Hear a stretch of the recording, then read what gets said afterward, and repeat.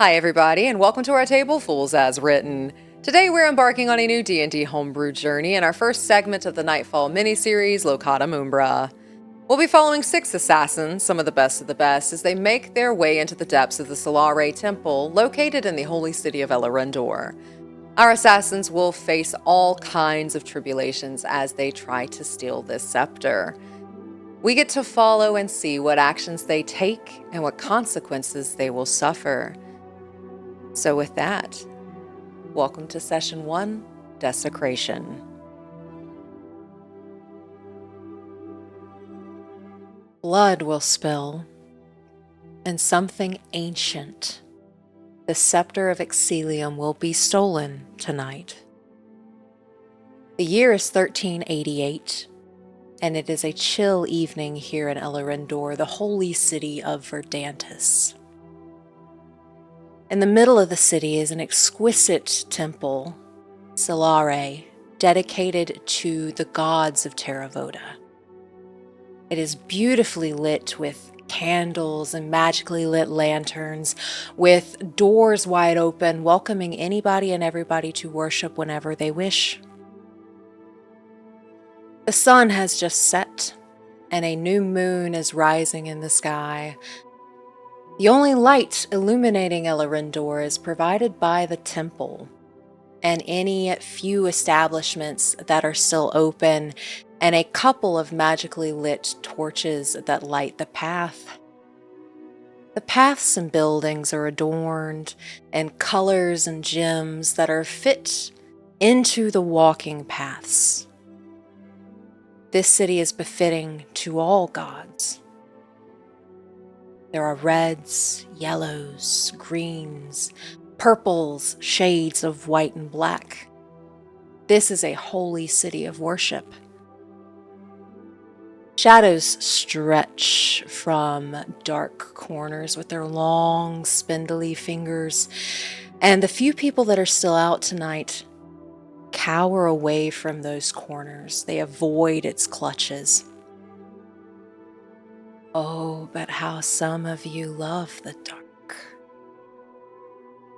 A few blocks away in a back alley with a small lantern that has this reddish hue, it is the only light in this alleyway, indicates that this is the access point of Elarindor's Songbird Tavern. Down a sewer covering and through a well-maintained tunnel is a light purple wooden door. We hear merriment, clinking of tankards, and drunkards singing before we even enter the door. Elarindor is a holy city that should not be debased by debauchery, at least publicly. As we enter this tavern, it is full of people of all kinds. We see dwarves, elves, halflings, Goliaths, tieflings, tabaxis, and more. Most seem to be enjoying their ale and their night of fun. Gambling is taking place in multiple tables. Cards are being folded, dice are being rolled. A bard is playing ditties on stage. Promiscuous or drinking songs specifically. And some people are making their way upstairs to have a different kind of fun, or to call it for the evening. A lilac tiefling with sparkling silver ram horns and light purple curly hair that is pulled back into a long ponytail, the owner, is flirting with patrons and taking coin. To commoners, this is just a normal tavern, hidden away from the surface, somewhere to have fun. However, it holds another purpose. Someone walks in and slides a golden coin to Theodora, the purple tiefling. This golden coin is special. Carved into it is a dagger stabbing through a flower with runes inscribed around it like a clock face. This coin indicates that you are a part of something bigger, a secret society of assassins who are located all over Terravota called Locatum Umbra. All of the assassins in this organization are trained to be the best of the best in aspects of death. There is the Metagoda faction, protectors of the innocents. Formoria faction, those that hide in plain sight. The Naga faction, those who complete their contracts using delayed methods of death. The Nukaleve faction, those who take the most brutal of contracts. The Boka faction, who are those that can get in and get out of very difficult places to infiltrate. And lastly, the Iora faction, those that use darkness to their advantage. This person slides a coin across a table. Theodora will look at you.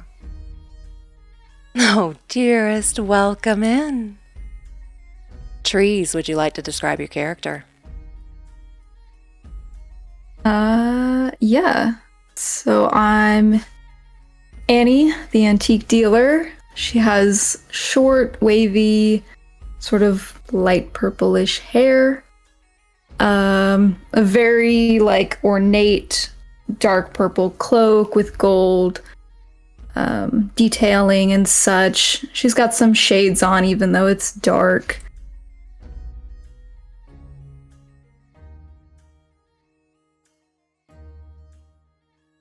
Do you need a room this evening? Anything at all I can provide for you? A wine would be fine. Are we looking for a white? Are we looking for a red? Or are we looking for a blend? Do you want something sweet, like the juices that just drip down your face? Or do you want something that's a little bit dry, that leaves a tangy note at the end of your tongue? What exactly are you looking for? What can I provide? I believe the evening calls for something dark and red. Dark and red. I will be right back. And Theodora walks off and comes back and brings you a red wine. You know no business is to be conducted on Songbird grounds. However, you may participate in any debauchery that you wish. And she gives you a little wink. Noted. And as she gives you this pearly white grin and her tail flickers behind her with excitement, you have met Theodora.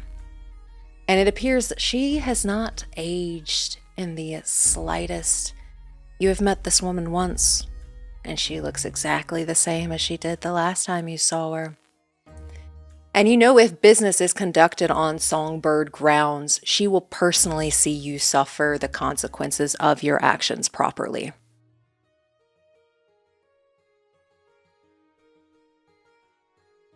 Noted. There are a few tables in here that are available. There are games taking place. It's getting routed. You're here early, but people are really excited and some people are already getting drunk. So what do you do? I might walk around, just sort of glancing at table games, and then probably just find an open table. Anywhere, really. You're able to find an open table pretty easily and are able to get yourself situated, get yourself ready. As you are here early, and this is going to be a very long night. A couple hours will pass as you have your red wine, something dark, something fitting this evening, and more people have started to filter into the Songbird Tavern. And with that, we pan over to the other side of the room where dice are rolling fervently in a game of Liar's Dice. Ryan and Based, I need you to roll a d6.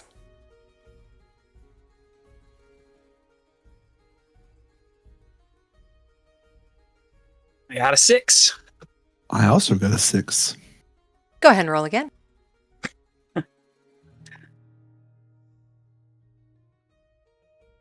4. Got a 1. Got a 1. Alrighty. With a 4 and a 1. You both are playing with a red hobgoblin who has a wart at the end of his nose, and a small pixie with shimmering green wings, and they roll their dice and they look at you and they look at each other, trying to figure out who a liar is. Based, would you like to describe your character? Yes. Valas D'elfini is a sea elf, about 6'2", well built, 200 pounds or so. He has skin the color of the dark blue ocean and hair the color of more like a breaking wave, like a light blue sea foam. He's wearing a black button down and slacks with a dark black leather high-collared duster jacket. And with that, please roll 5d6s and keep it secret. And while you're doing that, Ryan, would you like to describe your character? Yeah. Taryn Stonevein. He has very pale gray skin with 2 splotches of red paint, of face paint, right on his cheeks. He has long, black, greasy hair, a few strands falling in front, but the braid down the back. Dressed simply, white shirt, black pants, but has like not exactly a cloak, not exactly a poncho, maybe looks more of like a blanket kind of over his shoulders that has black and brown stripings and patterns on it. And if you would, go ahead and roll 5d6s. Keep it secret.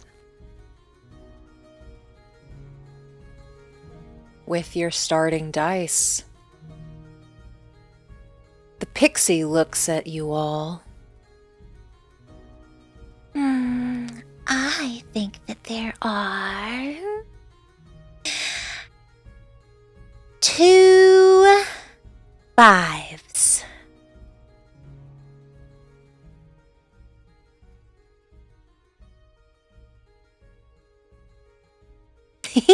No one's going to call me a liar, so I guess we're okay. And with that, it is now Valas's turn. Do you call? Do you make a bet? What do you do? I make eye contact with the pixie and hold it without looking at my dice. 4 5s.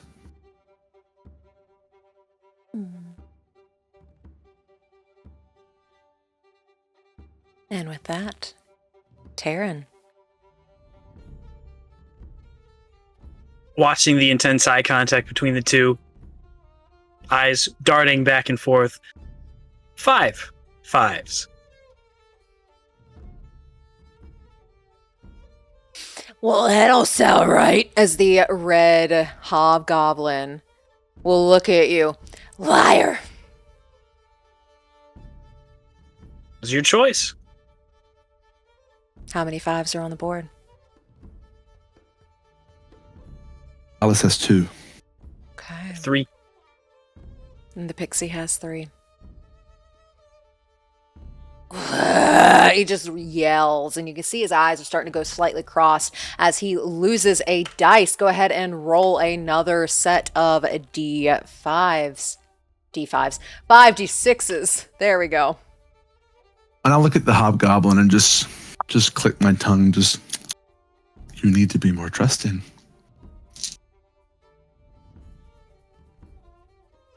Okay. Well, I think there's 1-1. Slow down. We have all night. Okay, well, if we're doing that, I think we have 2 2s.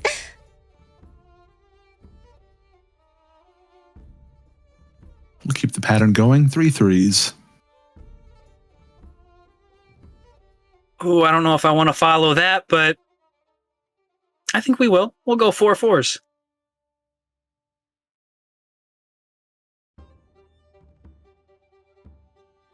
Will we? Felt safe enough.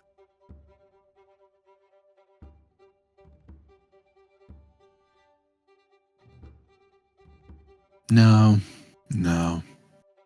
I don't think so. I think you may be lying.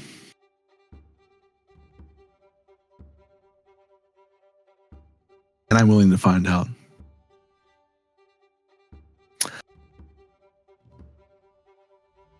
Okay, you lose a dice, Valas. And I'll down the rest of whatever drink is sitting in front of me, some sort of clear grain alcohol. Trust.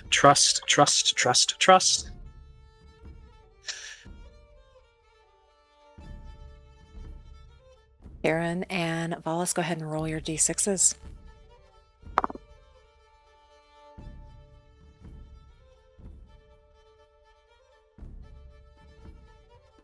And Taryn, it's your turn.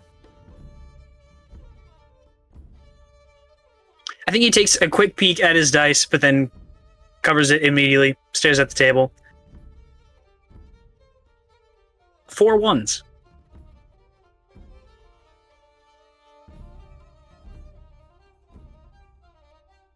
Five 2s.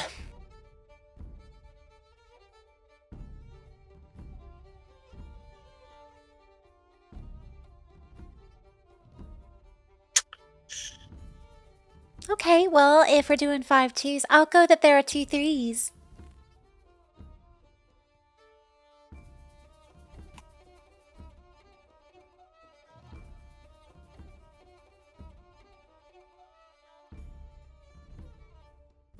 Three 5s.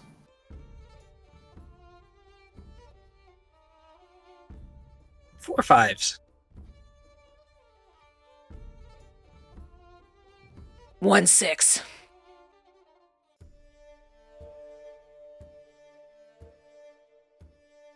And his eyes go slightly crossed. Okay, 2 6s.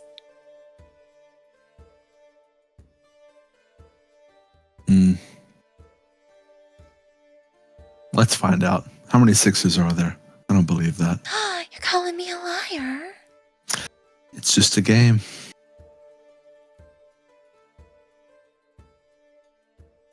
Oh, I guess I am a liar. And she will lose a dice. And this game continues. If you will, both go ahead and roll me a d20.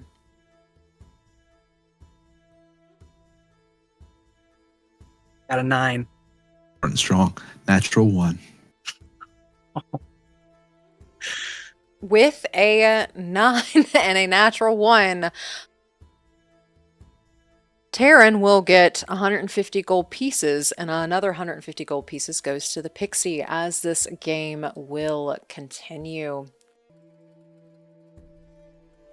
And as you continue to play Liar's Dice, winning and losing your gold, we pan to a figure playing dragon's chess with a copper dragonborn with glasses. It seems to be very intelligent.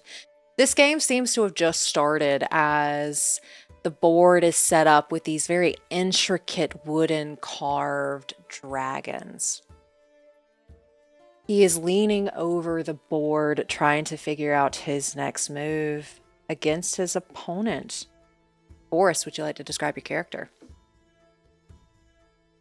Sitting hunched over these wooden pieces is an elderly figure whose shadow reaches beyond the mass that it should.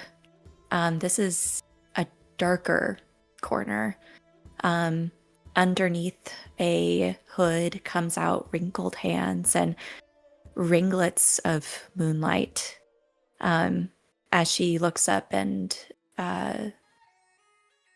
meets the Dragonborn's eyes, studying his face with her own deep burgundy, almost bloodshot eyes. She has lines on her face that give away age and experience. You could definitely tell by looking at her that there are no smile lines. These are more of a grimace lines, just by her demeanor. And that grimace is very apparent on her face as she looks back at the Dragonborn. Now, I don't play this game often, but I think the goal of the game is to take a turn. And you've been sitting on this one for a while. I'm not sure exactly what path I wish to take. And if you will, go ahead and roll me an intelligence check.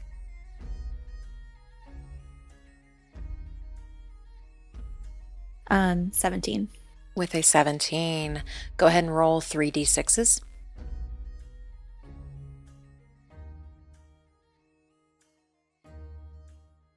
Eight. What are your 3d6s separately? 2, 2, and 4. 2, 2, and 4. Okay. You get to go first in this case. And how this game works is you roll your 3d6s, and then if your opponent has something lower than you can take a dice. He rolls a 5, a 6, and a 5. So there is nothing that you can take from him this round, but he will take one of your dice, and you're now down to 2d6s. I think I will move my pawn here. That's what the gods are telling. Interesting. Oh, the gods. It's that kind of game. I see. All right. Let's try something different then. See what the gods think. And she'll just put out her hand, and the first piece that she touches, she'll just move it forward to an appropriate space. Yeah. He taps his chin, and this Dragonborn looks like he's got some age on him too, as he's got like this tiny little patch of scales that have made like this little tiny goatee for him, and he pushes his glasses up a little further. Go ahead and roll your 2d6s. All right, a 6 and a 4. A 6 and a 4. He rolled a 3, 6, and 5. So you may take one of his dice. Okay. Which do you take? I think she would, at this point, having heard that comment, she doesn't even look. She just reaches forward and grabs one. Okay, roll me a d6, please. A 5. Okay. He still has a 6 and a 3, so he will take one of your dice. And as you move that piece forward, he counters it. And go ahead and roll your last d6. A 3. Okay, a 3. He got a 6 and a 4. But as you roll that 3, there are no dice for you to take, but he will take that last one. So as you make that next move, he counters it and wins this game of dragon chess. I knew the gods would lead me in the right direction once again. Do you wish to play again? No, I'm pretty sure I already figured out the way you think. There's no rush in that. There's no chase in that. Do you wish to play with a different opponent, or shall you leave? Well, I mean, this is the dragon chess table, so I will stay here. I will leave then. Good luck with this strategy. May your faith prove ever strong. And she'll stand up and make her way to the bar. Okay. And as you make your way to the bar, we are going to pan over to someone who is playing a game of Gambit of Necrosix. We see a table full of 4 figures. We see a Kinku with his beak way too close to his hand, an orc whose eyes are going slightly cross as he has had a lot to drink this evening, an elf who is studying his hand as well as the other people at his table. And then we see someone who is very enthusiastically enjoying a card game. Cal, would you describe your character for us as you play Gambit of Necrosix? We had a kobold of somewhat shorter stature, but He carries himself a bit bigger than he appears to be, with a rather immaculately tailored black suit, and nipping around at his ankles is this little corgi familiar that seems to dart in and out and around the table and mildly distracts the other players as a kobold enthusiastically tries to win his hands at the table. Perfect, perfect. And if you will, go ahead and roll me a d8.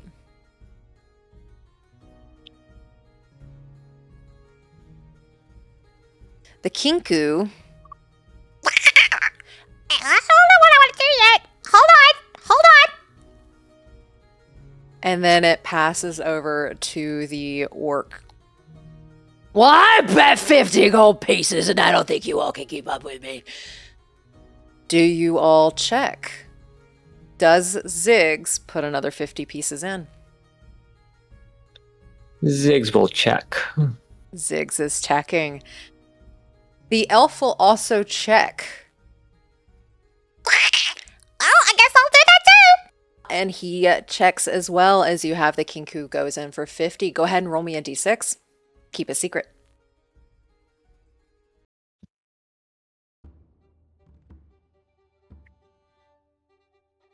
I don't think I like this game. And the Kinku will fold. The orc. I guess 10. The elf. I'll check and make it 50. Do you choose to put in another 50 gold pieces? Ziggs will also check again. Okay. And with that, we're on our last round of Gambit of Necrosis. As you pull another card, roll a d4 and keep it secret.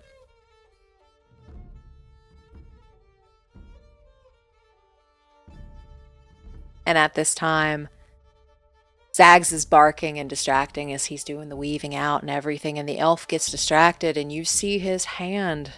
He only has 8 in total for his deck. You want the highest number. He will turn back around. The orc.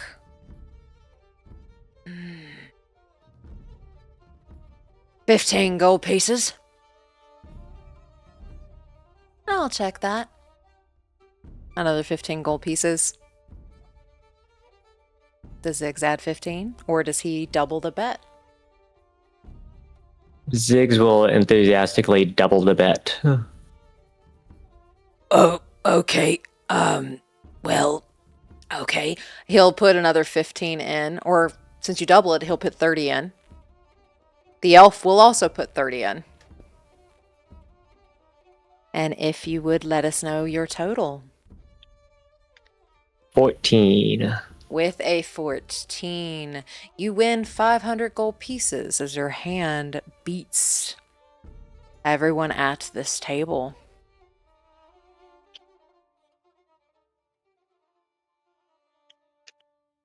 Well, that's not fair.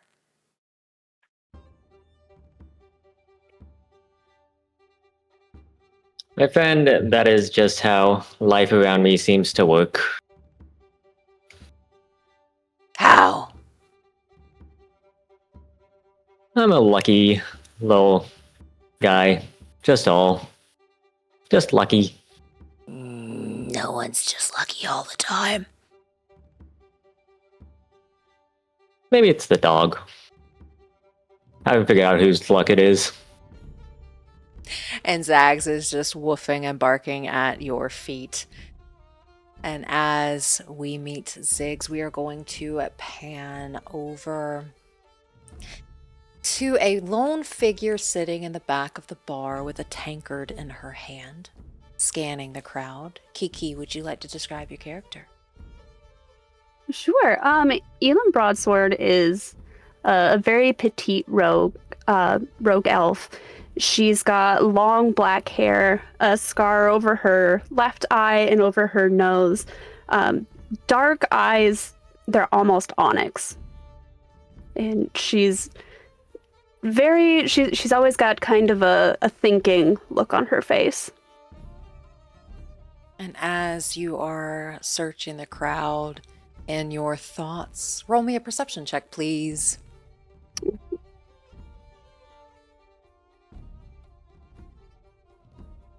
Five. Okay. With a 5, there is a haze hovering in this room from smoking pipes, smoking hookahs. You see people enjoying their time, and they're drinking, flirting, gambling. You think someone catches your eye for just a moment? Nah.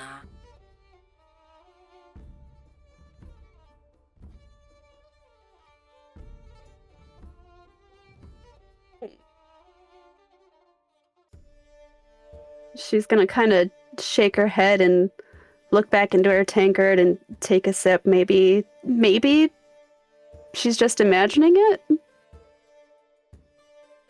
And as you think you were just imagining it, is there anything else you would like to do while at this table? I think I'm gonna take another scan around just to see if maybe there's something hidden in the shadows that I wouldn't have seen before, or maybe realizing that it was just just a trick of the eye. I'm just gonna kind of sit back and take the rest of the room in. Okay. With specifically looking at those dark shadows, go ahead and roll me another perception check. Let's go for an 18. 18, that's nice. As you scan the crowd, feeling like there was something there that tickled your brain that makes you think that you should just check one more time. As you focus in on these shadows, you notice people from other factions are here. Not just your faction. But one takes precedence over the others, as the head of one of the factions is here. You've never worked with a faction head before. This is very, very, very rare.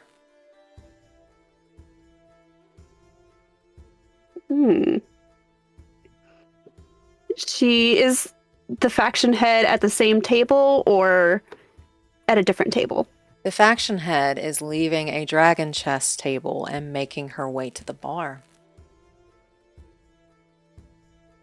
I'll get up and follow, but kind of acting like I just need another drink, just to see kind of what they're about. Okay. And as you make your way to the bar and sit next to the faction head, what is Odessa doing currently? For the time being, she has one eye on the bar, one eye on the patrons. You can tell that she is being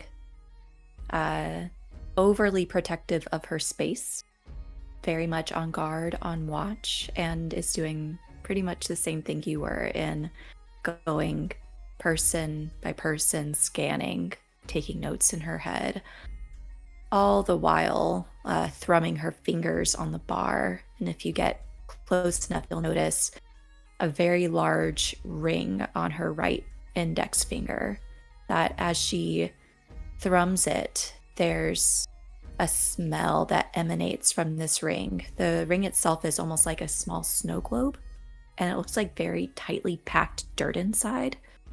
And as you get closer, it's this smell of overripe berries and wet dirt that kind of emanate and wafts as she thrums her fingers.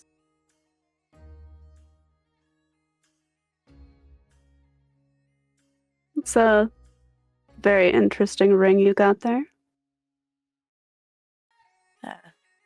Everyone has their battle wares.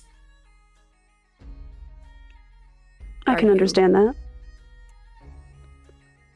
Are you someone I've met before? I've taken quite a few contracts. I tend to remember faces, but yours seems elusive. I don't think we've worked together before. But who's to say in the future? There's always possibility. I've learned that over many years to never say never. I like that. Can I get you a drink?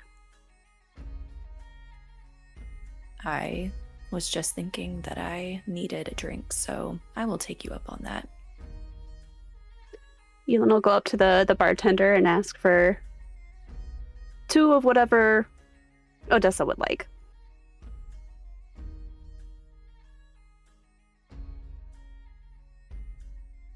Yeah, there's a dark bottle they keep under the bar. Cork is slightly broken. It's been that way for a few years. That's the bottle. Let's do 2. Alrighty, well, I'll get the special bottle. Theodora reaches under and grabs the bottle that you were describing and pours 2 heavy pours, corks it, gives it back. Then I'll pick up a glass and kind of hold it up like she's gonna cheers. It's Here's hot to the future. and to drinking with strangers. My favorite. You didn't introduce yourself, so this is slightly odd. I have a feeling. I'm Elin. I am Elin. I know exactly who you are, Odessa. It's a pleasure. It should not be, but thank you anyways.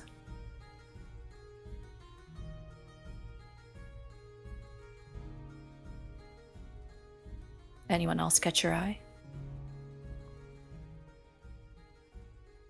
Kind of like the look of that little kobold. He's got a look about him. I've noticed a little bit of a extra bit of energy over at the Liar's Dice tonight too. The Liar's Dice did look like it was very lively. Better than Dragon's Chess. Everyone's so pretentious in that corner. I don't know why I keep trying it. It looked awful. That's why I didn't join. Oh, I thought it's because you enjoyed dark corners. I mean, that too.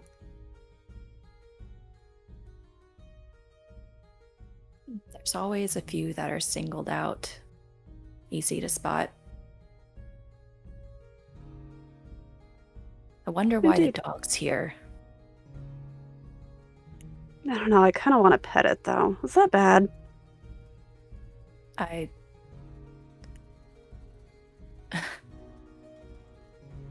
feel like you learn a lot about a person from how they qualify what is good or what is bad. If petting a dog is bad, what kind of world do we live in? That's very true. And as you both are having this conversation, Theodora will lean forward. Remember, no business is to be conducted on grounds. Oh, of course, Theodore. You look like you haven't aged a day since we were here last. It gives I you a hope you're little doing wink. Oh, I'm doing fabulous. The more debauchery that's in my establishment, the better. Just no assassinations here. Toodles! Oh, not here. Toodles. And with that, we're going to pan back over to Annie. You've been here a while, watching, waiting. Roll me a perception check, please.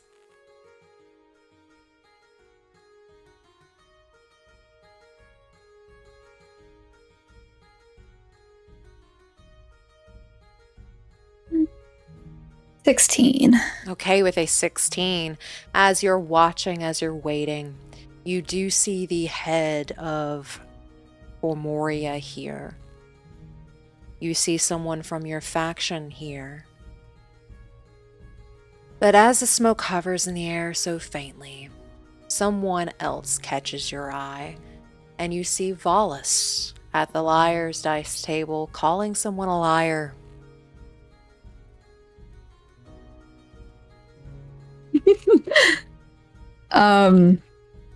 I'll sort of get up from my table walk over to Liar's Dice and sort of slide my arm up on Valas's shoulder. I'd be like, "You're not losing this terribly again, are you?" Not yet, I don't think. Always a pleasure to see you, though, Annie. How are you tonight? Good as always. And you? Good. Ask me after this game. Working tonight? Perhaps. You? Yeah. I am. Just taking the edge off a bit before business starts.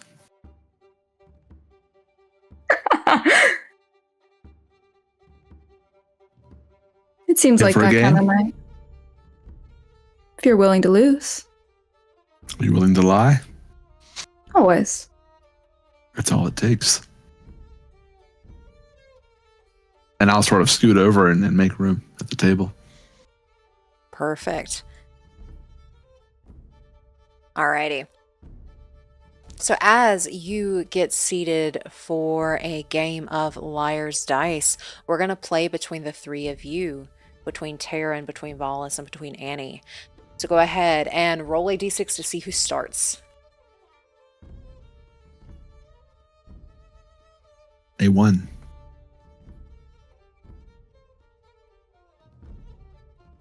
A 6. Okay, so our order is Annie, Taryn, Valas. Go ahead and roll 5d6s and keep your numbers secret.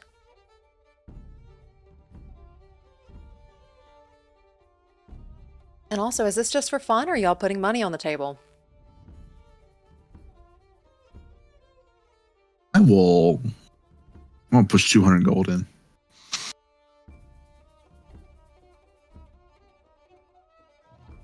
We'll match. How much? No point in playing otherwise.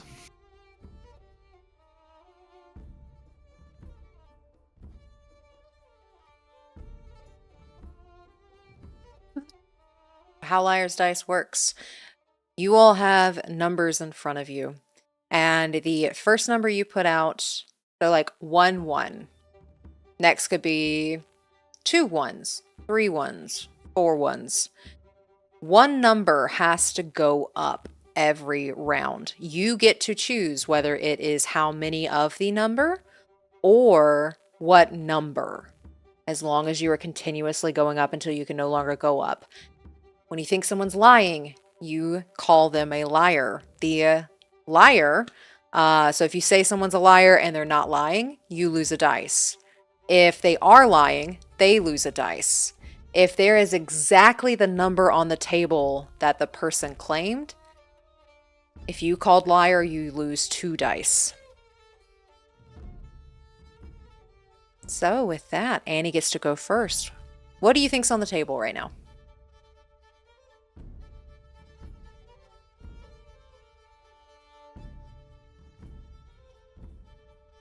Four 2s. Aaron.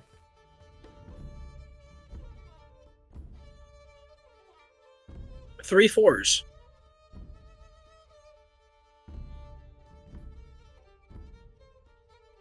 4 6s.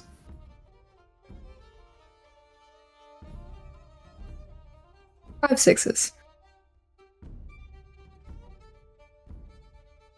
Are we gonna go 6 for 6? We might do 6 6s.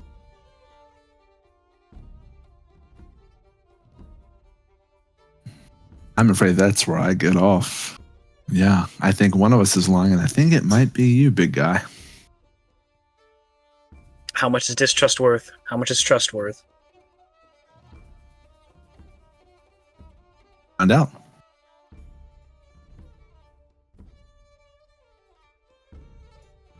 Okay. As you lose a dice. Valas. It's your turn. Everybody go ahead and roll 5d6s again. Or 4d6s for one of you.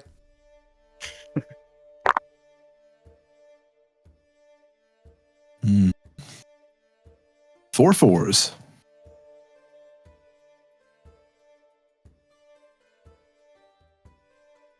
4 5s. 5 5s. Mm. 6 5s. Well, you got me, and I'm gonna have to get you on that one. That doesn't seem realistic. Fair. I'm showing 1. You lose a dice. Roll your d6s one more time and go ahead and Annie, give us a start.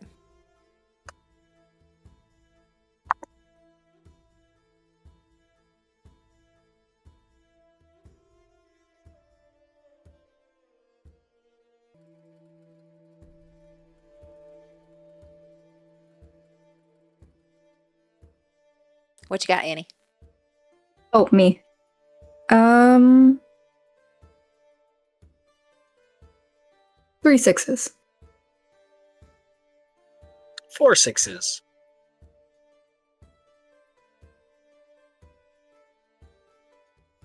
I don't have much room there. Let's call it. I think someone's lying. Cool.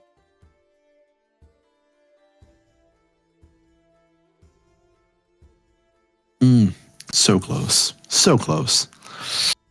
And as this game continues, if you both or all three of you will roll me a d20.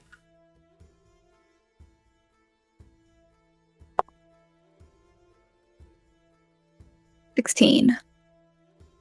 5. 8. Alrighty, Annie, you take the pot of 600 gold pieces as you win Liar's Dice in this game.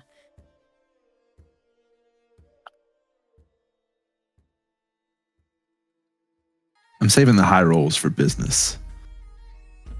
Valas, at this point, I've taken so much of your money.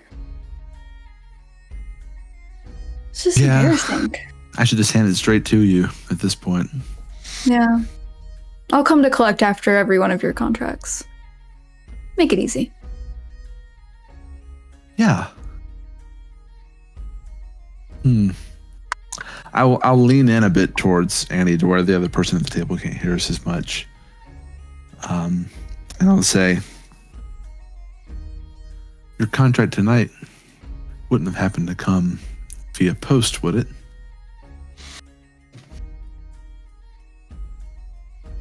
And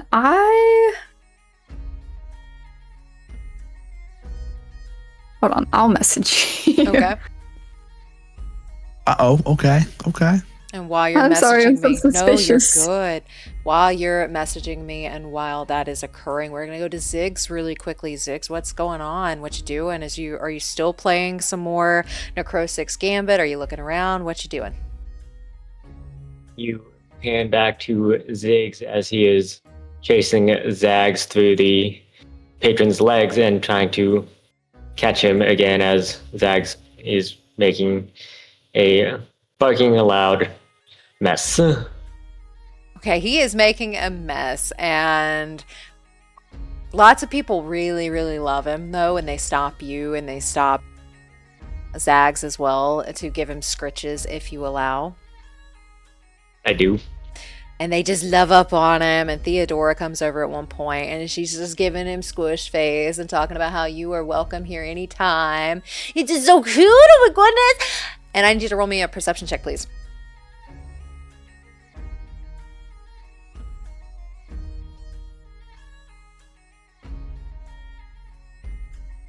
$17. Okay, with a 17. With a 17, as you're chasing and going around the bar after Zags, you do see 2 people from your faction.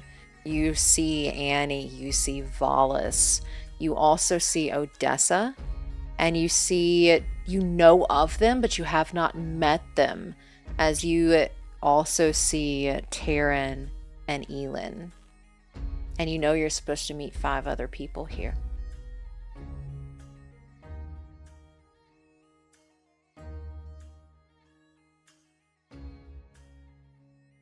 I kind of start herding Zags in the direction of Odessa, and I recognize her as someone that I should definitely that I know of and would like to know more about. Okay, you start heading over to Odessa and Elin as they are currently together at the bar. You make your way over there. Zags follows. And as I slide up to the bar, I kind of look between the two of them and ask what they are drinking.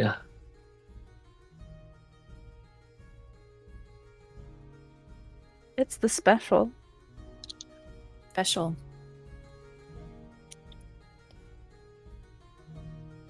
I think I go through it. It wasn't that temple job. It wasn't the cemetery job. No. It wasn't a job. You know my granddaughter. Is that correct? I believe I do know your granddaughter. Yeah, Is yeah. this good news that you know of me? If you count it as good news. Knowledge is power. Your dog? I look down at Zags. Has Zags done something again? I'm just acknowledging that you have a dog with you. He is very cute. Thank you. Zags is helpful in various ways. You take him on jobs? Less I take him on jobs, more he comes along on jobs. Okay. I like that. You're on a job. It's hard to keep him away. Interesting.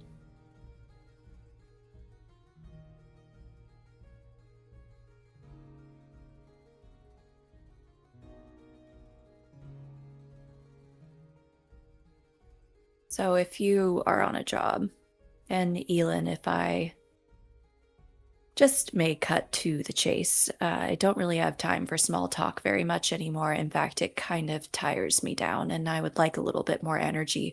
You're on a you're on a job too, a contract. Yeah. Yeah. Yeah. 6-person contract. Yeah. Yeah. Interesting. I take it we're going to be working together. Sooner than we thought. I guess we are a 6-person set. Okay. Which means the other 3, they'll come to us. I'm assuming it's the 3 at the Liar's Dice, yeah? I don't assume.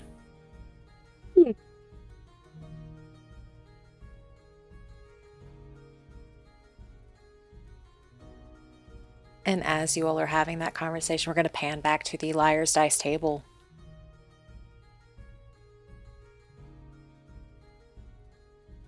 I think I've had just about enough of this game. I'd much rather lie elsewhere.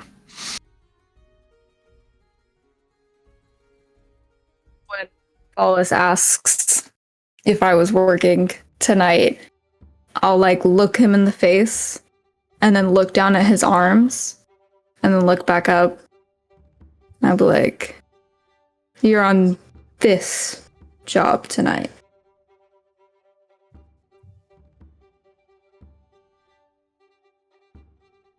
I am. And you seem well aware of it. I'm assuming the same.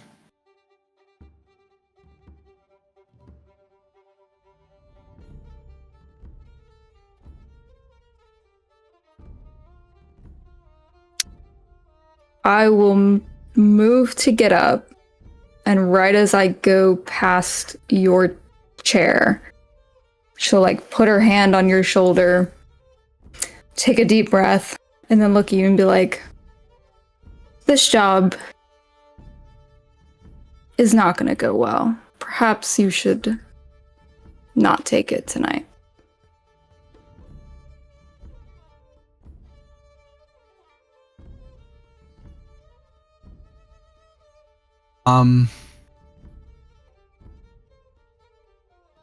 So hands on the shoulder? Mm-hmm. Okay, I'll meet the hand. Say,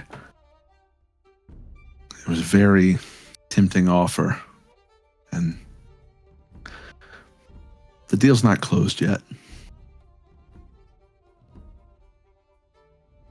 I look back down at his arm, and I look back up at him.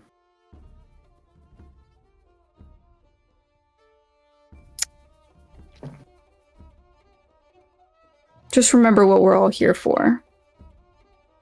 I will make sure this job succeeds. And I give him a pat, and then I'll walk to the bar. Okay. And as you're walking to the bar, Valas, what do we see on your arms? I would say you'd probably have to be at Annie's distance to see anything, because Valas is wearing longer sleeves, but at her proximity, she would have been able to caught sort of the inklings of a tattoo starting at the wrist and moving up his arm. That looks a bit like the tide coming in, crashing waves. And you start heading towards the bar, Annie, but before we get back to the bar, are Taryn and Valas doing anything? Leaning into the sea elf that's at this table. I'm sorry, I couldn't help overhear. All right, well, that's not true. I intentionally overheard. It sounded ominous. Is that a threat? I think so. It's just business. It's just the line of work, which I'm assuming you're familiar with, or you're just here for a drink and dice. I knew I had to meet people here, and it seems convenient that we're both here. I'm supposed to be at work tonight too, so this works out. Sounds like we may be getting to know each other. And I'll extend my hand and introduce myself. Valas D'elfini. We'll shake the hand. Taryn Stonevein. It just kind of makes awkward eye contact for a short bit after that. But then just like a drum roll on the table real fast. How about we can go get something to drink? Connect with the person who just threatened you and see if we can find anyone else. She means well. We go way back. But a drink sounds like a great idea. All right. And he'll stand up. I'll follow. And he stands up. This is very powerful build. He's like 7'5". So stands up and starts walking over to the bar. I will stand up at the same time, but sort of there's a pause when he sees the full stature of Taryn. And then I'll follow a bit further behind than I was before. And you both are able to make your way to the bar as well. And you all hear the clock in here strike midnight. The others you were supposed to meet are here. And the Varyn stated that this contract cannot be done alone, as you all convene at the bar.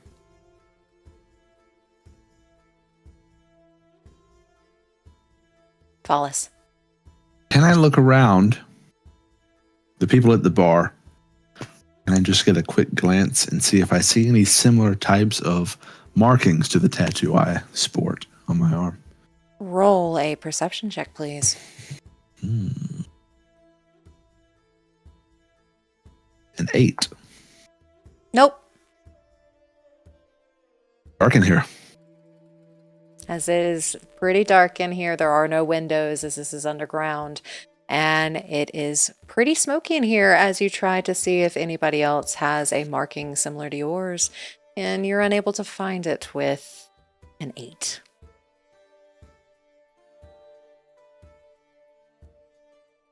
Well, I suppose they'll reveal themselves at some point.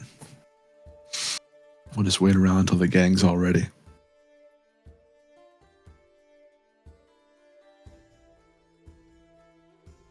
Till that point, and he'll try and flag down Theo. And you flag down Theo, and she comes over, and since you are 7'5", she just looks straight up. Looks down at her, down at Valas, back to her. Something strong, and make it the expensive kind of strong. I like your taste. And she will very promiscuously walk over to grab a drink for you both that is extremely expensive and sparkling and strong, and slide it over. Oh, Taryn will just take his one smooth, quick movement up for a cheers to Valas. I'll meet it. What are we drinking to?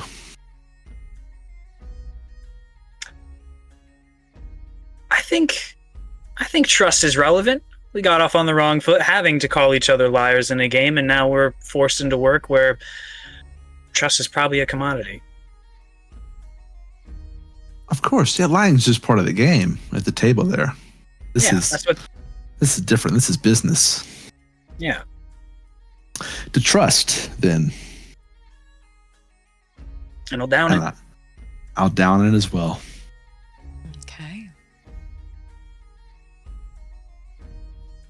Nothing bad happened. Nothing bad happened. What happened, or what is happening with Odessa, Elin, and Ziggs?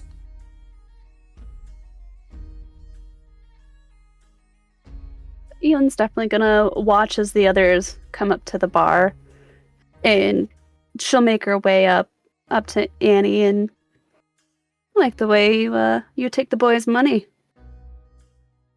It is my second favorite hobby.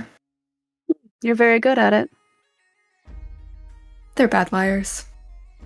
Yeah, they are, but doesn't make it any less impressive.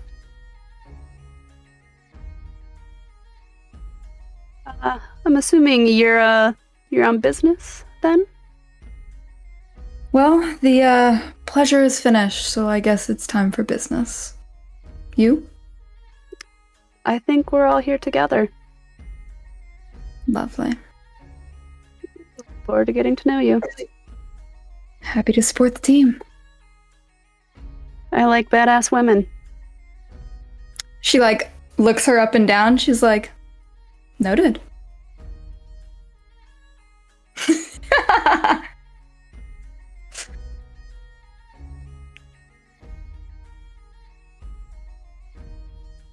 And you all know that the scepter lies in the lowest depths of Sylarae, at least according to legend. No one you know has actually seen the scepter. And you all know that there will be many who protect it, either with magic, with wards, or their own physical prowess. Do you all plan, or now that you all are together, do you make your way there?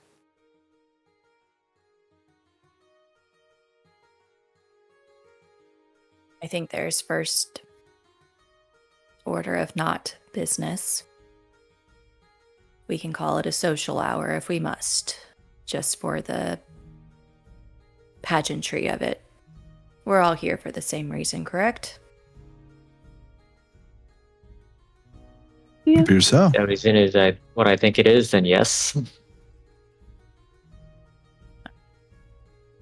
Okay, let's cut to the chase.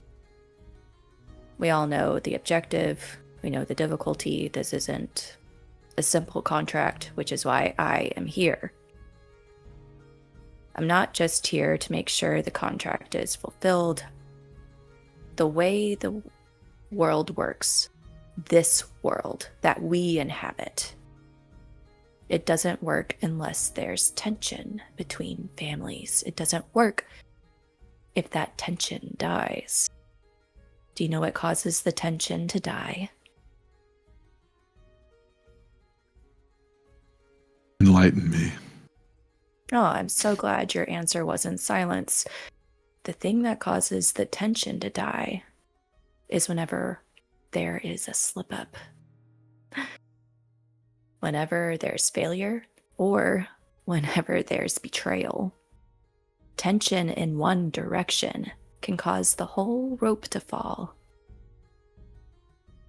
The world we live in exists because we have to have that tenuous trust between the untrusting.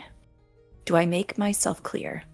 If any of you wishes to kill another on this contract, make sure I will raise them and make sure that you will be haunted. Please know the Warden of Passing is here, and there will be nothing you can do to... And she starts to laugh a lot, and that smell of the overripe berries and the dirt begins to swirl around all of you. I will make sure if you cause that tension to fail, you know where you will be buried, when and where, and that knowledge will rest with you. Can I insight this person speaking to me? And what I'm trying to discern is like, is this posturing? Or does this person fully believe that they are like the law, I guess, or the consequence? I want to try to see through. Roll an insight. And Odessa, choose whether to use deception or persuasion, and do not tell us which. Okay. Dirty 20. 17. Would you like to message Valas what Valas senses? Yes, I will do that. Whispers. But after her little speech, she takes a small step back, giving the floor to anyone else who might have a prolegomena type business.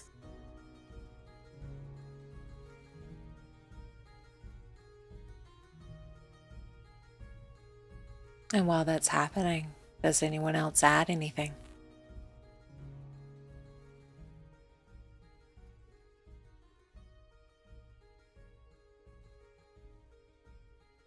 Taryn just looks around. Oh, you go. All you. For the first time tonight, Zag seems to be sitting quietly and just staring out wonder at Odessa. And I would also like to roll an insight check as I take notice of Zag's just looking at this person. Okay. As Zags is watching and you get an inkling, go ahead and roll me an insight. Your DV or DC is a 17.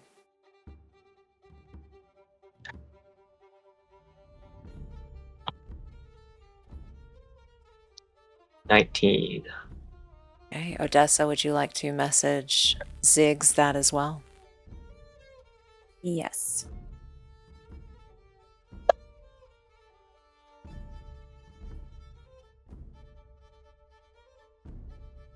Well, Taryn, after the speech, just scans everyone. After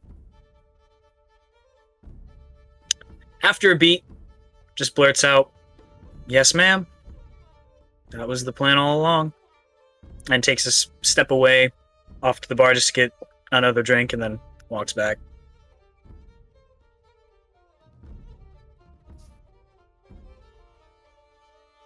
Elin knows very well who Odessa is and just looks at her in awe, and obviously isn't going to double cross her. Annie will sort of look at Odessa and then give Valas one last, eyebrow raise.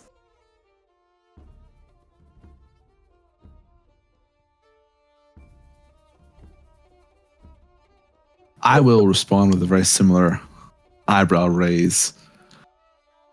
And then just clap my hands. Okay. The hour is upon us. Someone wants to rehome this lonely little scepter. So, shall we? –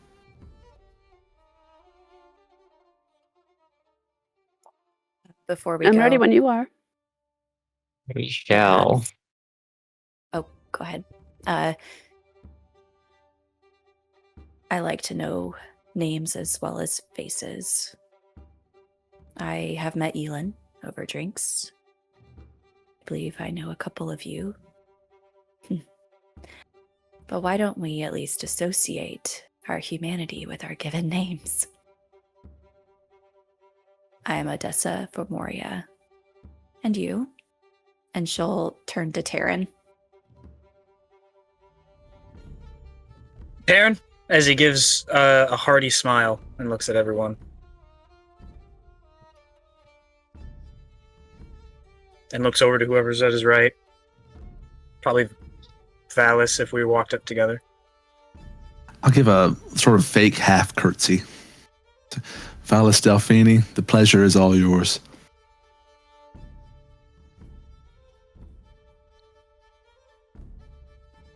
Ziggs straightens out his jacket and it appears to glimmer a little bit as he announces that he's Ziggs with his little companion Zags, and he looks down at Zags and Zags gives a nice curt bark.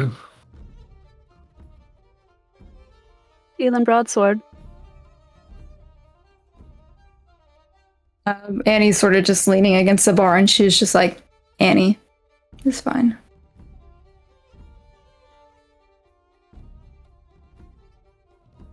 Hey, well, I just have one question. Can I pet your dog? Yes. Zags is always open for pets. I go full like down on one knee, proposal style, face scruffles, everything. And hopefully don't get bit. Zags does not bite. I wouldn't want to give him a reason. Okay. Now that that's done, I'm ready.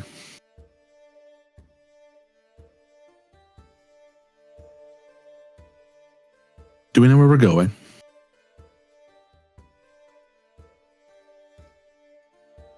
You do know the location of the temple.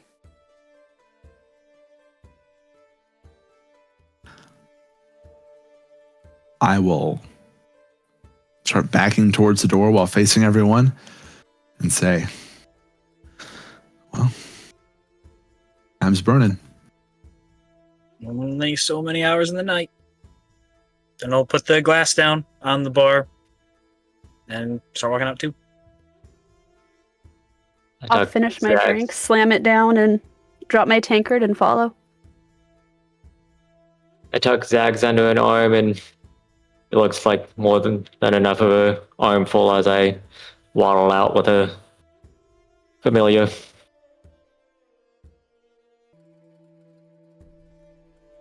Odessa leaves. She has not touched her drink. And as they step out into the night, the moment her shadow becomes one with the night shadows, she's going to cast Death Ward on herself. Okay.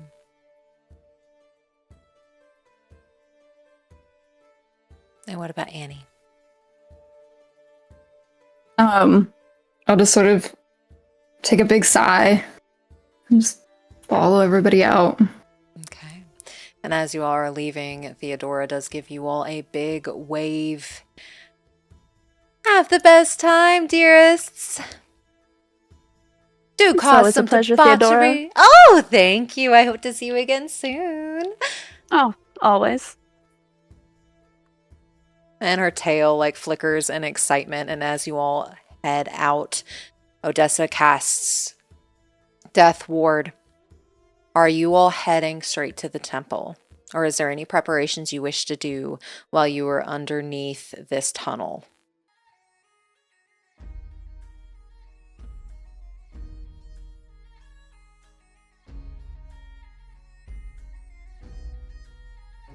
Not for me. Just a confident, steady stride.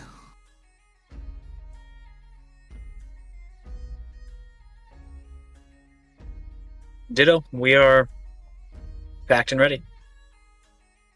I'll just double check all of my sheaths that all of my daggers are ready to go. Make sure my sword is in a good spot to grab it. And I'm ready to go.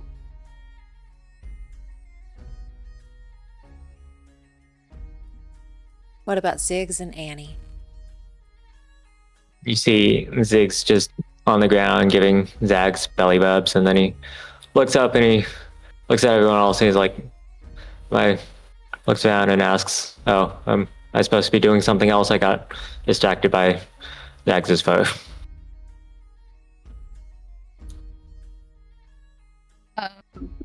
Annie will open her jacket and from a pocket just pull out a whole cloak and then just put the cloak on over her jacket. She's like, I'm ready.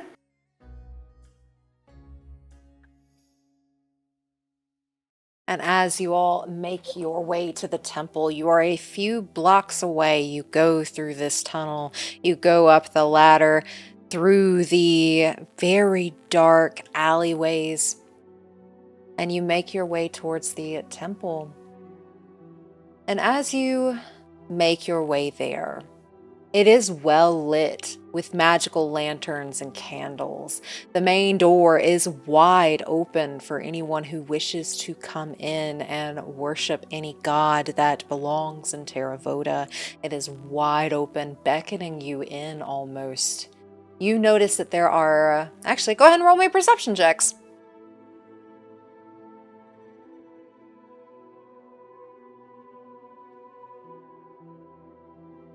Natural 20. 23. 14. 19. 21. Dirty 20. 13. Alrighty, with a 13 and a 14, y'all have an entryway right there. It's wide open. There's no one there blocking it, like it's just, you can walk right in. With a 19, a 20, and a 21, you see 6 watchtowers, 3 on each side of the temple. The first 2 that are in the front of the temple closest to you, you do see robed figures in the top. With a natural 20, you see everything that's just been described, but also the other 4 watchtowers, as you are surveying the temple, have a robed figure in each watchtower. 4 of the watchtowers lead into the main temple room. The back 2 lead somewhere else further back, beyond walls that you cannot see into.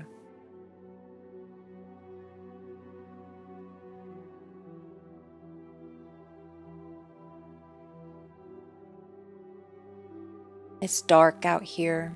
The new moon is rising, not giving you any light, except for that illuminates the temple. What do you all do, as there's not many people out here since it is past midnight?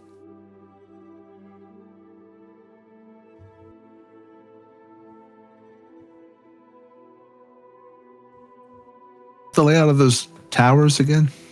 The towers, so you all are at the main door, and with the main door, the front wall. This is a big temple. It's wide, it's long, but you notice that the main temple area, which is wide open for you to enter, has 4 watchtowers, 2 in the front, 2 in the back of that room, and then 2 further past.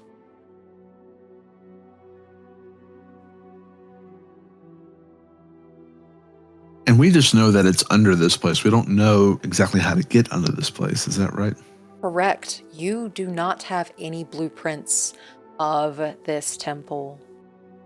Those are not available as they have been burned.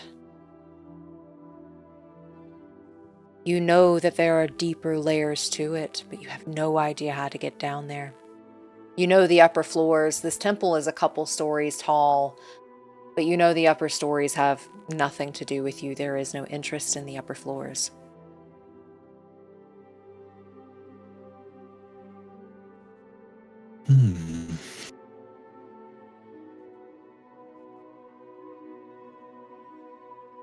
I don't know about you all, but I feel inclined to sing a hymn or two. I'm going to just make my way in the front like I'm supposed to be there to worship and just casually stroll through as I look around for doors, hatches, anything I like. You walk straight in. What's everybody else doing? They'll put Zags down on the ground, and as Zags runs off, I'll cast an arcane eye. What does that do? I'll make an invisible eye about 10 feet above me, and I'll let it survey the area. Okay. And it is invisible? Mm-hmm. Alrighty. Every direction. So you have pretty much visibility within a 30-foot diameter. No, 30-foot radius. Okay. Okay.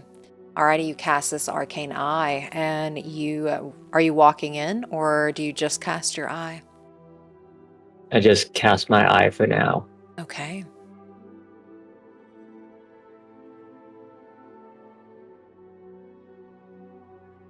Then I think I'll do the same as Valas, but much slower in taking deep, long looks around the room. Probably take a seat in the back of the temple, and then glance around. Walking in the front door, you got it. What about Annie?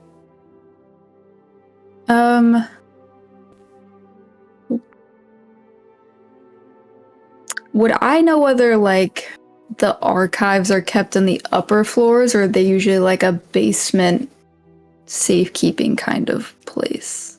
Roll me a history check, because you don't have the blueprints for this building, so you don't know where anything in this building is kept. 30.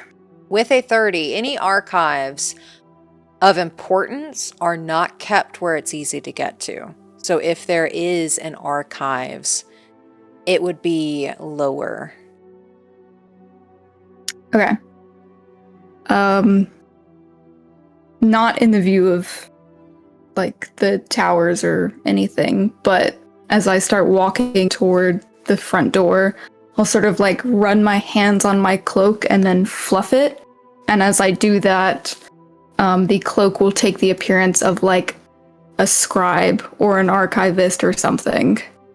And then I'll sort of, like, fold my hands, bow my head, and then walk in. Okay.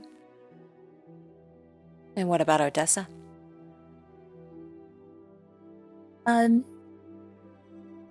Odessa makes note of the towers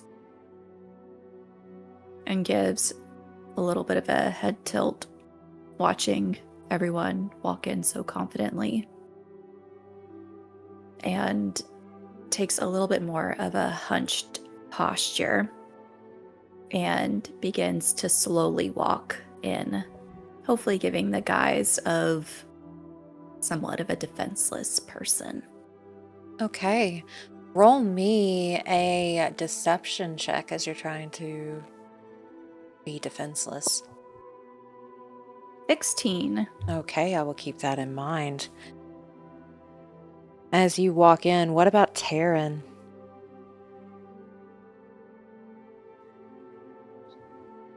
I think he'd lag a little bit behind the first few people who enter, but make his way in.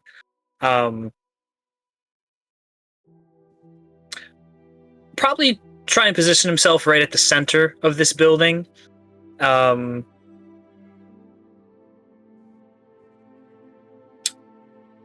Yeah, I think he's going to be towards the center. If there's a seat somewhere around, hovering around that, not sitting down, but just kind of scanning his immediate area. Okay. And as you walk in and you all find seats or things of that nature, you all know that this building is vast. And as you walk in, there is this beautiful rug that goes between the pews, and it is quite literally one of the softest, most fluffy rugs you have ever laid your feet upon. You bask in these soft glowing of many, many, many candles on each wall, where you see statues are set for each god or goddess of Terravota. There is a pulpit in the center towards the back of the room where a priest can lead worship ceremonies. There are 2 altars on each side of that pulpit. Who anyone wishes to tithe, that's where you give your tithe. This rug goes down the pews, and there are 2 priests currently in this room with you, with their heads bowed in the corners next to the tithing altars. They are there for anyone who might need assistance. And as you step over the threshold, there is a sense of calm that washes over you all. Like a ward, you're safe here.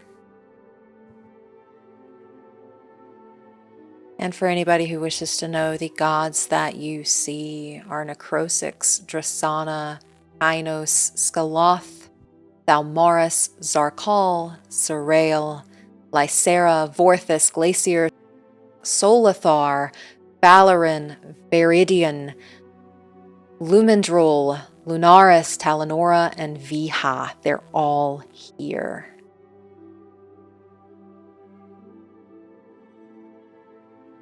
And as you walk in and sit at a pew, or come in defenseless, what are you doing as you enter this space? Ziggs, I do need you to roll me a perception check, please.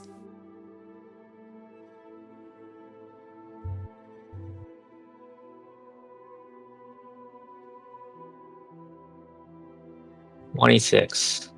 With a 26, the 2 priests at the front with their hands clasped, their eyes peek up, and they are watching above your head.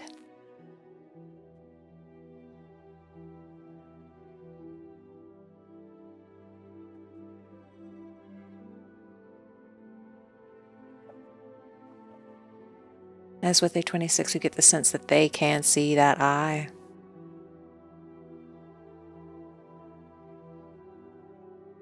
I look around to Zags and hope that Zags makes enough of a distraction that I can withdraw the eye.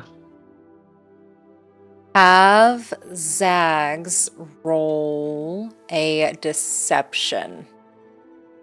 I don't think he has a deception tag necessarily, so if he does not have a deception skill, roll me a charisma check for Zags.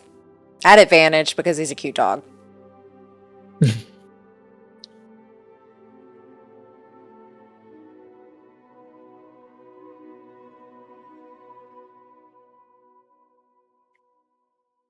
Six. Okay. Is that at advantage? Yes. Okay. They pay him no attention as their eyes are still up towards your eye. And then they look at you, and then they look at who all entered with you slowly.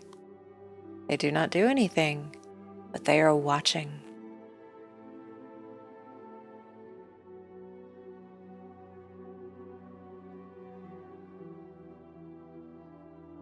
Do we notice that they're watching?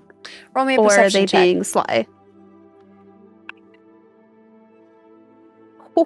Natural 20. Okay, with a natural 20, yeah, you can definitely see that they are watching intently, seeing what you all are doing as you all walked in together, and an arcane eye is above you. Then I think once I notice that they're watching, I'll stand up and go to one of the statues that's kind of further out of their eyesight, and I'll kind of kneel in front of it and kind of put my head down like I'm praying, just to kind of get a little bit of leeway on us. Okay. And just so you all know what this building looks like, if you all will go to roll 20.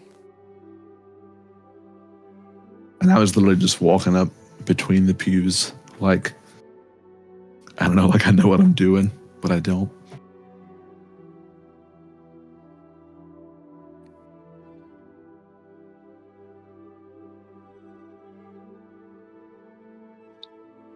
I guess Annie will go in order to all of the statues, say like a short prayer or look like she is, and then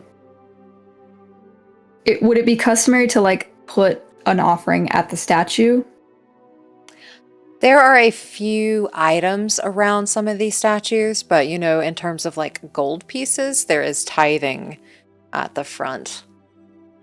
Okay, so then yeah, she'll just go to each one very solemnly and just do a prayer for each at first.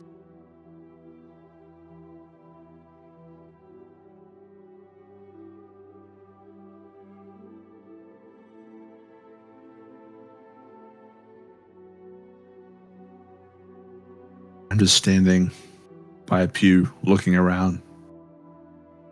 And as you all are looking around, you see a door in the back of the pulpit. So right here. That is a door. You also see doors here, here, here, and here. But if you saw the watchtowers, you get the sense that's where the entryway to those watchtowers is. There are no other doors in here except for this one.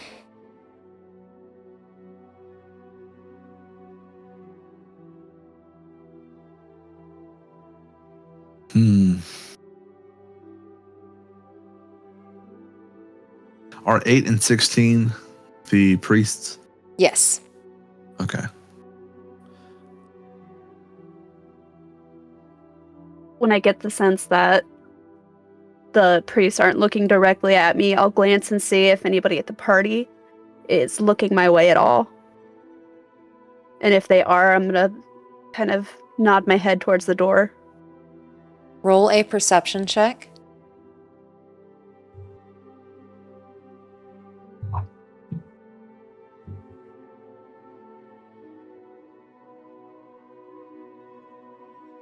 Dirty 20. Okay, with a dirty 20, you still see those priests are eyeing each of you slowly. Is anyone in the party looking over in Elin's direction?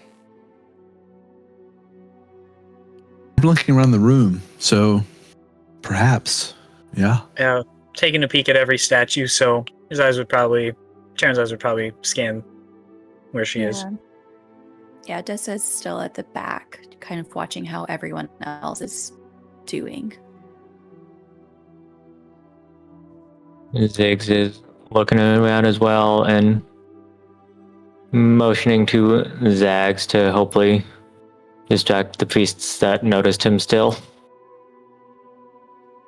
With that roll for charisma earlier, they see Zags, but they're not paying attention to Zags.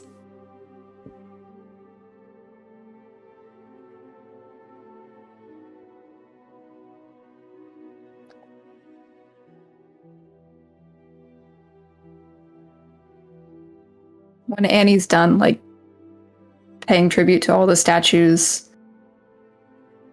she'll go up to one of the priests and I guess give, like, like an introduction that would be appropriate, like blessed be or like something of the sort. How do they react?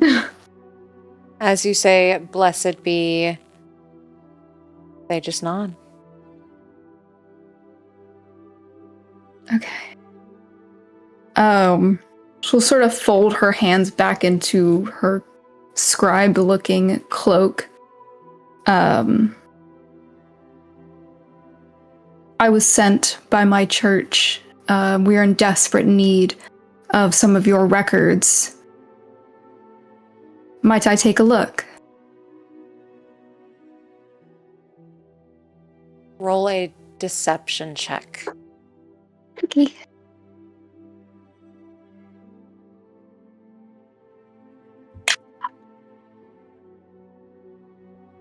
Hmm. 17. Which one are you talking to specifically? I'll do 8. 8? Okay. So you're over here, you talk to 8. They give you a little bow. And they will actually start leading you to the back.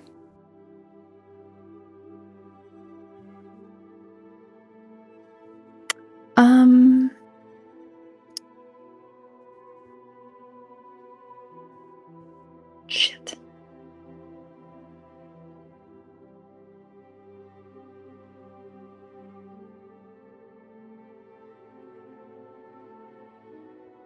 Do I see the interaction?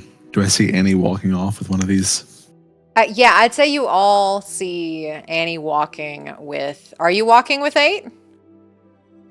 Mm-hmm. Alrighty. So yeah. I would love to look back at them, but I don't want to associate myself if they're being sussed at the moment. He leads you to the back. And he starts leading you upstairs. God dang it. Okay. As he takes you to the second floor, and we're going to move you both over here as you're on the second floor now. And he takes you down this hallway, opens a door. These are our records available to you. I do hope this helps. Thank you so much. Thank you. He will put his hands together and bow. She'll return the gesture. And he comes back downstairs.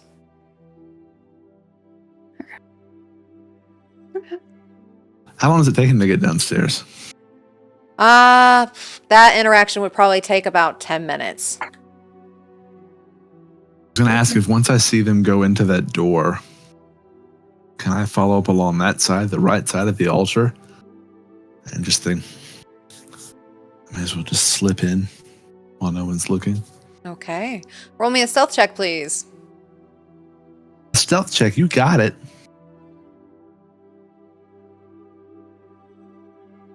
$16. Okay, with a 16. I need to make some rolls here. And that dice is going in jail. It hasn't rolled above 10 all night. Oh no. As Valas tries to sneak in the first one. Okay, you managed to sneak past 16, the other priest, as you make your way down that hallway. You start trying to sneak into the way Annie went. And let's see.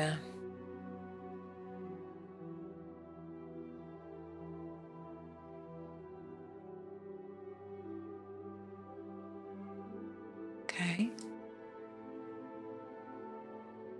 With a 16 stealth, you said? I did. 14 will look at you. Oh, you're not supposed to be back here! And you see him start to draw his weapon as he is standing up and he is in full suit of armor. So he starts unsheathing his weapon and he looks like he is about to... My hands immediately go up. Oh, I'm so sorry. I'm on a pilgrimage. I thought you maybe kept the good gods in the back. I will just be on my way. Roll me deception, because you know all the gods are in the front. Deception? Oh, good thing I'm really good at that.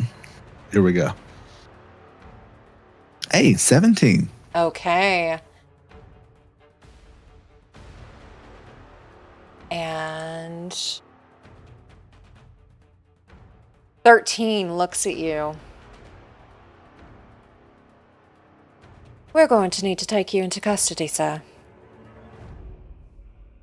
It really won't be necessary. I've been arrested before, but not by a man of the cloth. Peace be upon you. And this person is in robes with their hands very tightly wrapped that covers their knuckles. This isn't necessarily a man of cloth. Can I start? So first, while I'm sitting there, do I see the stairs that Annie went up? Yes, you do see the stairs that Annie went up. Do I see any other direction, stairs leading down? Roll me a perception check. As at this time, 8 is starting to make his way down. Oh, lovely. 22. 22. You do not see a set of stairs going down. I will back out of the door and back down the hallway. As you are going back down the hallway, you can also control Valas. 13, 14, 8 starts making their way after you. You hear 13 knock on the door, and you hear scuffling happening in the room adjacent to you. False alarm. Resume your leave. Just a lost soul. They just had an arcane eye. Walking in here. We don't think you're necessarily a lost soul. Excuse me, who's they? The priest in the back just stares at you. It would be best if you leave. And do not come back into this establishment. Where else will I worship? Find a different place then. Okay. And I will continue backing out of the door. Okay, move Valas wherever you're going. I think I can get there in a turn, maybe. Actually, I have 50 feet. Keep moving back over here. There we go.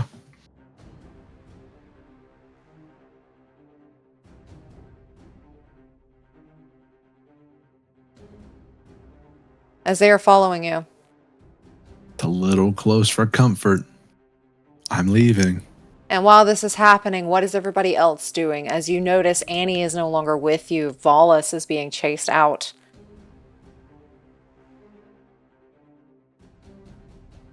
I think Odessa would still keep up the old lady act and make her way slowly over to the statue closest to Elin.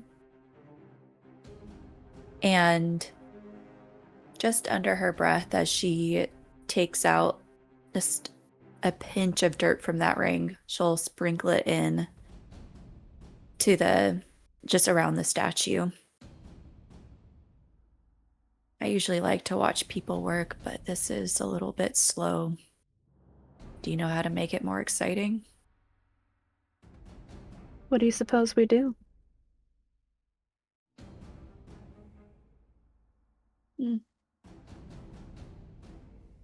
Think this temple's a little bit too clean. Hmm. Dirty it up a little bit as she smears the dirt across the statue. Dirt, blood, What's your poison? Blood. After you.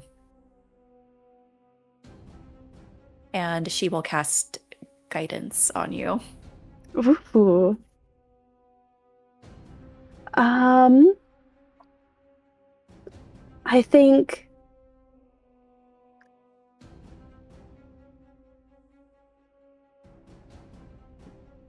Elin would come up behind next to 16. Okay. What do you think they're doing with that man? He looks back at you and just stares. Is this something we should be concerned about? He does not respond. You know, it's pretty customary. If somebody asks you a question, you respond. He doesn't respond. Then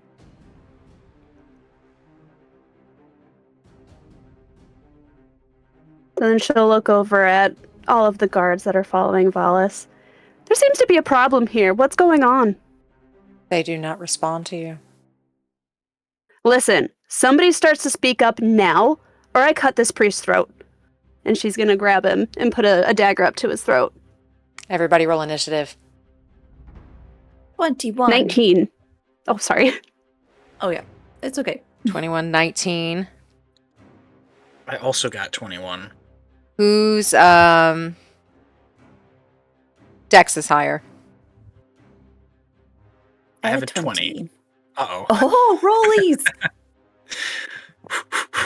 I always lose rollies, but here we go. Did you get a nat one? Okay. Yes, I did. Yes, I did. I got a 15. Okay.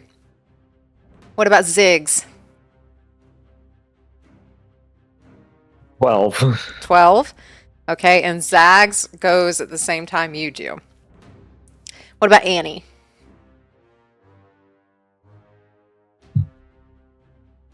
Am I just rolling initiative for what I'm doing elsewhere? Yeah. Since I'm... Okay.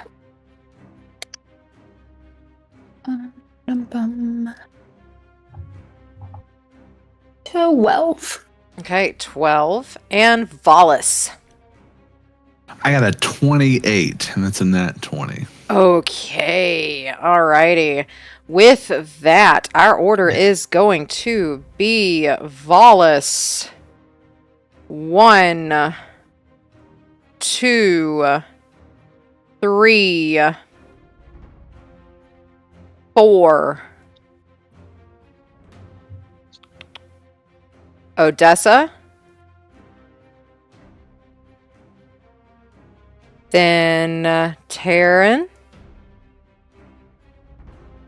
Then 5. Then 6. Then 7. Then Elin. Then 8. Then 9. 10. 11. 12. 13. 14. Annie. Ziggs. And then 9. So, we pissed all of them off, didn't we? yes, as you Oh, all boy. start to hear a siren go off. 16 is currently grappled by Elin, but we're going to start with Valas. As I'm backing up with my hands above my head, I will slowly lower them down and just hold them outward as ocean spray begins to form around me. And I will manifest Wrath of the Sea, which looks like sort of a perpetually cresting wave encircling me outward. It uses one of my wild shape uses, and when I manifest this emanation, I can choose another creature that I see in the emanation. It's 5 feet around me, so pretty much in my space. And 14 is who I will see. And I will cause 14 to have to make a Constitution saving throw against my spell save, which is a 16. They rolled a 16 on the dice for a 22. Oh my goodness, they met it and they bet it. So, I don't think that does anything to them. I just had it up. Let me pull it up one more time. My apologies. Let's see. If they fail. Nope. Nothing happens to them at all. Okay, nothing happens to them as this fails. Is there anything you wish to do with your bonus action? Yes, I will. I will punch 14 right in the face with an unarmed strike. Okay, roll to or hit. attempt to, rather. 17. 17 just misses. Oh, I guess I won't be punching him in the face. And that'll be my turn. That'll be your turn, alrighty. It is number 1's turn. 1 is kind of trapped in here and cannot squeeze through, so he cannot currently move. And no one is within eyesight as he cannot do anything this turn. It is 2's turn. 5, 10, 15, 20, 25, 30. Will get here and dash, but cannot go any further as there is a group lined up there. It is now 3's turn. 5, 10, 15, getting right behind Elin, is going to, let's see, try to arcane burst you. And that is going to be a dirty 20 to hit. That will hit unless you would like to add anything to your AC by something you can do.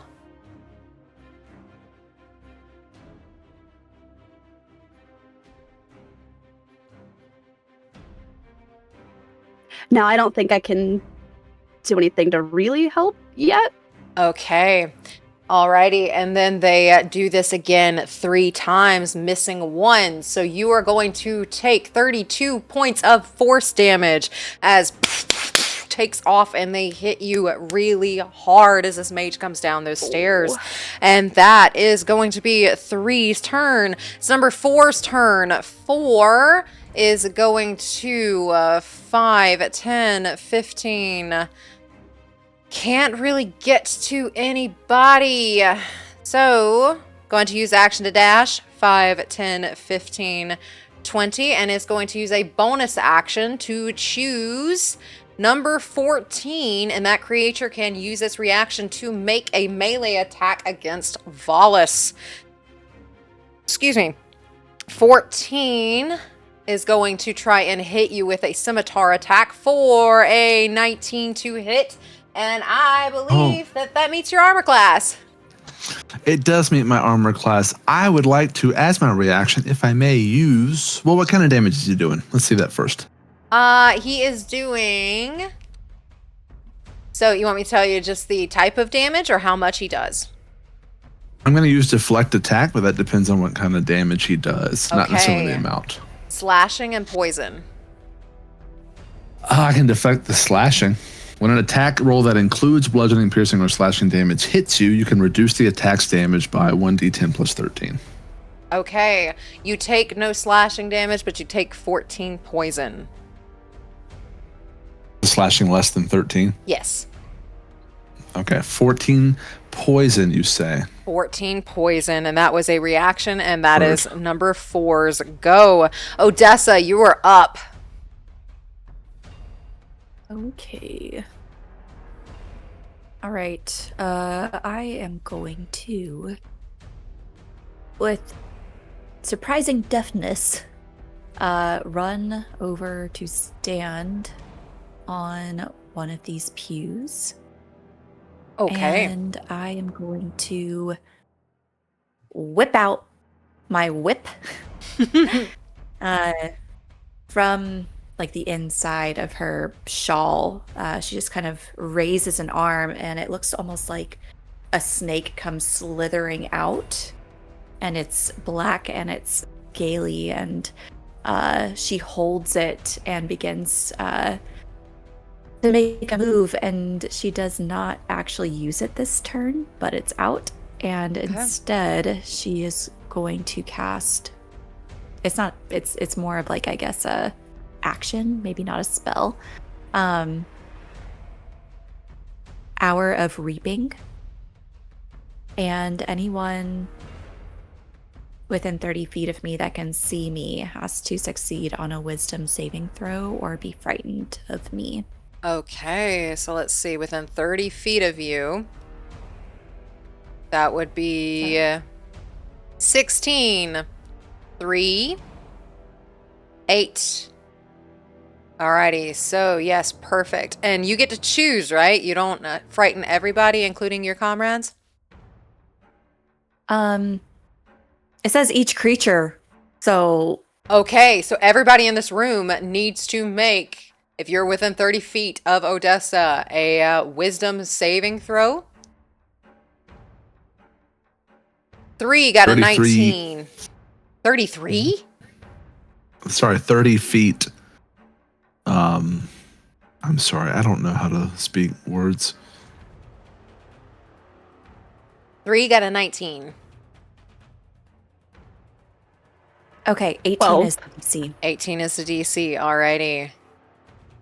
12. 20. With a 12, you are frightened. Dirty 20, you are not. 8 is frightened of Odessa.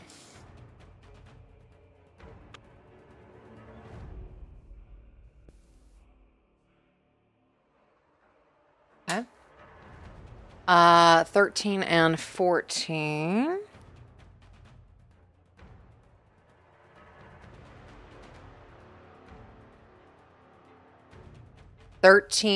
Got a dirty 20. 14 got an 18. Meets it, beats it. 4 is frightened.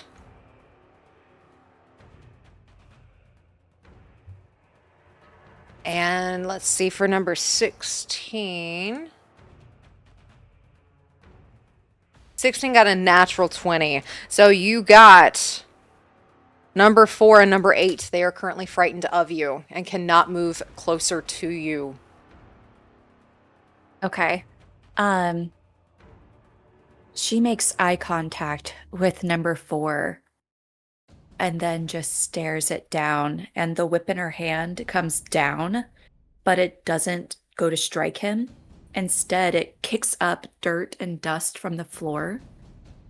And once again, she cocks her head and it begins to coalesce. And I'm going to cast Spiritual Weapon. Okay. And the dirt forms into this shadow that will trudge forward, almost like a zombie or a skeleton, something that's been raised from the dead. And it's going to take a strike at number 4.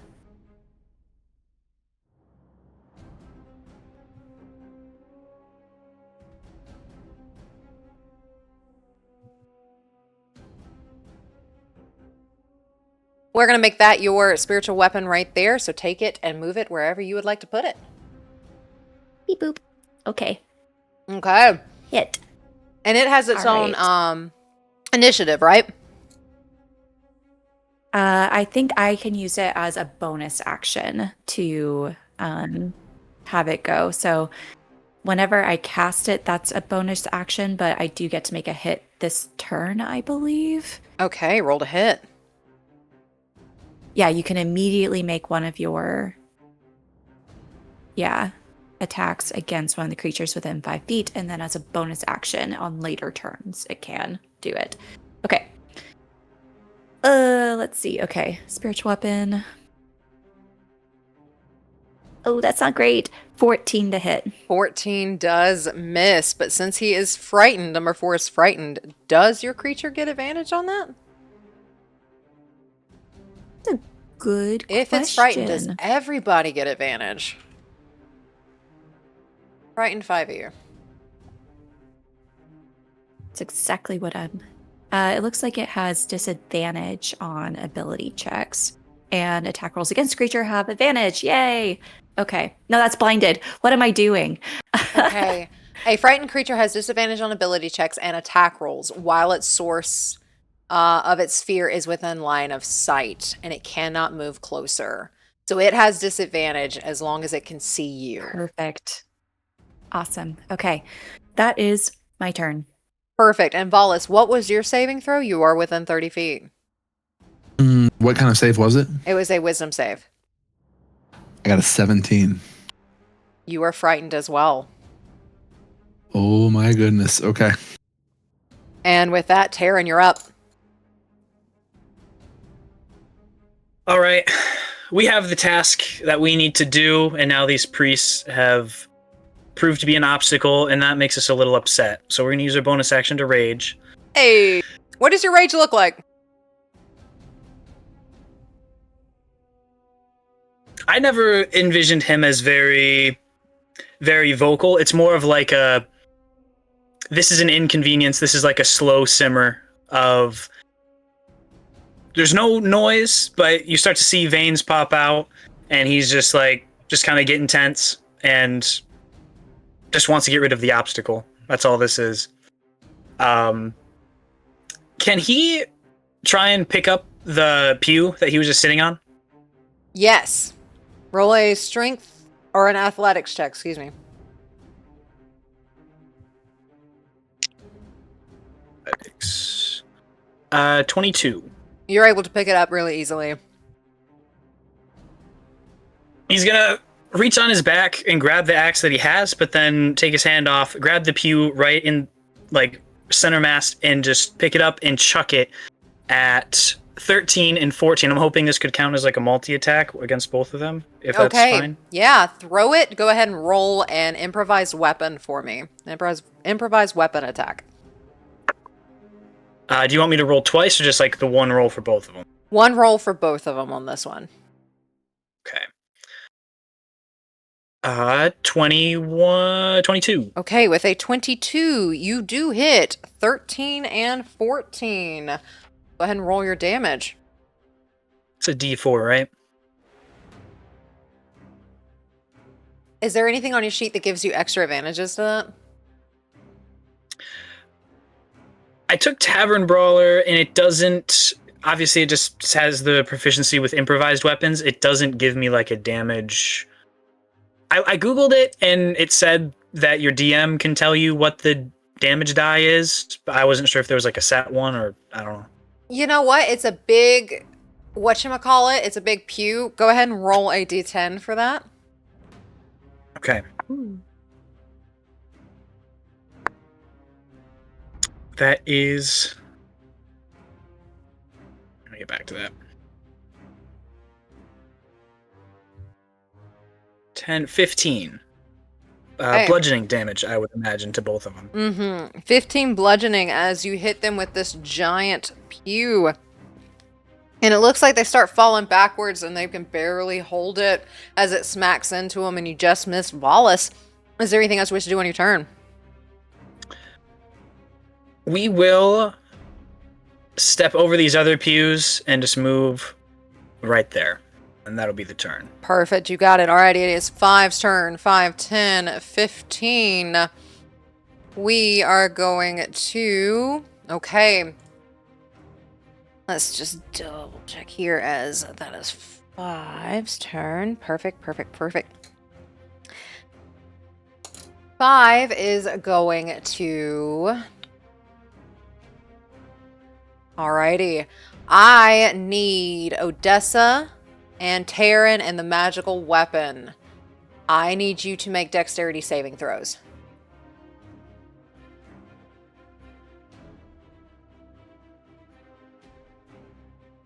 Sounds like a novel title. Taryn, Odessa, and the magical weapon. 19. Okay.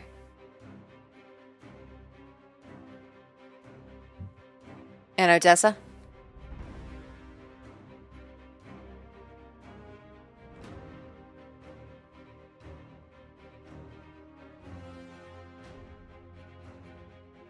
I rolled 23. I think I have to roll concentration on the weapon. Okay. Go ahead and roll concentration on the weapon. Okay, I have advantage on those, which is good. Oh, awesome. That's also a 23. Okay, 23. So you will take half damage of 4d6s. So that is 14, 15, 16 points. So you take 8. Perfect. Yes, I will use evasion. Okay, using evasion, you got it. As you use evasion, and you take 4 instead of 8, as fire rains upon you and sets these pews on fire. That is going to be 5's turn. It is now 6's turn.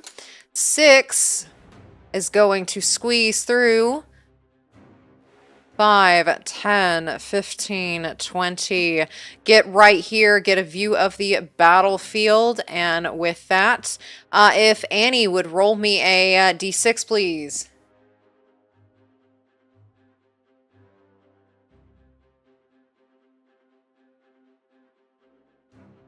Five. Okay.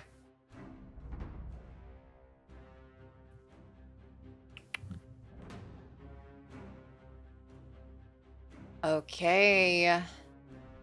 Perfect. So that was going to Ziggs, and that just barely misses. And then he is going to try and attack Ziggs again, and that is going to hit for a 22. And Ziggs, you take 5 points of damage as an arrow lands deep in your shoulder. And then he is going to take his last attack against Odessa for a does not hit. And with that, that is 6's turn. It is now 7's turn. 7 is going to squeeze through 5, 10, 15, 20, 25, 30. Get right. Or actually, he'll step right there because that is a pulpit. If Elin will roll me a d6, please.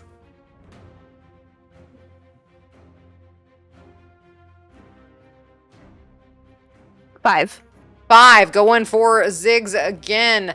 Ziggs, that is going to hit, and that is going with a 22, and that's going to be 5 points of damage.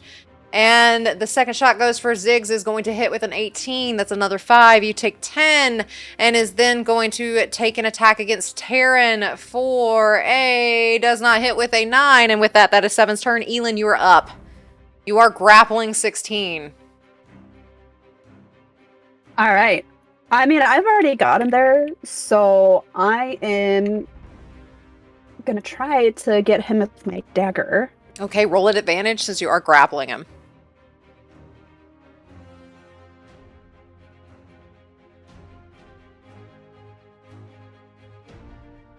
$23. 23 hits.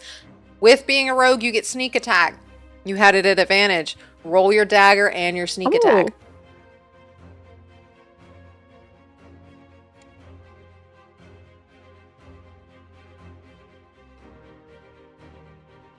So that would be 6 damage. What would I roll for the sneak attack? For sneak attack, if you look at your features, I believe, on your D&D Beyond sheet, scroll down. I think at your rank you get 76s. Oh, dang. 8d6s. 8d6s. Yes, go ahead and roll 8d6s. Oh my god.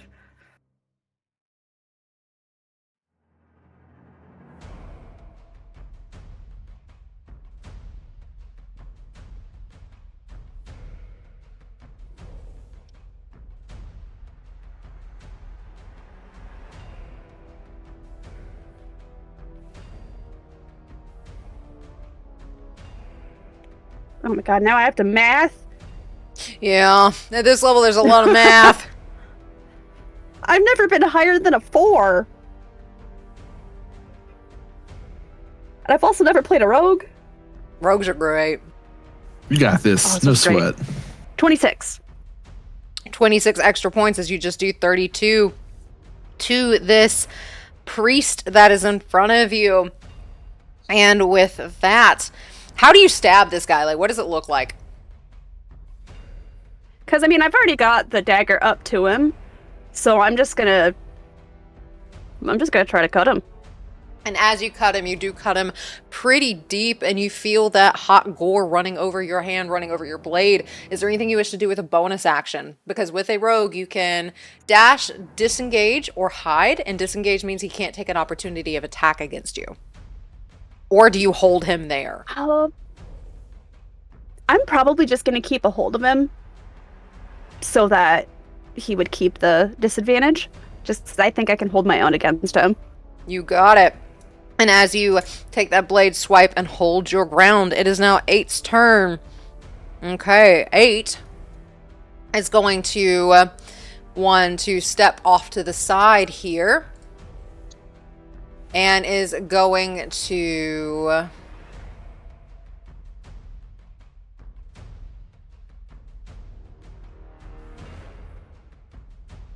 All right, they're going to cast Flame Strike, and with that, Odessa, I need you to roll a d6 for me.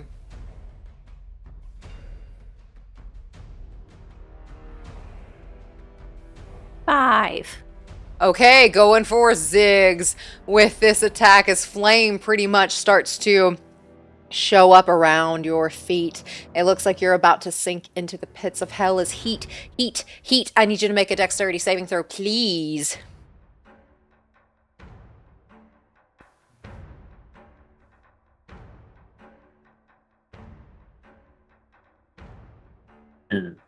Seven. Okay, with a 7, that is a failure. And with that, 10 feet, no one is next to you. It does not get zags. You take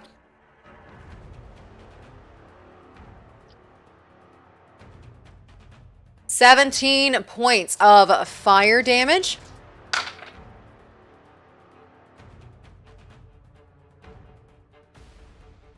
And 17 radiant, so 34 in total as this flame starts to show up at your feet, and it just shoots up.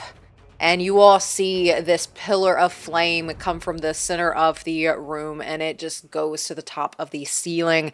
And that is going to be 8's turn. It is now 9's turn. 9. 1, 2, 3. Going to get right here. And Taryn, roll me a d6.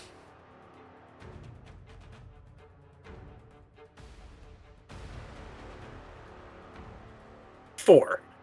4. Alrighty. That is going for Valas. I need you. Actually, no, I'm shooting at you. He takes off this burst and tries to hit you with a 16, and that misses. The next Correct. one also misses. And the next one also misses with an 18. They all go flying past you as you are able to dodge all of those attacks. Next up is 10, and 10 is going to walk out. 1, 2, 3. Actually, 1, 2, 3, 4, 5. Get right here, and Valas, roll me a d6. Yes, ma'am. That would be a 2. With a 2, this is going to be towards Odessa. Odessa, I need you to make a wisdom saving throw, please. Okay. That is a 17. 17 beats it as he goes to cast Polymorph, and it misses. And Oh, shit. with that, it is now 11's turn. 11's way back here. 5, 10, 15, 20, 25, 30. 5, 10, 15, 20, 25, 30. Uses his action to dash. It is now 12's turn. 12, 5, 10, 15, 20 gets right here. Ziggs, will you roll me a d6, please?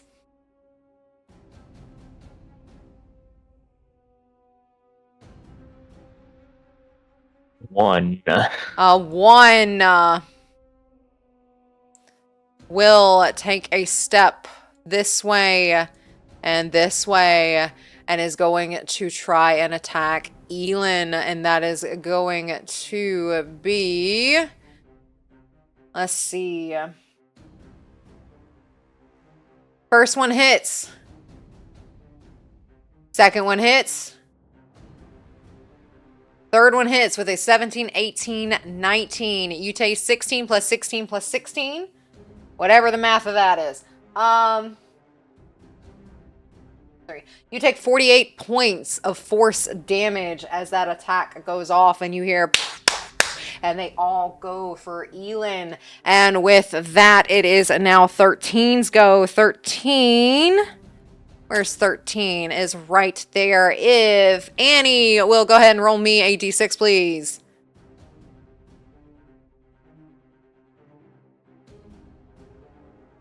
Six. 6. Alrighty. That technically would be you, so if you would, roll again. Yes. 3. Alrighty, a 3. 1, 2, 3 is going to step across the altar table. 5, 10, 15. Get right here and is going to go toe to toe with Taryn, and that is going to be...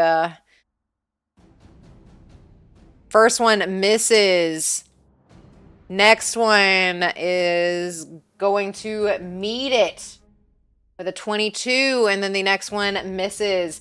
So you take 11 points of bludgeoning and 13 psychic damage as he takes his fist, and he's shorter than you. He's going for your nose but can't hit, and he actually hits you in the throat as you are very, very, very tall. So you get that bludgeoning damage and that psychic damage from his fist as he has magical hands. And that is going to be in total 24, but I think you get half the bludgeoning with raging. Indubitably. 21 points of damage there. And with that, that is his turn. It is now 14's go. 14, whereas 14 is next to Valas. Valas is probably going to go after you. With that, let's see. Misses the first one. Misses the second one, and that is his turn. Annie, you're up. You're in the archives currently, or at least the archives you were taken to. And roll me a perception check, please.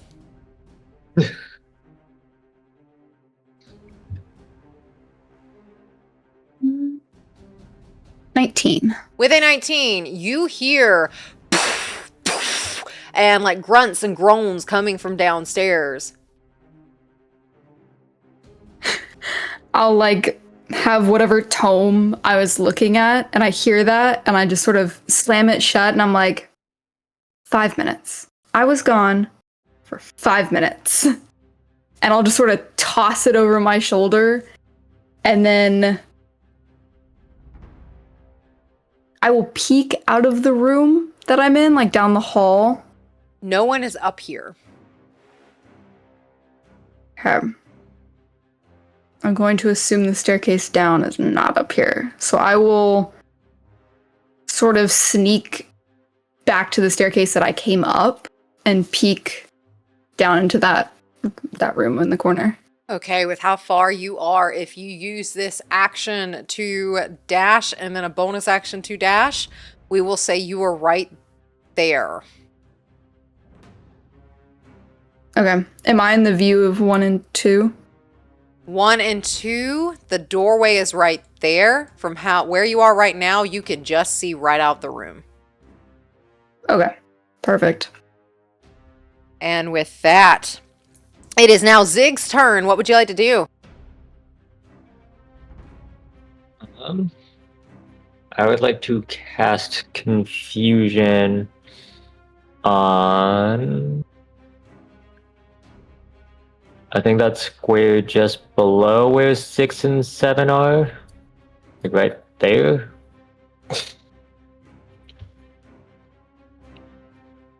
So each creature in a 10-foot radius sphere centered on that point must succeed on a wisdom saving throw.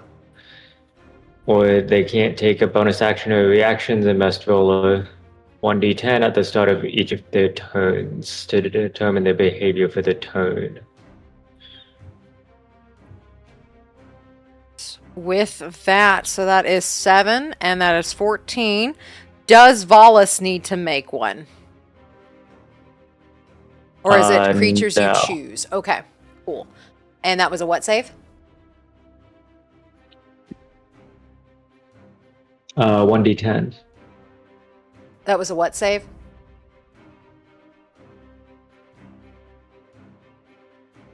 Looks like wisdom 17. Wisdom 17. Perfect. Ooh, okay. That means 7 is confused. 14 got a natural 20. But 7 is confused. You did get one of them, and they have to refer to your sheet in order to figure out what they do next turn?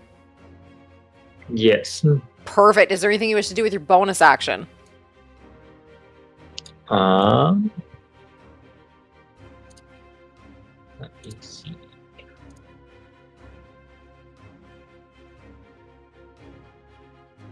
No. Okay. And with that, I think I accidentally took 9's turn when I was supposed to do someone else's, so I know 9's gone. 9 was supposed to be next. Valas, you're up. Hey, yo. Okay. I am still afeared, am I not? You are still afeared, as long How as do I Odessa conquer is in that line fear? of sight. Well, I also can't move towards Odessa, though, can I? You cannot move towards Odessa, but if you turn away from Odessa, do not have the disadvantage. I think I can do this. I'll move up 1. And then I'll turn to 8. Because Odessa would be behind me at that point. Perfect. And I will start punching at 8 furiously. Okay, as you punch at 8 furiously, go ahead and roll to hit. I think the first one misses with a 15. First one does miss. That one misses with a 10. And then I will use a focus point for my bonus action to do Flurry of Blows to make 2 unarmed strikes. Okay. And I think, if I'm not mistaken, did you just roll 1 to hit? I think Yeah, so. 2 unarmed strikes as a bonus action. I'm not positive. It says 2 unarmed Let's strikes, see. so you roll 2. Okay, here we go. First one. 21. 21 hits. There we go. 6 points of bludgeoning. Okay. Second one, 24, hits with a 10 points of bludgeoning. You got it as you do 16 points with your fist. And with that, is there anything else you wish to do? No, that's my turn. You got it. Next up is number 1. Number 1 still cannot get out of that doorway. Number 2 cannot get out of that doorway. Number 3 is still next to Elin. Is going to attack Elin. First one is going to miss, and with missing is going to attack the person behind you, and will 23. I think that hits. Does the 23 hit, Odessa? Yep. Oh, Odessa, sorry.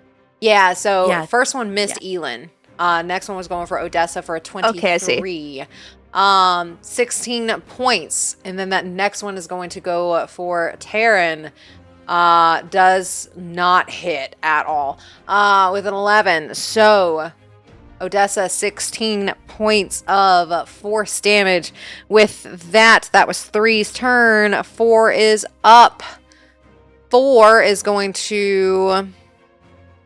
is scared of Odessa, but is going to try and attack Odessa at disadvantage. And that is going to be 25 to hit. You take 6 points of slashing damage as they take that whip and they try to hit you.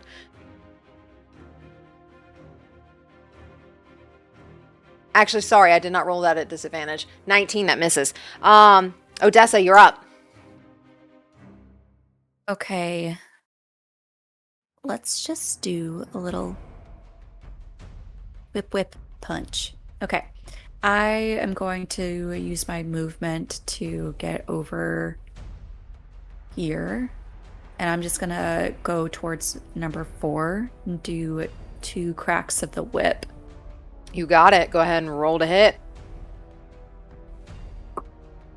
That is a 19. That hits. Okay. And I'm going to use my Divine Strike with this. So it is an extra 3 points of necrotic. And then 1...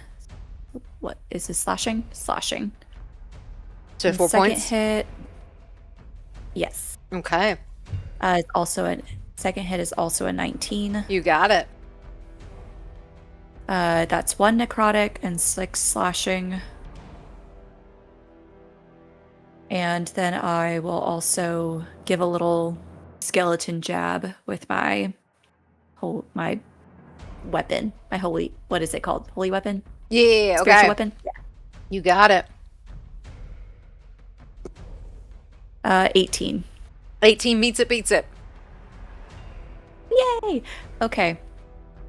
And that is a d8. It takes another 8 points of damage. Okay, as you do 19 points in total. And with that, is there anything else you wish to do on your turn? Nope, that's everything. Taryn, you're up. He gets hit in the throat, and he starts smiling, and he loves this. All right, this is what you wanted. And he'll drop his shoulder and charge into him. He needs to make a strength save. Okay, a strength save for number 13. Alrighty. That is going to be a 19 for a plus 4 for a 23. Okay, he passes. So then he's not knocked prone. Man, I really wanted that. But then with the drop shoulder not doing much, he'll reach on his back and take out his great axe and recklessly swing at this guy. Go for it. Natural 20. Okie dokie. Alrighty, with a natural 20, take your max damage and then roll. I forgot how many brutal criticals that is. Hang on. I think it's 2. Bing? What is Bing doing? Stop. Brutal critical, what is it?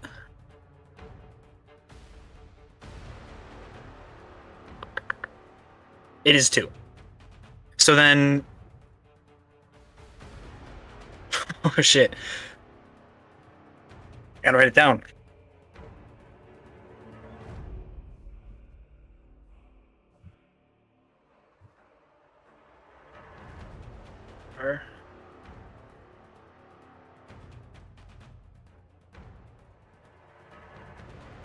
For 48. 48? 48. 48. Here. And you wanted it, and so we swing down, and we'll come back again right on his side. Okay. For a 22. 22 hits. Roll your damage. Man. 9, 13. Alrighty, 13 damage. He is not looking good at all. And then does this... Sorry, the thing that Odessa has, that's the spiritual weapon, right? Mm-hmm. Yeah. Does that count as an ally? No, I don't think so. Okay. Does it? I don't know. That is a question of, do you think he's an ally?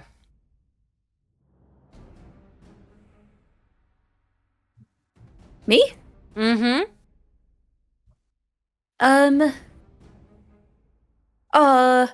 Okay. In character, this is like just a friendly face that will do her bidding.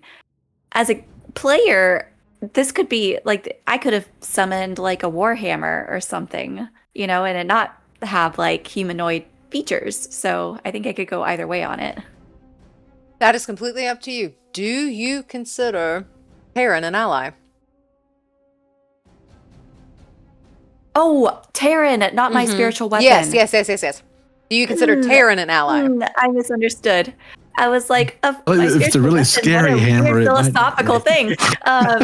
Yeah, I think so. She gave her little speech at the beginning, and she kind of put her seal of approval on like, all right, this is the group we're going in with. So yeah, she would consider Taryn an ally. Okay, with considering Taryn an ally, then yes, your spiritual weapon is an ally for Taryn.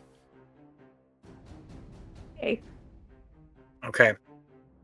Should have let off with that question, but then we'll move on the other side, trying to draw any advantage we can from this. Got you. Okay, as you start to flank 13, who is starting to bleed profusely from those attacks to his side. And with that, it is now number 5's turn. 5, 10, 15, 20 gets a little closer. Annie, if you will roll me a d6, please.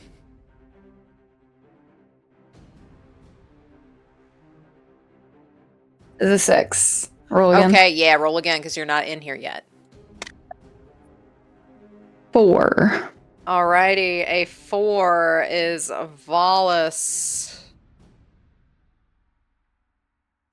Alrighty. Valas is going to try and attack you at 3 times. Let's see. First one hits with a 20. Next one is going to miss. Next one's going to hit with a 25. You take 32 points of force damage as these arcane shots make their way towards you. And with that, it is now 32. Now 6's turn. 6, seeing that you're flanking 13, is going to squeeze in here to try and flank Taryn. And with that, that is going to be with advantage. Both still miss. Going to take another attack against you and misses. Takes his last attack against you for a natural 20. Does anybody have anything that could get rid of a natural 20? Silvery barbs, cutting words. Yeah, Pretty Odessa, please. out of the corner of her eye, just says, no. And we'll just give a slight head shake. And if I'm within the right amount of distance, I can cancel it. Okay, how many feet is that? Let me see.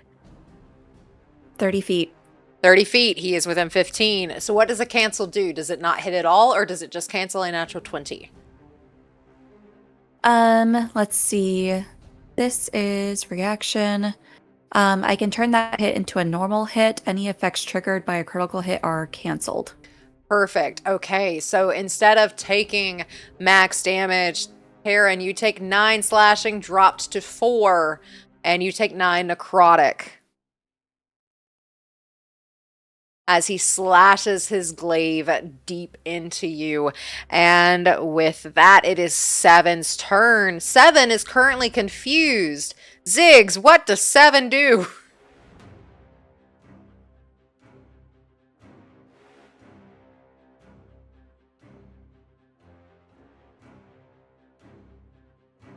So they're going to roll a 1d10 for their behavior for the turn.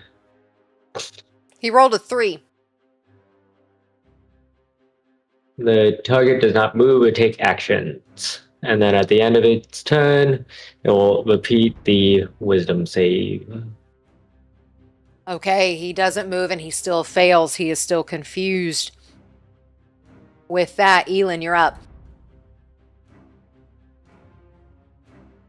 Okay, so Elin is hurt pretty bad, so she's gonna go straight for poison spray. Okay. does... Oh, okay, 7. So that does not hit. No, that doesn't hit. How Was that a far- natural 1? No, it was a 3. Okay, it I was don't a have 3. very high. Okay. Poison spray misses. How far can you go on Misty Step? Misty Step, you can go 30 feet, I believe, within a place you can see. However, you have a bonus action if you wish to save a spell slot. As a rogue, you can disengage, which means they can't attack you and you can move.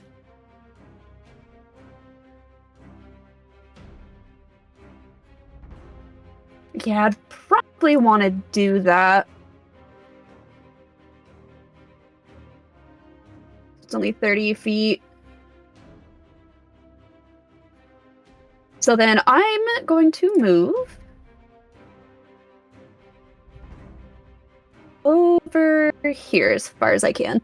Perfect. You take that disengage action. They try to go for you as you leave, but they cannot hit you as you scurry over to the first pew. Is there anything else you wish to do on your turn? No, I think that's it for me. Alrighty, perfect. As you get out of the way, it is now number 8's turn. 8 is currently frightened of Odessa, but is going to try and take his attacks against Valas at disadvantage with a maul. First one would have hit, the second one would not have. As we're going to roll to see if they hit themselves, which they do, and they take 20 points as that thing, with being so scared, they completely take their maul and smack their foot with it. As they do 20 points to themselves, it is now 9's turn. 9 is going to start moving at 5, 10, 15, 20, 25, 30, kind of cross over these pews. If Elin will roll me a d6, please. 3. 3, alrighty. With a 3, that was, who was that? 1, 2, 3. That was Taryn. Taryn, you're going to get 3 attacks against you. First one is going to miss with a 20. Next one's going to miss with even lower. Next one misses with even lower as those shots fire and they do not hit. And with that, it is now... That was 9's turns. Now 10's go. 10... is going to 5, 10, 15, 20, get right next to Taryn and try to, you see that you're hurting one of his people. I need you to make a wisdom saving throw, please.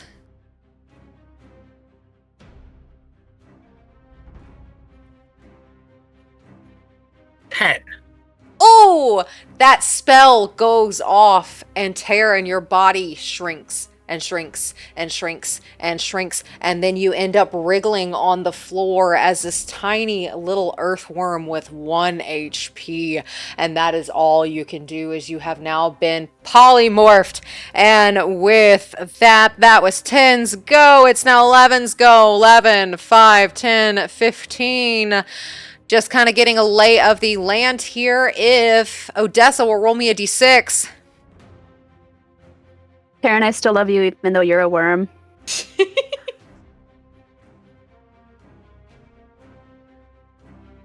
Thank you. I needed that.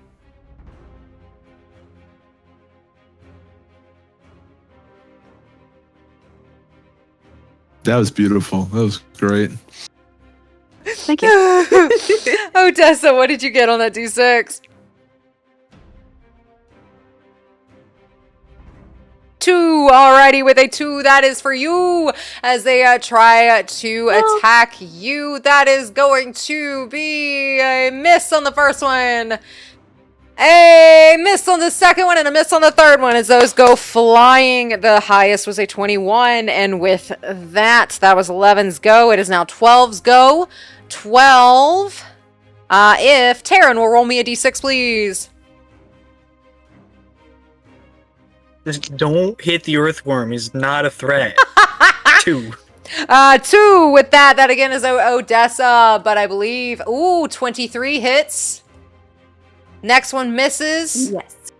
One of those are going to hit for 16 points of force damage as that one hits you hard. I need you to make a concentration check for me. Okay. So what kind of weapon is this? That was force, as an arcane bolt like shoots towards you. Oh, okay. So I can't use my reaction to like catch it. With this one, no, it's a magical, like magic missile almost, but it doesn't always hit. Got it.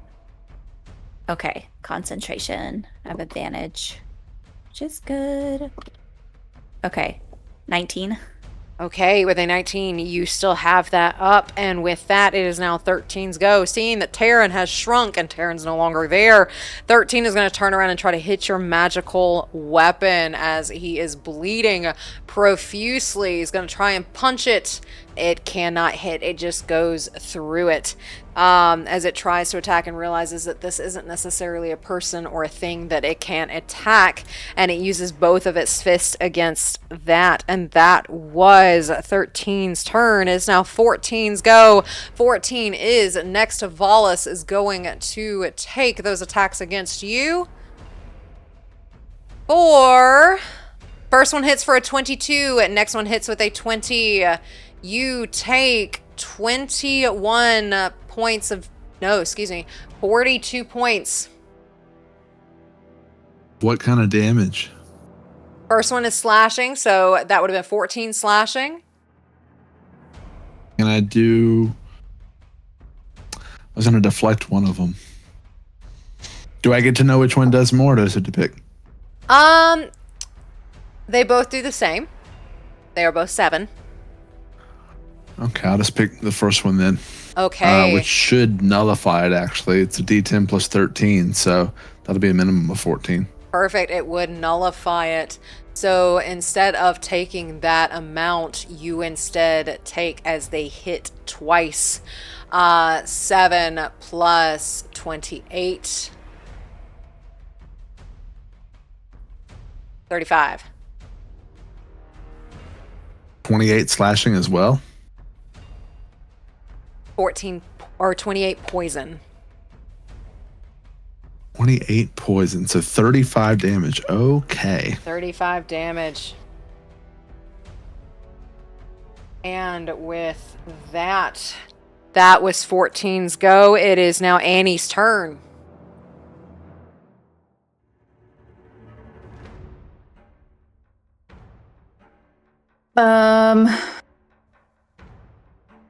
Let's see.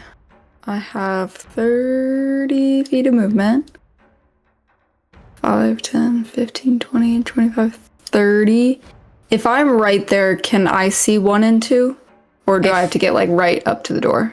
If you're right there, the door is right in front of you. You can see the tail end of 1.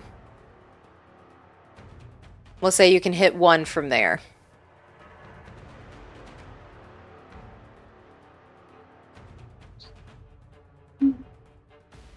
I don't want to spook them. I kind of want them to congregate at the end of the hall. So I will... 5, 10, 15... Yeah, I'll just stay there for right now. With being a rogue, you can bonus action dash if you wish to get right up on them.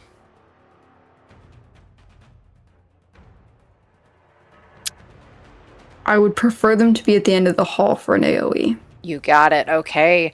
Is there anything else you wish to do on your turn? As you currently have an action and a bonus action.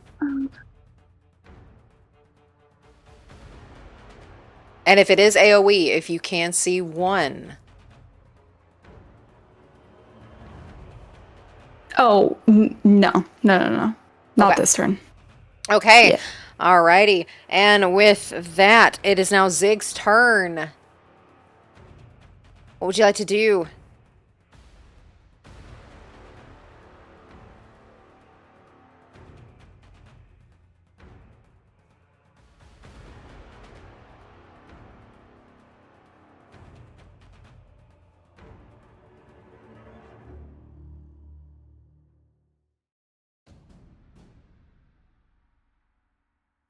Let's make our way towards 9. Okay.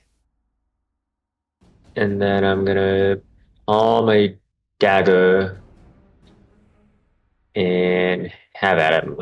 You got it. Roll to hit.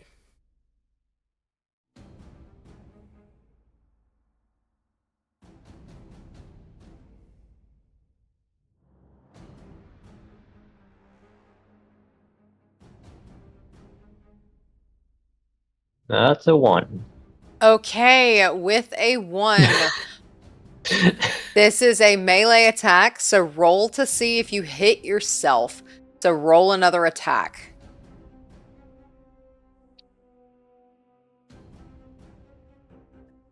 Also another 1. Okay, Not doing hot. you stumble so hard that you have actually knocked yourself prone as you are at this person's feet and just tripped over as you waddled over there and tripped. Yeah. Okay. And with that, is there anything else you wish to do with your turn, with your bonus action? No. Okay, and that is Zig's go. It's 15's turn. 5, 10, 15, 20, 25, 30. Going to get right here, and with that is going to Odessa. Roll me a d6, please. 1. 1. Alrighty, that is going for Elin, and that is going to be... Actually, can he even hit? Let's see.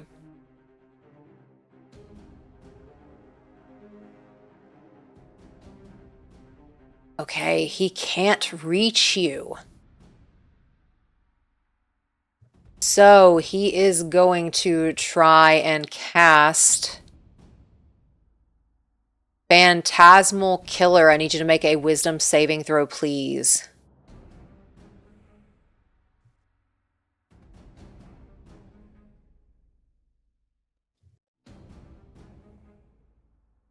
Uh, 10. Okay, with a 10, that is going to be... You are frightened of 15 currently, and that is going to be...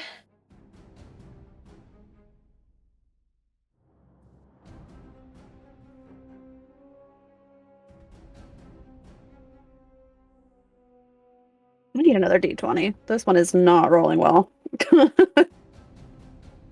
I know the feeling. You take 18 points of psychic damage. And if you do not end this spell, you will take it again next turn. Okay. This is concentration. And we will have to either end his concentration or you will have to break the save next turn. And with that, that is 15's go. It is now 16's turn. Where is 16? There they are. Okay. 16 is going to step over here and is going to take some attacks on Odessa. I need you to make a wisdom saving throw, please. 26. 26, alrighty. That is going to be 6 points of radiant damage as they try to set you on fire with holy light, and it fails. And with that, we're at the back of the order, or top of the order. Valas, you're up. Okay, quick question. Which one cast that on Elin that's on concentration right now? That was 15. 15. Oh, that's pretty far away.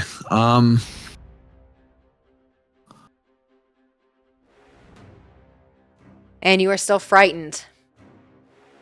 Yeah, I am still frightened. So let me do this. Let me keep punching at 8 so I can't see Odessa. You got it. Go ahead and roll to hit. It's only one I can hit without looking at Odessa, so.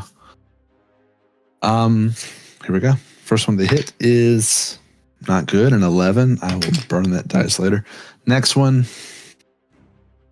A 22 to hit. That hits. Roll your damage. Okay. 8 points of bludgeoning. I will say that I just read that descriptor of the frightening, and it would have only lasted through round 2. So it would have lasted until the end of my next turn. So I'm sorry for not being clear on that. No, you're good. You're good. So we're not frightened anymore. That includes you, Valas. You're no longer frightened. I'll still punch 8. Okay, you punch 8. So I did my 2. Bonus action, I'm going to use focused and heightened patient defense. So it takes a focus point, but it lets me use the dodge and disengage action at the same time as a bonus action. And I get 2d8 temp HP. Nice. Which is a terrible roll. I got 5 total temp HP. Okay, wait, 5 is better than none. And with that, is there anything else you wish to do on your turn? Yeah, there is. I want to move, but I'm trying to figure out how I can. 1, 2. You're no longer frightened. 5, 6. Yeah. And I have 50 movement speed. Let's do. Would you allow me to sort of run up on the altar and run around it? Because I want to do is come down here, here, here, here, here, here, here. You got it. You are able to do that. Cool. So as I nimbly parkour across the altar, that's where I'll end my turn. And I do have dodge on, so everything against me is a disadvantage right now. Perfect. And with that, it is one's turn. One can finally move. 1, 2, 3, 4. Sees Valas is going to take an attack against you. Or try to. I need you to make a wisdom saving throw, please. That's not cool. Okay. Wisdom save. Dear Lord. A 6. You feel your body seize as hold person has taken hold, and you are currently paralyzed. Fuck. Okay. With that,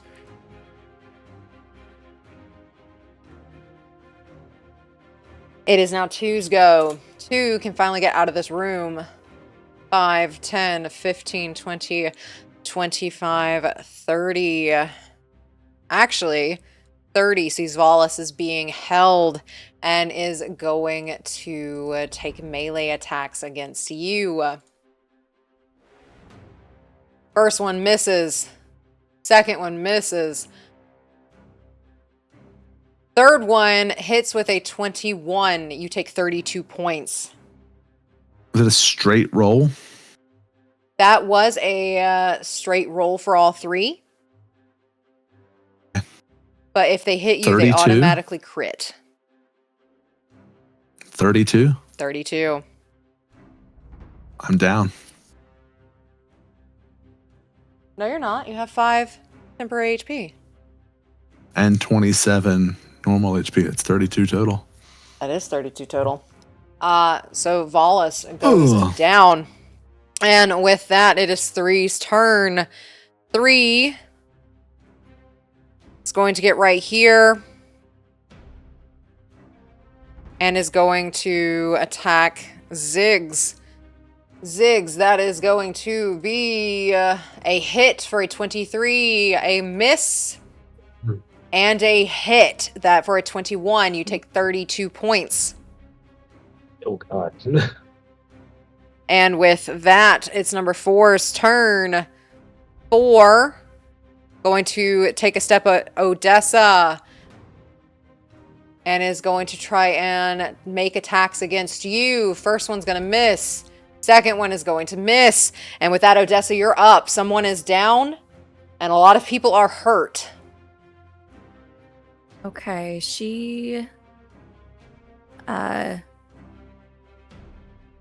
almost without, it seems like she's really thinking about it, will crack her whip to the side, and dirt from the floor will rise up and sprint out towards bodies and begin to like swirl around people, and particularly around Valas, who's down. You see it kind of like going up into his nasal cavities. And she's going to cast Mass Healing Word. And it's like the crack of the whip is almost like the word. So I'll do that at 3rd level and get 6 people. So let's see. I'll get Valas, I'll get Elin. Let's see. I'll double check my distance here, see if I There's actually 6 people in the room. Yeah. I'll do this at 3rd level, and everyone automatically gets the max amount. Taryn, you get none. Okay. 3d4, I think. It's not a lot for mass healing. Right? I think it's 3d4. Yeah, 3d4 plus 5. So 17 back to everyone. And then I have something for if someone is at 0 HP. Let me double check that. Yeah, restore maximum instead of rolling. And I could have cast Spare the Dying as a bonus action, but I won't do that. And we'll go ahead and use my Channel Divinity. Her ring begins to glow, and I will restore 2d8 plus 5. So this again is max, so 16 plus 5 is 21 back to Valas.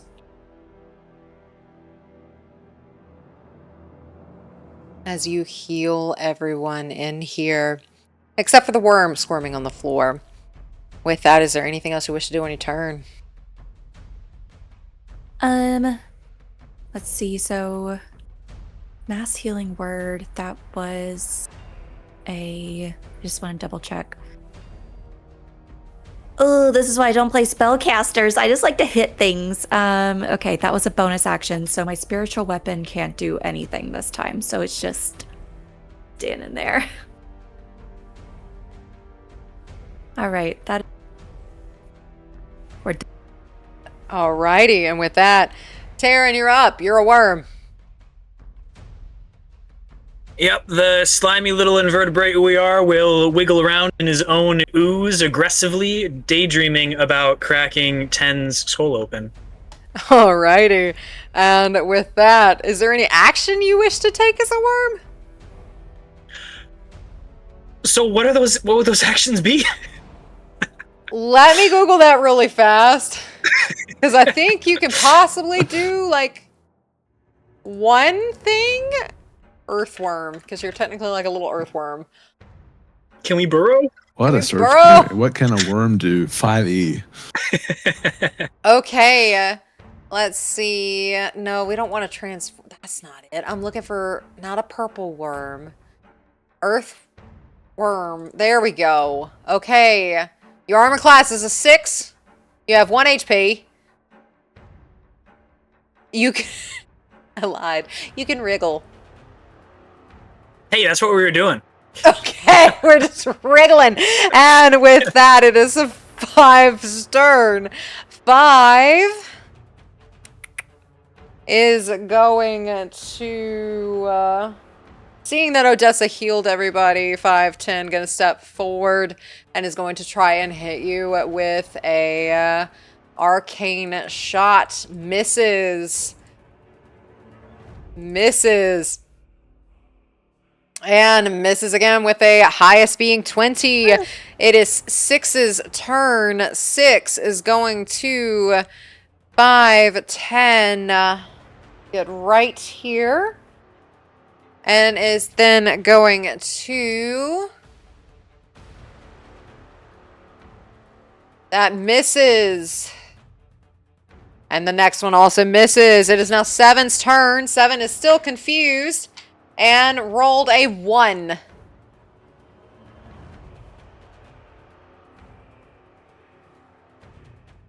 What happens on a 1, Ziggs?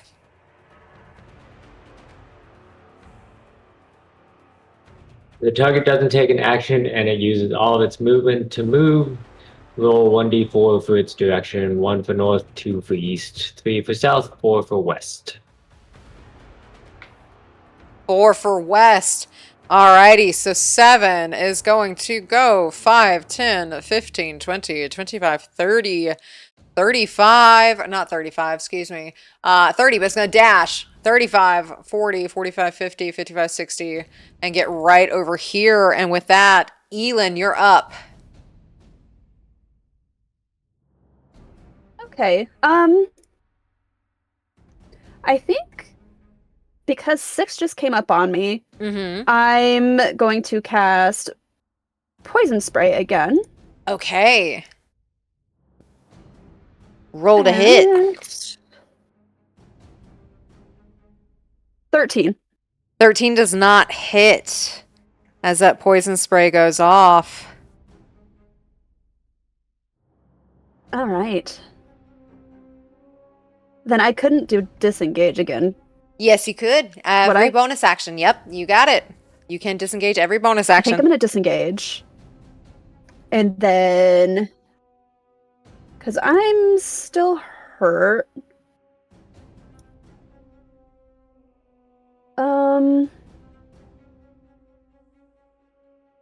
I'm probably just going to come over here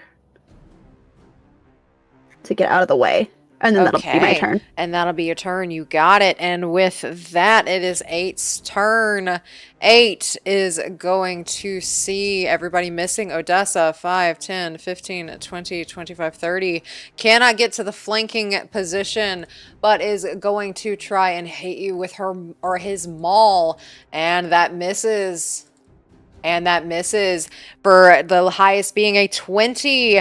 And with that, it is 9's turn. 9 is next to Ziggs. Ziggs is currently prone. And with that is going to attack Ziggs. Alrighty, first one is going to miss. Second one is going to hit. Next one is going to hit. You take another 30 points of damage as that attack comes through. It is now 10's go. 10 is going to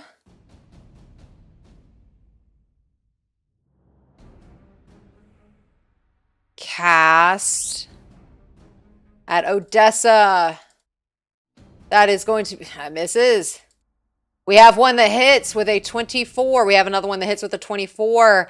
You will take 19 acid damage as that attack goes through. And with that, it is 11's turn. 11 is going to attack Valas. Take one shot at Valas.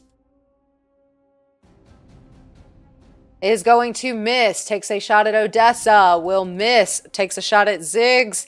And will also miss. And that is 11's turn. 12 is up. 12 is going to take a shot at Odessa. Misses. Misses. And misses again. 13 is currently concentrating on... polymorph. If Taryn, you'll roll me a d6, please. 5. 5. Alrighty. With a 5, that is Ziggs is going to take those attacks and misses, and hits. That is going to be 16 points to Ziggs. Ziggs is down. Ziggs is down. And with that, 14's turn.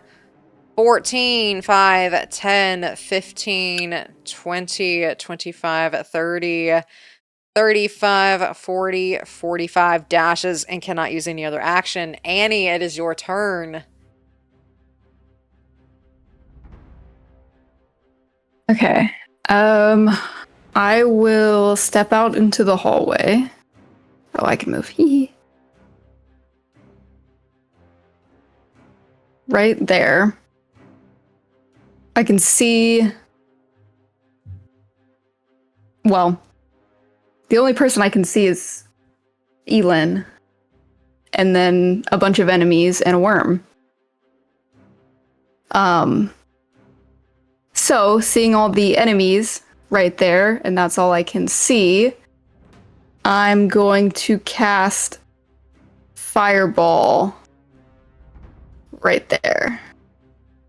So it's a 20-foot radius. Where'd you cast it again? Right next to 2, right there. Okay. Centered there, so it's 20 foot. Valas, you will also need to make a dexterity saving throw. I'm so sorry. I can't see you. Taryn, I think I have some sort of special thing with that, so. make a dexterity saving throw. Yes. Okay. Oh. I need one for 1, 2, 11, 15, 10, 6, 13, 4,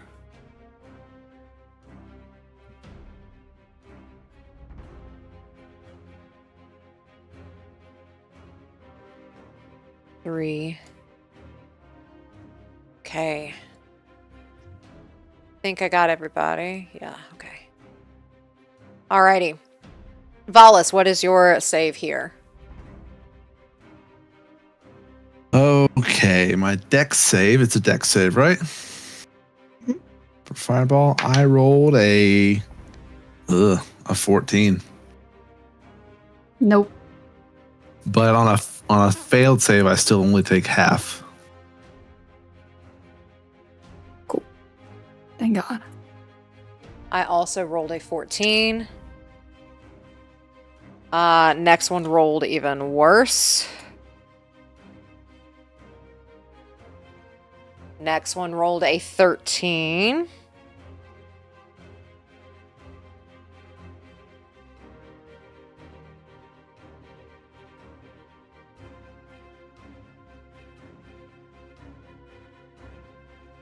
Okay, next one rolled a 13.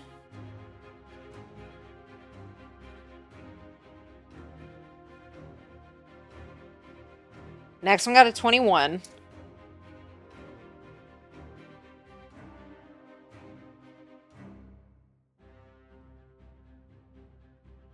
Next one got a 4.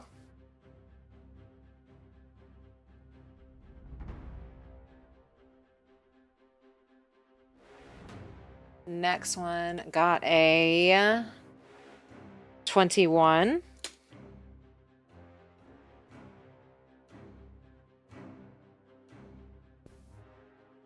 Next one got a 5 for a natural 1.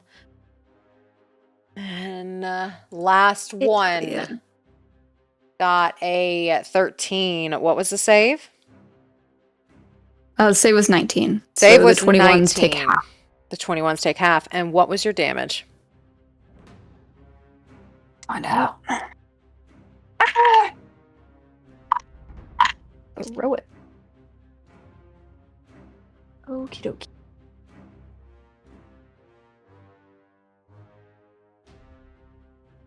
That is 30 fire damage. 30 fire damage. You do 30 to number 1. Number 1 is not looking good. You do 30 to number 2. 2 is starting to get bloody. 3. Starting to look bloody. 4 takes 30. Starting to look bloody. 6 starting to look bloody.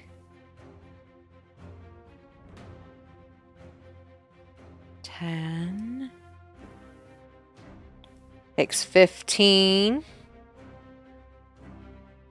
and does pass his Constitution saving throw for holding worm. Or excuse me, that was number 13. 13 also did save, so yes. Worm is still up. Or actually, no, it's not. How do you wish to kill number 13? Concentration check passed. He ain't got enough life to sustain. How do you wish to get rid of 13, as 13 is no more and you have first blood? Taryn, you're no longer a worm. Woohoo! My save with the fireball was a -1 anyway, with the worm, so. Okay. With the worm, you would take 29 towards your own HP. Oh, yeah. What is that?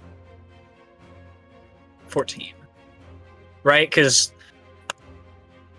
that damage is halved. And I didn't lose my... I don't think. I mean, I guess you tell me if I lost my rage. It said I can't do it unless I choose to or become incapacitated. Does that count? Oh, do you... For rage, double check. Do you have to do damage or take damage? No, at level 14 or 15, it says I only lose my rage if I choose to or if I become incapacitated.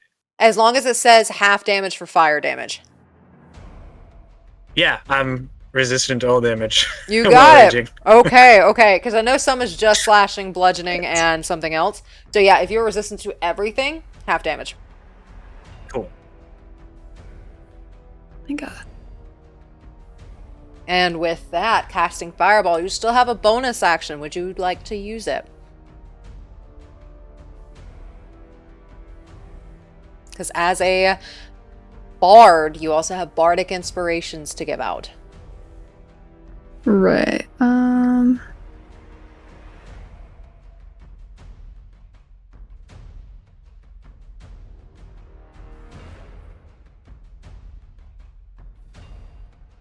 I mean, I can see Taryn and Elin.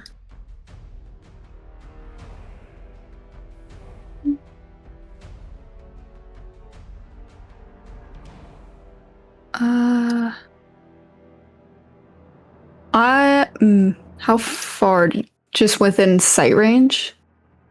Double check. Let's 60 feet. Is Elin 60 feet? just. Awesome. Okay. I will give a bardic inspiration to Elin. Perfect. And what is your bardic inspiration die? D10. Okay, Elin, you can add a d10 to a roll. I think as long as... Can it be a saving throw? For the next hour, if you fail a d20 test, you can roll that dice and add the number to the total. Beautiful, thank you. Does test include saving throws? I think so. I think it's if you have to roll for something. Okay, cool, yeah. All right. So yeah, any roll you get to do, if you fail it, you can add a d10 to that roll. And with that, it is now Zig's turn. Ziggs is down. Roll me a d20. This is a death saving throw, and DM it to me.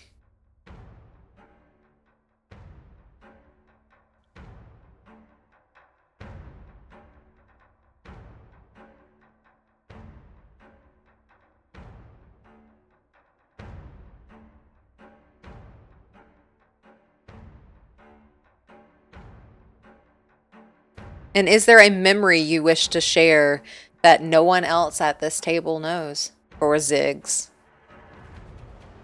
As Zags is making his way towards you. and barking profusely. Would like to let the group know that his affiliation with Odessa was through her granddaughter, and that is part of how he found out about this job. So you are recalling a memory with Odessa's granddaughter.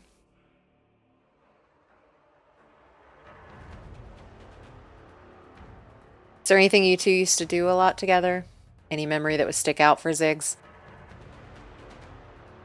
Ziggs was thinking about the times that they would go around to taverns and deceive the game tables. I love it. As Ziggs is currently down, you all hear Zags barking profusely. And with that, it is 15's go. 15 is going to try and punch you. 4. That's going to miss. And that's definitely going to miss. As a 15 misses both, it is now 16's turn. 16 is going to see that Taryn is no longer a worm. And is going to 5, 10, 15, 20. Cannot get there to flank you, but is going to try and take maul attacks against you. 4. That's not going to hit. And that's not going to hit either, as they both miss. We're at the top of the order. Valas, you're up.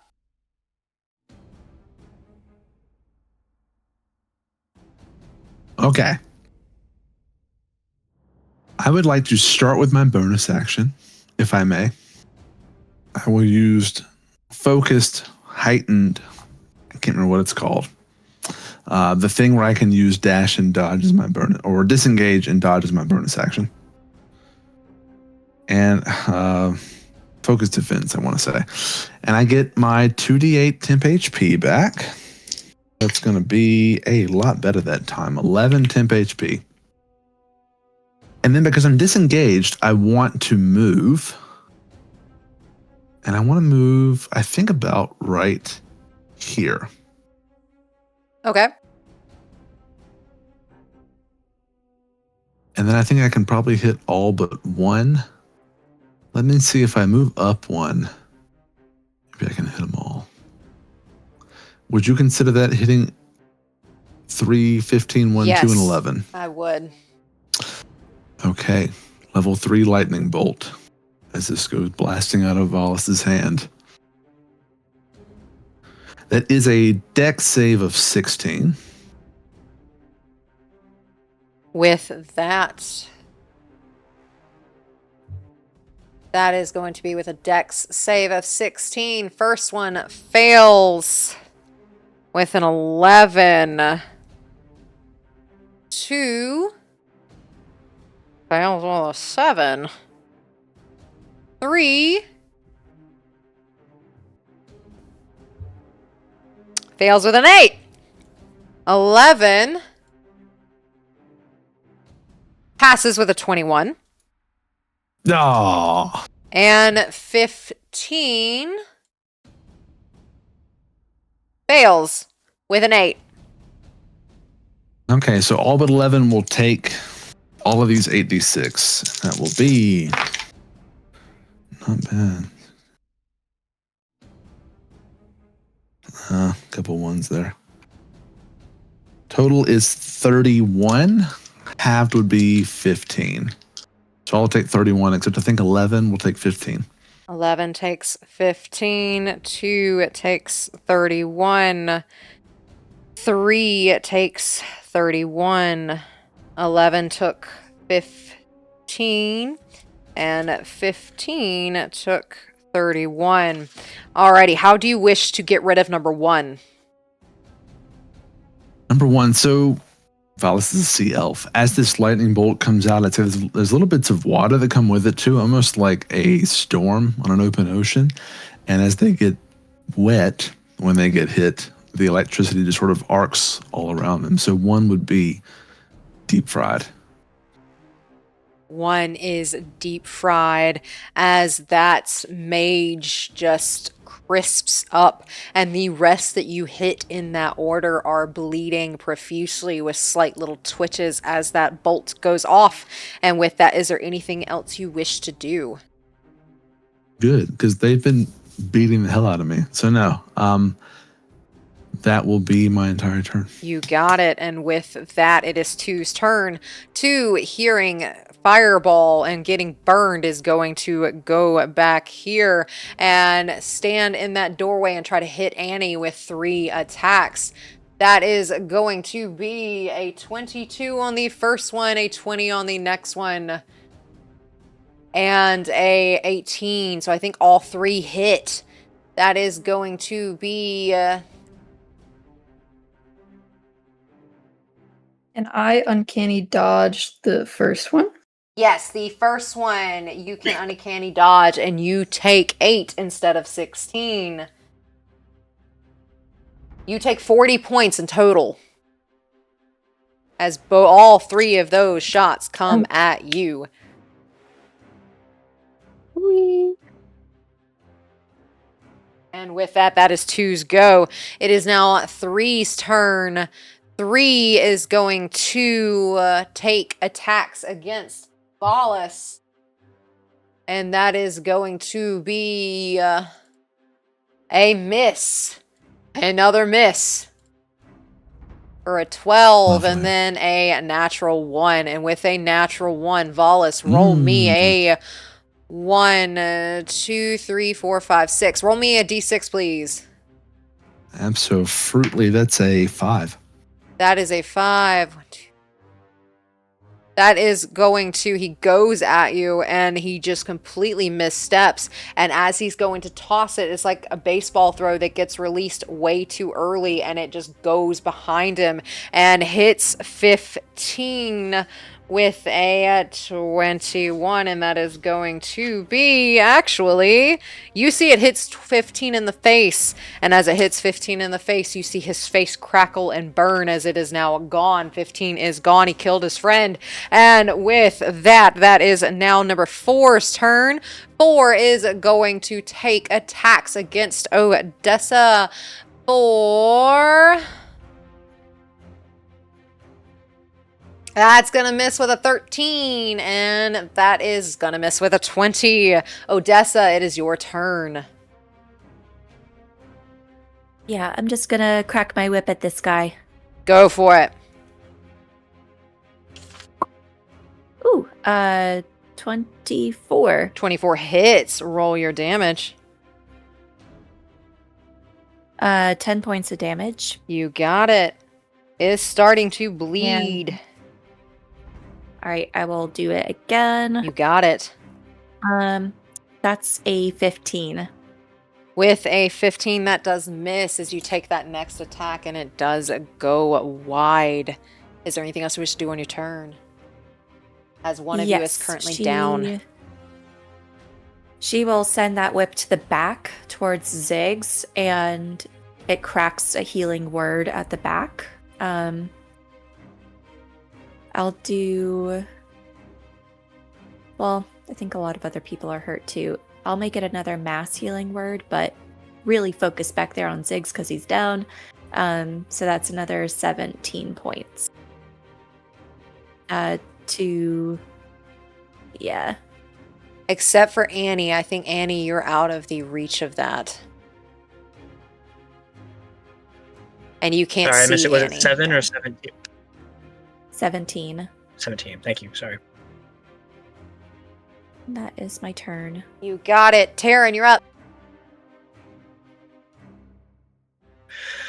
Okay.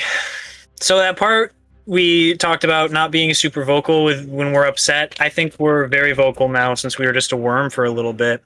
So he's gonna turn to 16, and you hear just this loud guttural like bear roar, just like focusing in, just seeing all red, bloodlusted right on 16.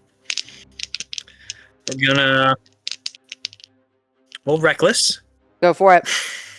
Natural 20. Natural 20. Alrighty. As you reckless. And I realized on my first attack, I had a smooth brain moment. I was so caught up in just like adding the max damage, I didn't even roll on top of my first crit. Oh no! So that sucks, but it is what it is.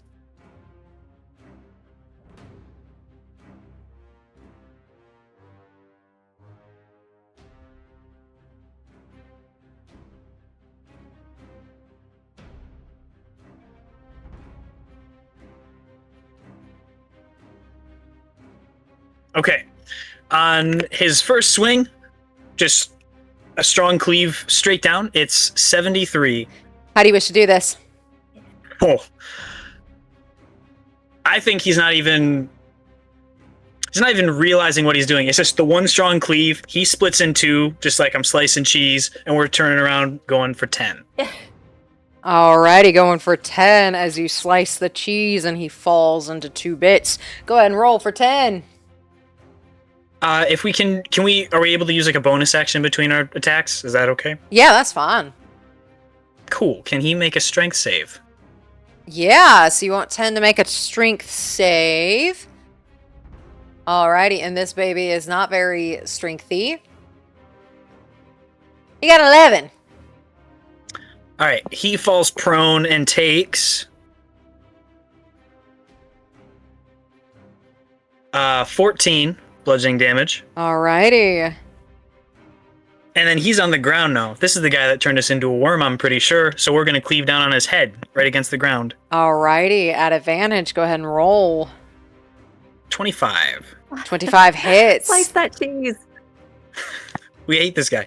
And to knock him prone, we're just like grabbing him by the head and we are throwing him just like right on the ground, just by his head. And he is a twig, so it's very easy to do this. This is a scholarly man who cast out of a spell book. So, not very strong. Well, I'm hoping it'll be past tense. He was a scholarly man with 18 extra damage. 18 extra damage. His nose is broken. It's gushing out the sides. He is barely hanging on for dear life as you do 18 points of damage, and he's hassling for breath as he's prone. One more hit will kill him. That'll have to be next episode. Alrighty. And with that, it is now 5's turn. 5 is going to make an attack since Elin is in front, is going to make an attack against Elin. That is going to hit with an 18. And then is going to, so Elin, that is going to be 16 points of damage. And then is going to try and attack Odessa for a natural 1. Odessa, go ahead and roll me a 1, 2, 3, 4, 5, 6. Roll me a 6 here as he rolls a natural 1. 2. 2 would have gone for 14 as it goes wide. And that does miss with a 16. And then takes that last attack against Odessa as well for a 23. You take 16 points of force damage as that last one does meet its mark.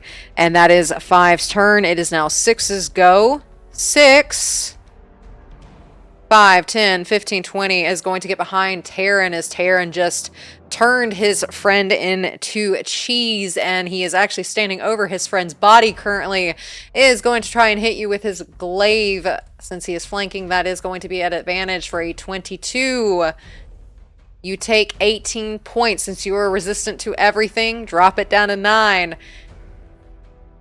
And then that next attack, as he's trying to slice and dice you, it misses with advantage for that second attack. It is now 7's turn. 7 is no longer confused, is going to take a step up to Valas, is going to try to hit Valas for a miss on that first attack and a miss on the second attack. It's now Elin's go. Okay. For them to flank, does it have to be just 2 sides, or does it have to be 2 opposing sides? 2 opposing sides.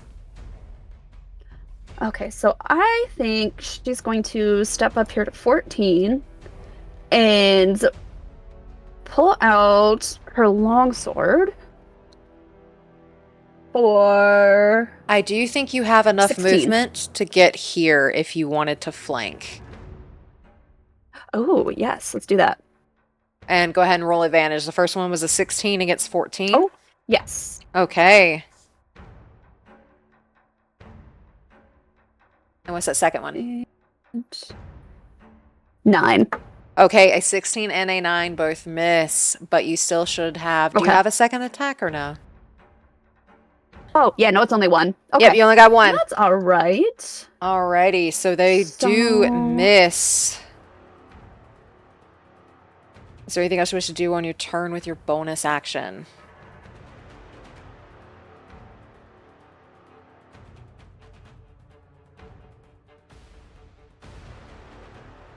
No. Well, I'll use steady aim, so that'll be I give myself advantage on next roll. Perfect. But until I use that, my speed is 0. You so I have got to it. stay there. So yeah, so you're here for a little bit, but you get advantage on your next attack. And with that, it is 8's turn. 8 is standing next to Odessa, is going to try and attack Odessa. Seeing that everybody is currently missing, it got to the natural 20 and then flipped to an 8 and it missed. And then there was a natural 1 in there on that next one. So go ahead and roll me, Odessa, a d4, please. Ooh. 1. Okay, with a 1, as they are going for you, they miss and they're going to hit. Well, let's actually see if they hit 14 or not. They do not, as they go wide and looks like they're about to knock 14 in the face, and they miss. And with that, that was 8's turn. It is now 9's turn. 9 is next to Ziggs. 9 is going to take an attack against Ziggs. 4. First one is going to hit. Go ahead and take 16 points. Next one is going to go for Elin. And Elin, it's going to miss with a 16. And then going for Odessa is going to miss with a 21. That's 9's turn. It's 10's turn. 10 is bleeding profusely on the ground and can't barely breathe, but is going to try and attack at disadvantage from the ground. Try to hit Taryn and is going to miss with the first attack, with a 21 being the lowest, or the highest, excuse me, is going to miss with that second attack. Is going to miss with the first attack. As you see all of these arcane shots, he's got his arm raised to try and hit you, and they just go wide and they cannot seem to hit. That was 10's turn. 11's turn sees Annie down the hallway and is going to cast 3 arcane shots, arcane burst at Annie. First one is going to miss. Second one is going to miss. And third one is going to miss as those all go wide. It is 12's turn. 12, seeing all these attacks go down that hallway, 5, 10, 15, 20, 25, 30, is making their way over to where Annie is, but cannot get over there. So is going to use a bonus action to Misty Step, gets right here, and is going to attack Annie for 3 turns. Natural 20. Do you have anything to get rid of a natural 20? Such as cutting words, silvery barbs, because I know bards can have cutting words.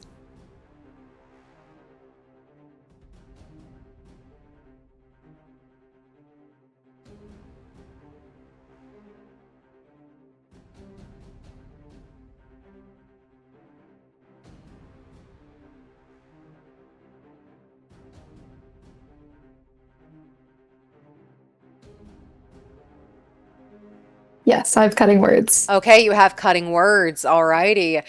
If you would like to get rid of the natural 20, expend a bardic dice and roll your bardic inspiration. 9.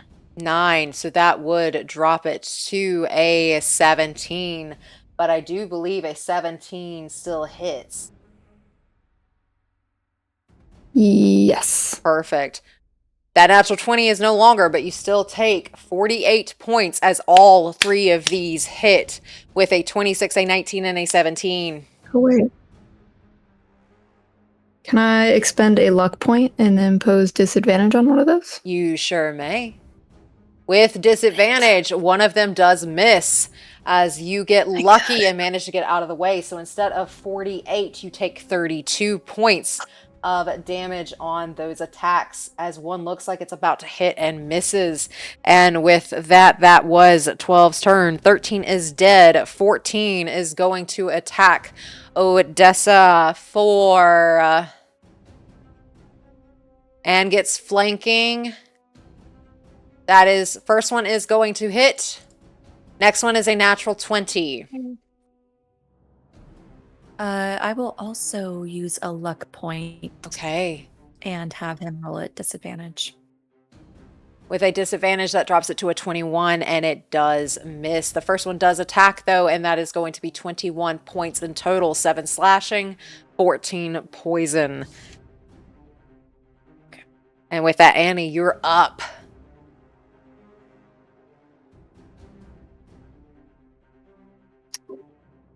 Okay.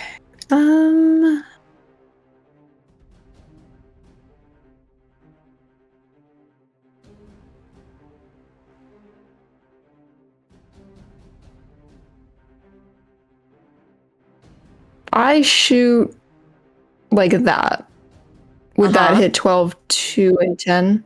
That would hit 12, 2, and 10. Anybody that line goes through their picture at any point, even if it's just a corner, you will hit. Okay.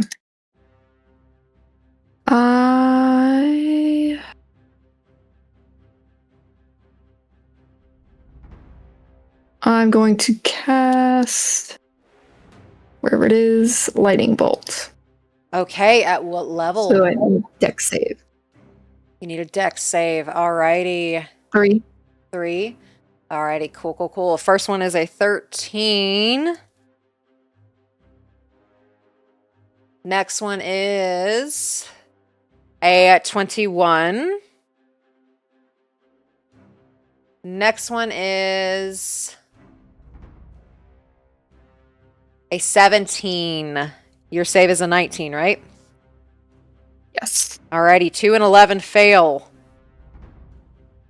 Okay. And then the others will still take half. Perfect. Yes. Roll your damage.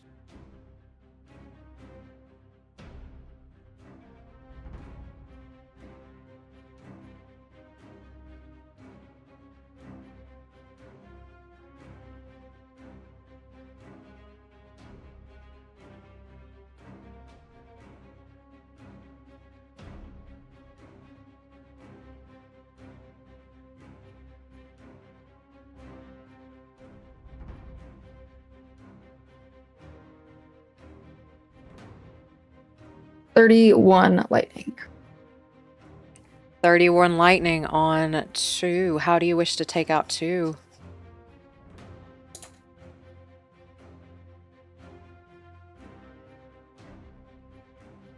She's just gonna raise like both of her hands forward, and the last thing that they're gonna see is just the cackling blue-white light just right in their face. That's it. Got it. As that blue light takes out 2. And 11 looks pretty rough. 12 is still standing fine. And with that, Ziggs, you're up. Unless, Annie, do you want to use your bonus action? Yes. Can I? Crap. As a rogue, I can hide, right? You can hide as a rogue. With someone looking directly at you, roll it at disadvantage unless like you're going to move and hide somewhere. Yeah, I was gonna go back around that doorway. Okay, yeah, then you may hide in that room. Go ahead and roll me a hide action. A stealth check, please.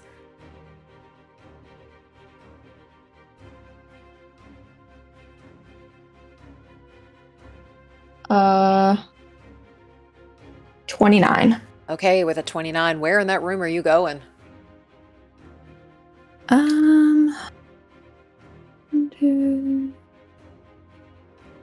Crap. 5, 10, 15, 20, 25. I'll be like right behind whatever this column thing is. That is in a separate room.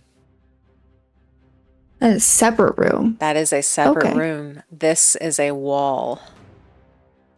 Oh, okay, I see. I will hide under this table. All right, you got it. As you roll a 29 to hide, Ziggs, you're up.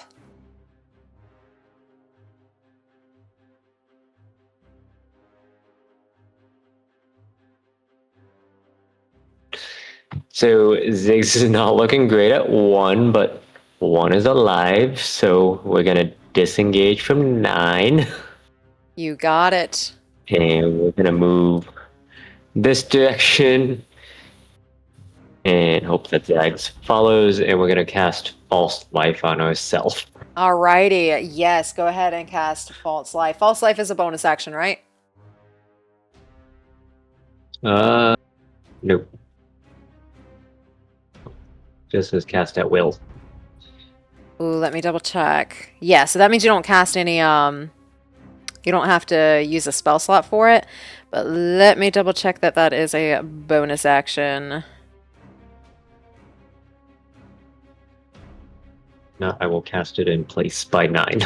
Okay, you do not have False Life as a bonus action. However, you have Healing Word as a bonus action, and that heals you too.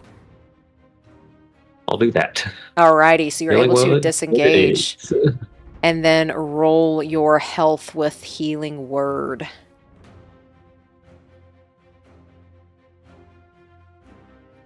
Yeah, 5 health back. Perfect. It's better than 1. And with that, you've gotten away, you've healed yourself a bit. It is now, well, it was 15 and 16's turn, but they're dead. Valas, you're up. Okay. Between 7 and 3, who's looking rougher? Between 7 and 3, 7 has not been hit yet. 3 is very close to dying. Very close to dying. I really want to hit 3, but I don't want to get hit on the way over there. I suppose I could go ahead and do another one of those focus disengage things. Okay. Which I will. I'll roll for the temp HP because I do get it regardless, and it's going to replace what I have. So let's see what I get. It's worse. 5 temp HP points. Okay. Yeah, that it's does the cost replace of doing your business. Your other temp. But that will let me move. I'll actually move around this way to the other side of 3. You got it. And start punching him. Okay, roll to hit. First one to hit. It's a 22. That hits. Roll your damage. Only 5 points of bludgeoning. Alrighty, 5 points of bludgeoning. And the second one to hit is not great, a 12. 12 does miss. Okay. But with the rest of my turn, I only moved 5, 10, 15, 20. I'll move a little bit further. 20. 1, 2, 3, 4, 5, 6. Another 30 feet because I have 50. Put me all the way down there. Alrighty, you got it as you're able to start moving away. It is now 3's turn. 3 did not like trying to be hit pretty much, is going to try and attack you as you are running away. And that is going to not hit. The next one will hit. And 1 is a natural 20. Disadvantage. I have dodge on right now. Disadvantage. You do have dodge on. Alrighty. So that would have been a 21 to hit on that next one. So you take 16 still points. Hits, though. What kind of damage is it? It is force damage. And with the next one, it misses with disadvantage. You do take 16 points. And with that is now 4's turn. 4 is going to try and hit Odessa since is flanking, gets advantage. Still misses with the first attack. Next one is a natural 20. I will also impose disadvantage again. Okay, with a luck point? Yes. Okay. With that, he misses both of his attacks. And with that, that was 4's turn. You were up, Odessa. Okay. I've been attacking 4 this whole time, and I'm not gonna stop. Okay, I'm gonna whip him. Go for it. Roll to hit. Yeah. 24. All right, 24 hits. Roll your damage. 11. 11. Alrighty, he's starting to bleed through his armor, and you could tell he's hassling for breath as you get that attack off. All right, one more. One more. 18. 18 meets his armor class. Okay. That's 8 plus 7. 15 points of damage. How do you wish to do this? She has whipped him in a perfect asterisk. So it's like 1, 2, 3. And then the final like slash across, his body just begins to like fall apart. As his body falls apart and the armor clambers to the floor, is there anything else you wish to do on your turn? I will bonus action. Let's see. I will move my spiritual weapon over to 14 and take a chop there. You got it. Roll to hit. Oh, that's a 2 on the die, so probably not gonna hit. Yeah, that one It'll be did like not 12 or hit. something. Is there anything else you wish to do? Okay. That is my turn. You got it. Taryn, you're up. All right, we are gonna try the same. We're gonna reach out, grab 6 right by the back of the head, and try to throw him on the ground face first. If he can make a strength save. Alrighty, 6 making a strength save. He looks a little bit chunkier in terms of like beefiness, and he rolled a 16, but I think that fails. It does. Alrighty. Yep, just take him by the back of the head, just slam his face right on the ground. It's like he completely inverts, does the 180, and he's just standing on his now broken face for a quick second before he falls. Okay.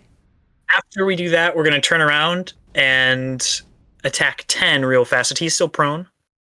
He is still prone, but doesn't the other guy, since you throw him down, take damage? You're right. Okay. I totally forgot. 19. Alrighty. He takes 19, and that hurts as you turn around, and the other guy is still prone as you were just throwing people on their faces and smacking them and turning them into cheese, and the other guy's laying on his friend's body parts. On 10, it's a 20 something. Okay, yeah, Oh, math. 20-something hits. All right.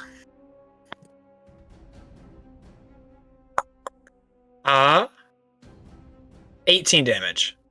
How do you wish to do this? We're keeping it simple.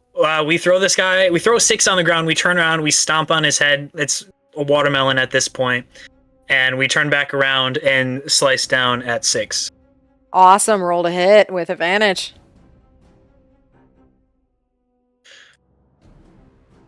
30. 30 does hit. Go ahead and roll your damage. Oh, wait, that was your damage. No, that was to hit. That was a hit. Okay, yeah, no, that hits. 16 damage. Alrighty, 16 damage. He is not looking good as that really hurts and he's barely hanging on by a thread. Is there anything else you wish to do on your turn?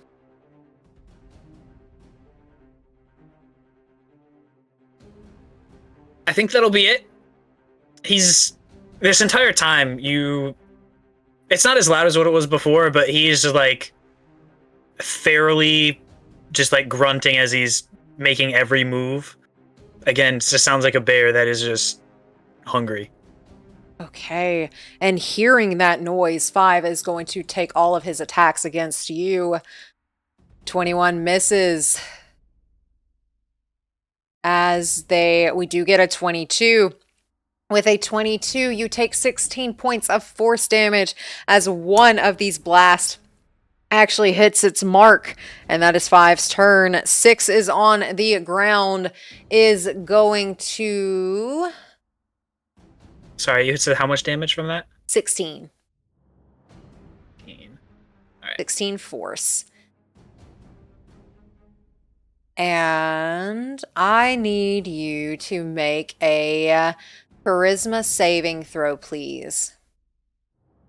Or wisdom saving throw, please. Excuse me. Wisdom. Oh, that's a little bit better. Thank you.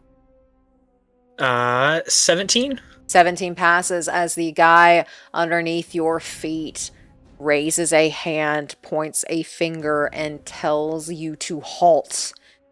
It feels like it's about to take hold. It fails.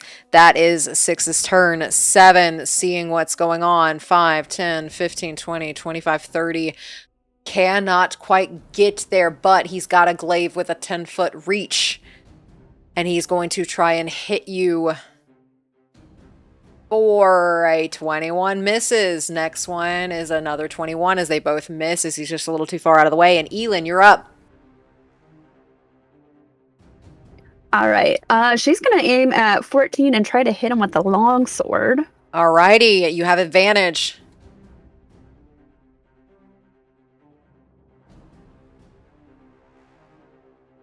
That one's 27. 27 hits. Roll your damage. Yeah, okay, that's going to be better. Okay, so I believe that is a D10. Okay, roll your damage for your longsword, and then is a longsword considered a light weapon? Let me double check. Or a finesse weapon? I don't think so. It says I have weapon mastery. Okay, let me just double check here because I think sneak attack has to be with a finesse weapon. So if it does have to be a finesse weapon, you're more than welcome to use your dagger instead. It does have to be a finesse weapon. Do you wish to try with your dagger to try and get sneak attack?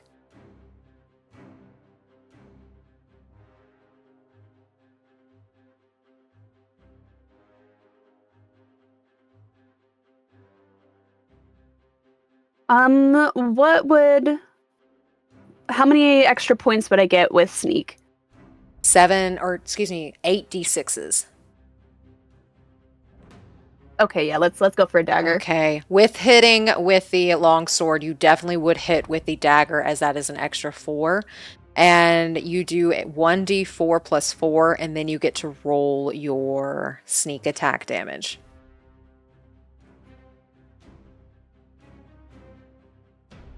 Which is 8 d6s.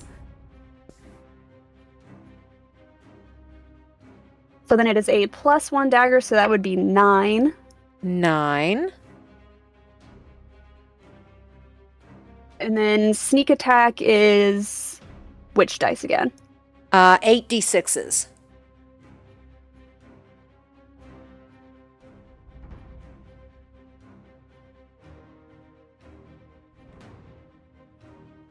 Okay, so 6.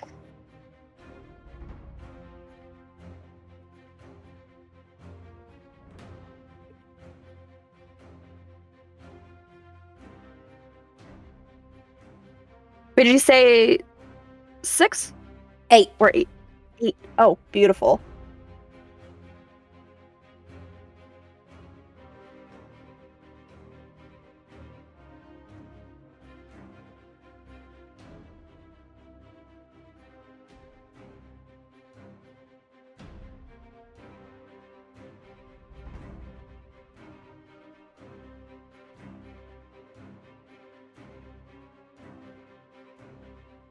32.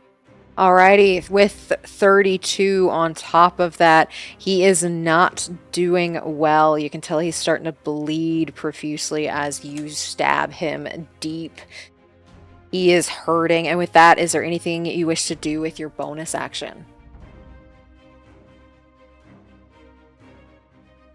I will probably just do steady aim again, Okay. and that'll be the extra advantage. That'll give you the advantage. You got it. It's now 8's turn. 8 is going to step on the other side of Odessa and try to hit Odessa, as Odessa has killed many people over here. And with that, that is going to be... That misses. Yep, that misses. Even with advantage. And then, again, misses. Can't quite hit that 22 AC. With that, it is 9's turn. 9 is also going to attack Odessa here for, let's see, 20 doesn't hit. 19 doesn't hit. The next one's even less than that. It's now 11's turn. 11 knows Annie was right there. 5, 10, 15, 20, 25, 30. Comes into this room. Tries to find Annie, but with a 29. Can't seem to find you. So is just yelling that there's somebody has to be somebody back here.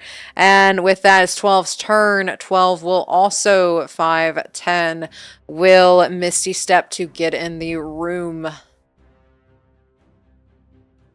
Does not see Annie underneath the table, as they are both looking for Annie and missing.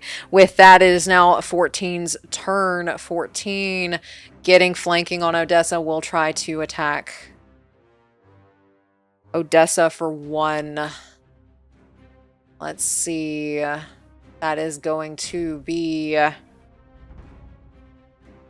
for Odessa. Both of those will miss. And then since he is missing Odessa, he gets frustrated and he will turn his back to Odessa to try to hit Elin for a 26. Elin, you take 21 points.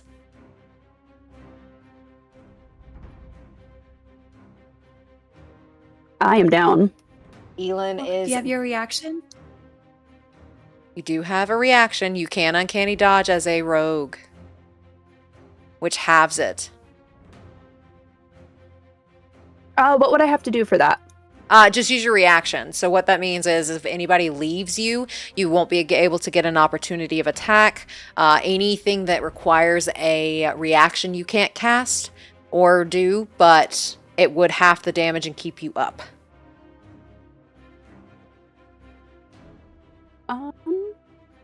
Yeah, okay. Okay, so you use your reaction. You get... So it was 21, you took 10. So you had 19. So you're at 9 now instead. So you are still up. That was 14's turn. Annie, you're up. You are under the table and they do not know where you are.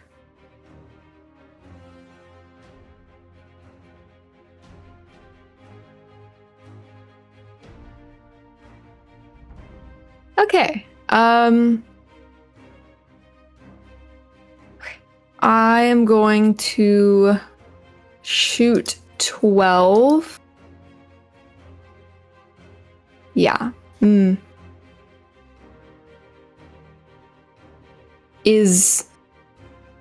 12 is casted Misty Step. Is 11 a caster or no? They're dressed in similar robes but in different colors. Okay.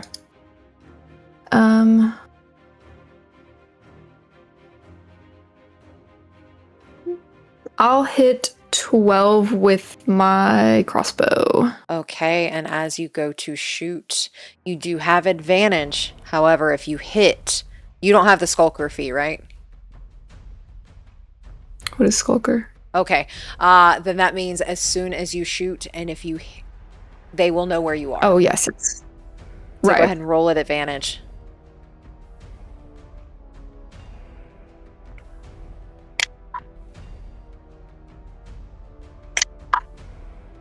God darn.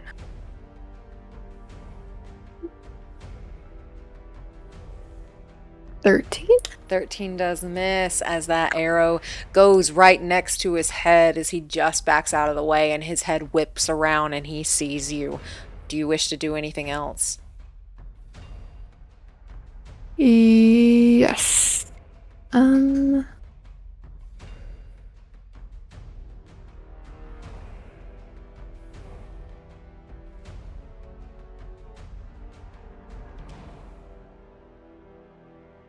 Is there any problem with me staying under the table? There is no problem with you staying under the table, but you can't hide under the table anymore. Right.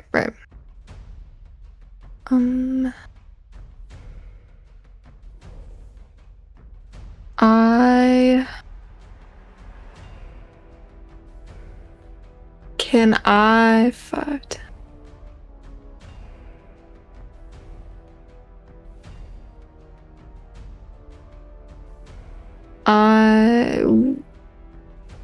Is it a bonus action to disengage and run? It is a bonus action to disengage. However, you are not in melee range. So if you disengaged, they can't hit you if you run anyway. So you can use your bonus action for something else. But like running like right next to them, right? Oh, okay. You're going back in this way? Yeah. Okay, yes. However, he is blocking the doorway. So you can't get through him. He's quite literally blocking your exit. Okay.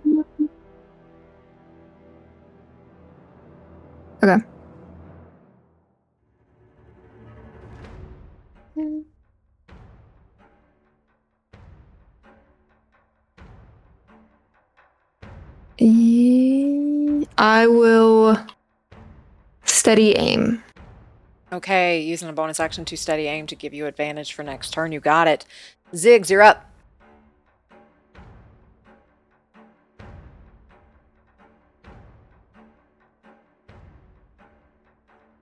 We are going to attempt to get some revenge on 9 and cast Dissonant Whispers on them. So they're going to throw a wisdom save. A wisdom save. Alrighty, their wisdom save is a 10.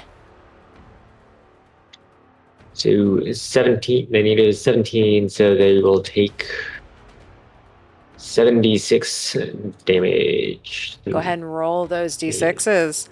And the extra part of Dissonant Whispers is they have to run away from you, right? Yes, so they take 30 damage.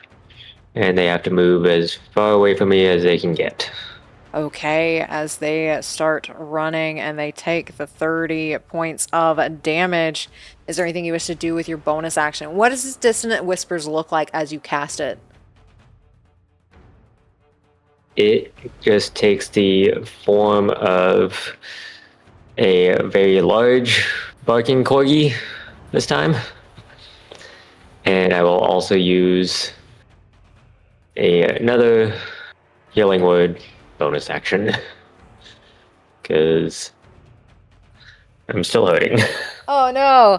Yeah, so you're able to cast Dissonant Whispers. You do 30 points to 9, and he is running the opposite direction as this giant corgi. At least for him, you all do not see anything to him. It's like some giant dog is chasing him and barking after him, and you are able to cast Healing Word and heal yourself a little bit.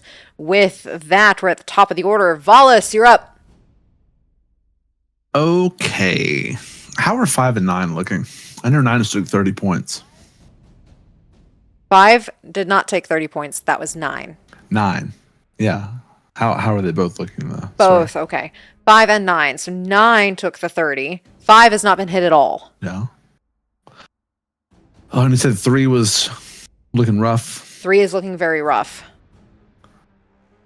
7. And then I'll stop asking. 7 has not been hit. Gosh, okay. Well, let's do this then. I think what I can do is if I run 3 squares forward, and let me just measure here. Yep, perfect. Oh, I can actually hit all 4 of them. Great. I will use my action and 2 of my focus points to cast Elemental Burst as lightning shoots out from around Valas in all directions, and very similar to his lightning bolt, there's bits of like ocean spray with it as well. And 3, 7, 5, and 9 all need to make a dex save. DC is 16. 3 got a 17. 5 got a 20. 7 got a 2. 9 got a 17.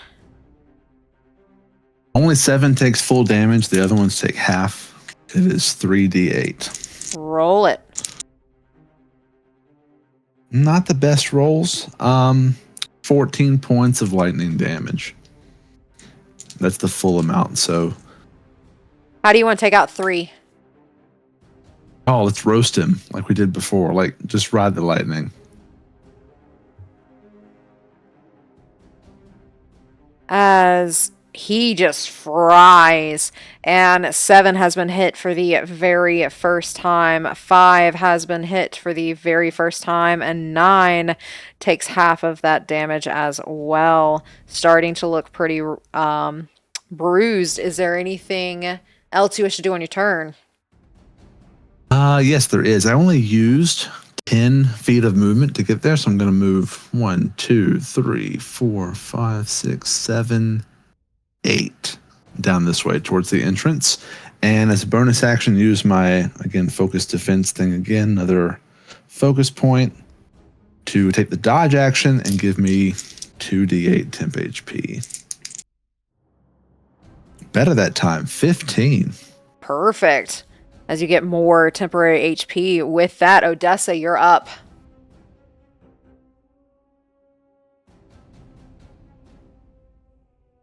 Just gonna keep chopping away at 14.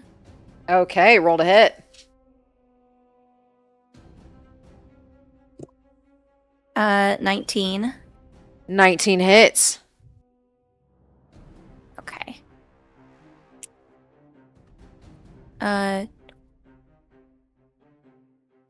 19 points of damage.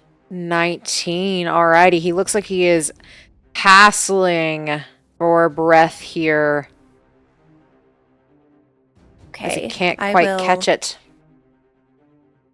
chop him again. Whip. Okay, that is a natural 1. So I'm going to use a point of luck. Okay, use a point of luck. Okay, that's a 21. 21 hits. Roll your damage. Okay. Ooh, mark my luck point so I don't forget. Ooh, okay. 16 points of damage. How do you wish to take out 14? I think Elin would see the whip kind of whip around the dude's face and just like tear across it. So it kind of like goes around the head and then just like spirals, just lobotomy. As that lobotomy takes place, anything else you wish to do? I will bonus action move my spiritual weapon up to 8 and have him do a little jab there too. Okay, roll to hit. That is a 22. 22 hits. Roll your damage. Okay. I haven't hit with this in a few rounds. I already forgot what the weapon dice is. 8. Okay. 3, 8, 11 plus 5. 16 points of damage. Ooh, nice. As you do 16 points. This guy isn't looking too good either and looks like he is very bloody as you see blood starting to come out of the orifices on his face. Is there anything else you wish to do on your turn? That's my turn. Alrighty, it is now Taryn's turn. Awesome. We are. How bad does 6 look? 6 is not looking too great. All right. We will will recklessly swing at this guy. Alrighty, go for it. 2 11s plus 24 to hit on the 24 first one. hits.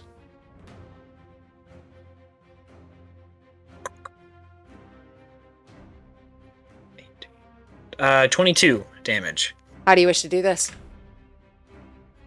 Oh, I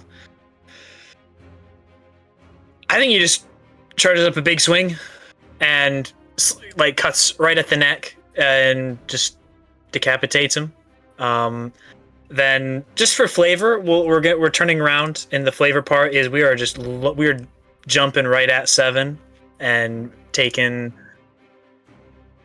So make him make a strength save, but this time it's more of like a trying to like jump on top of him and try to just like knock him prone now.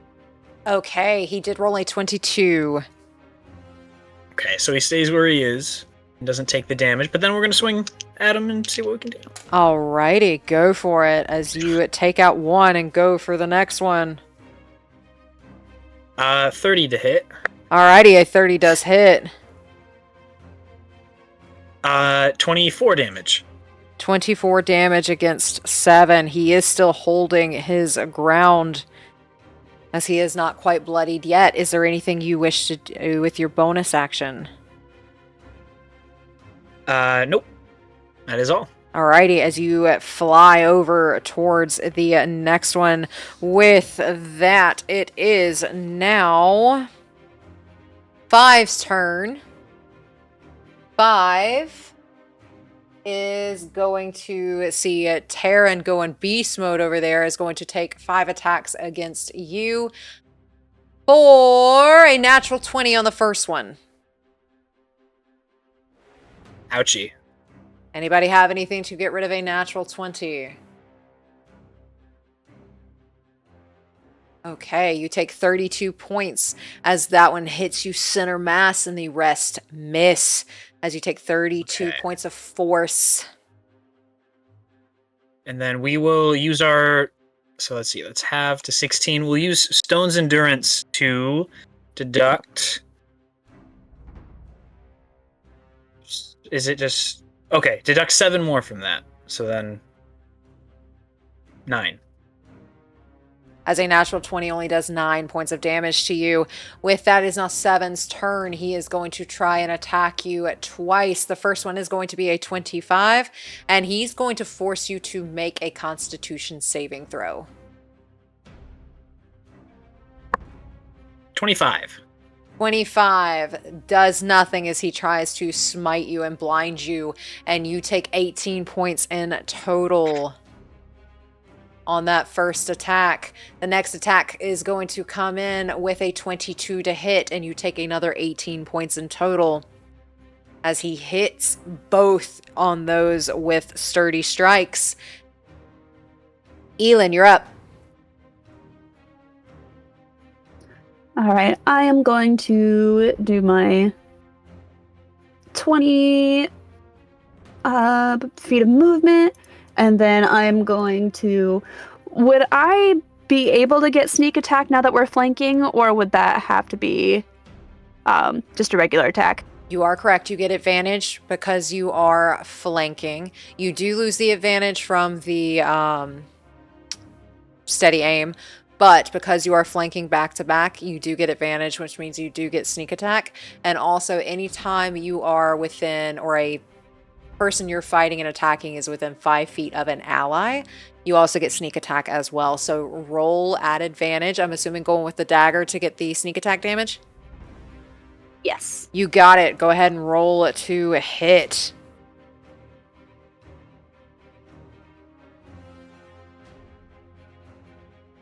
$16. 16 does miss. Is that with advantage?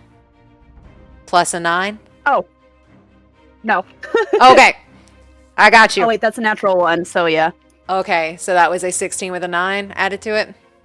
Okay, that does miss as you take that attack, and it looks like you're about to get that dagger in, and it just slides off as you hit the chink in his armor. And with that, is there anything you wish to do with your bonus action? Probably just steady aim. Okay, steady And aim. Get ready for the next one. You got it. You get steady aim. You'll get advantage on your next attack roll against whoever you attack with. And with that, it is now 8's turn. 8 is feeling a little claustrophobic here. Is going to try and take an attack against Odessa for the first one. Misses. Elin for the next one with a natural 20. You can uncanny dodge. With a natural 20, that is going to be 40 points of damage. I will Definitely got cancel uncanny it. dodge. You'll do what, Yeah. Odessa? I'll cancel it. You'll cancel it, alrighty. With canceling it, instead of being a natural 20, it does 20 damage, and you may uncanny dodge it to take 10. Taking 10 is gonna put me at 0. Okay, taking 10, Elin goes down from that next attack. And with that, it is 9's turn. 9. Does Dissonant Whispers need... Like, it only lasts one turn, right? Whenever Ziggs cast it? Or does it continue? I can't remember. It lasts just the one, I believe. Just the one, alrighty. So with that, 9 is going to hear the commotion going on, bear-like attacks going on over here, is going to waltz over, is going to take his attacks against Taryn. First one's gonna miss. Next one's gonna miss. Can't quite. Well, actually, last one got a 24. You take another 16 points of force damage as he takes those attacks against you. It is now 11's turn. 11 knows Annie is underneath the table. 11 is going to squat and take 3 shots against Annie underneath the table. First one's a 21. That hits. Next one misses. Next one is going to hit with a 19. You take 32 points of damage as those 2 attacks go off underneath the table. It is now 12's go. You may use cutting words on one of those if you do wish to, with the expense of a bardic die to make it to where one does not hit. But you can also save that.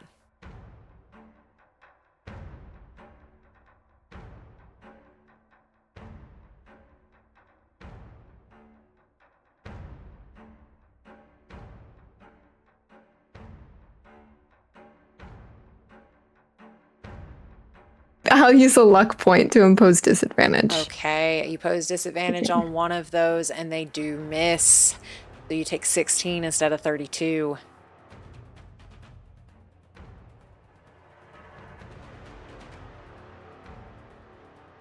Alrighty. And with that, it's 12's turn. 12 is going to do the same thing, squat and attack you underneath the table. First one is going to miss. Next one is going to hit with a 17. And the next one is going to miss with a natural 1. So you take another 16 points. And I need you to Can roll. I uncanny dodge? You sure can. So you take 8. And if you would, since you did roll a natural 1, roll me a d4, please.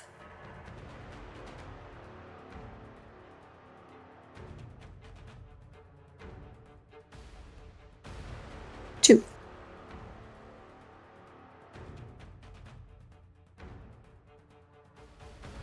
He is going to attack 11 on accident as it goes wild, and it does hit, as 11 does take 16 points, and that looked like it hurt.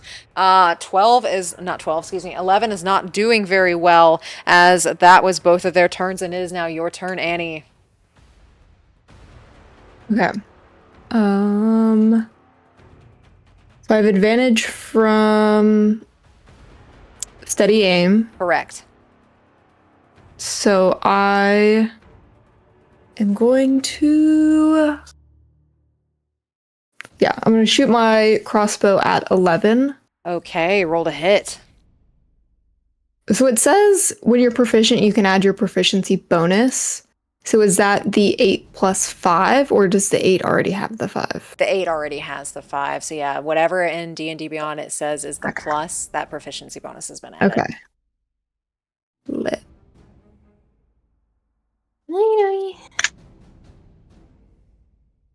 Wow. 15. A 15 does hit 11. Thank God. Okay.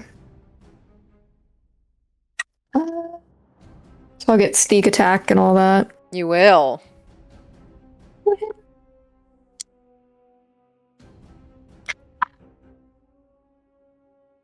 And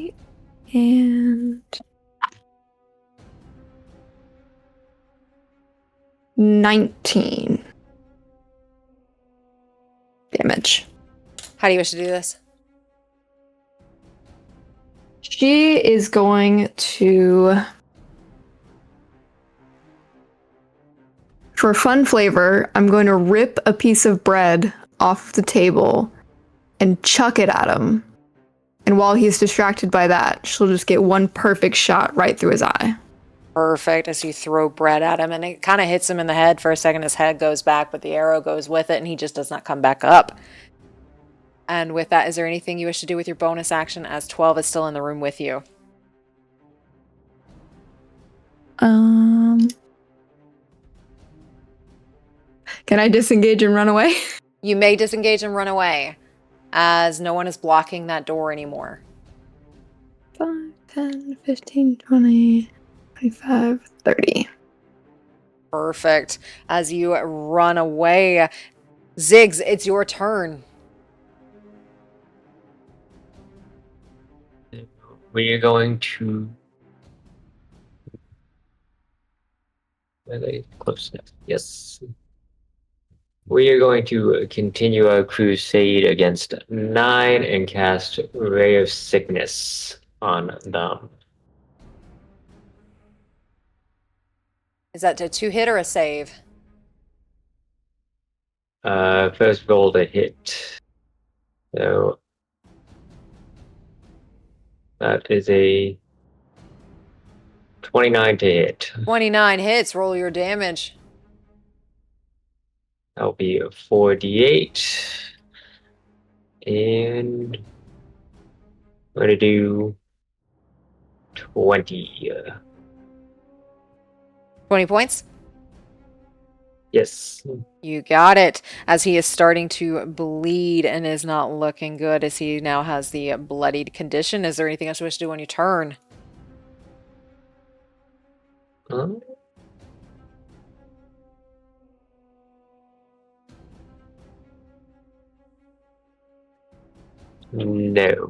You got it. And with that, it is now Valas' turn. What you doing? Hey, did Elin go down? Elin is down. Okay. So I am going to run up just slightly, kind of reposition. That'll do it. It's not meant to be a sphere, it's meant to be a line, but the same thing works. And I'm going to pop off a 3rd level lightning bolt through 5 and 9. And that is a 16 dex save, please. Okay. 5. Dex save. Rolled an 11. Nice. And 9. It stayed on natural 20 for just a second and then rolled a 2. So he got a 4. So they both fail. Okay, 8d6 for them. Okay, roll your damage.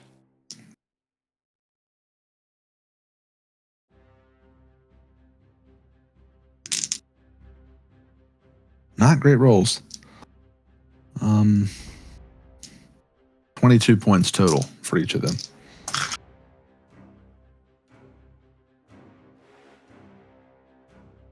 Alrighty, 9 is holding on by a thread as you can hear him starting to gurgle as it sounds like blood is in his lungs. Is there anything else you wish to do on your turn? Yeah, now that I'm within range, I'm going to use my bonus action to Healing Word on Elin. You got it. Go ahead and roll your healing. for Elin. Yep, 2d4. 2d4 plus 3. 8 points total of healing. Alrighty. Elin, you get Oh, 8 thank you. points back as you're back up. And with that, Odessa, it's your turn.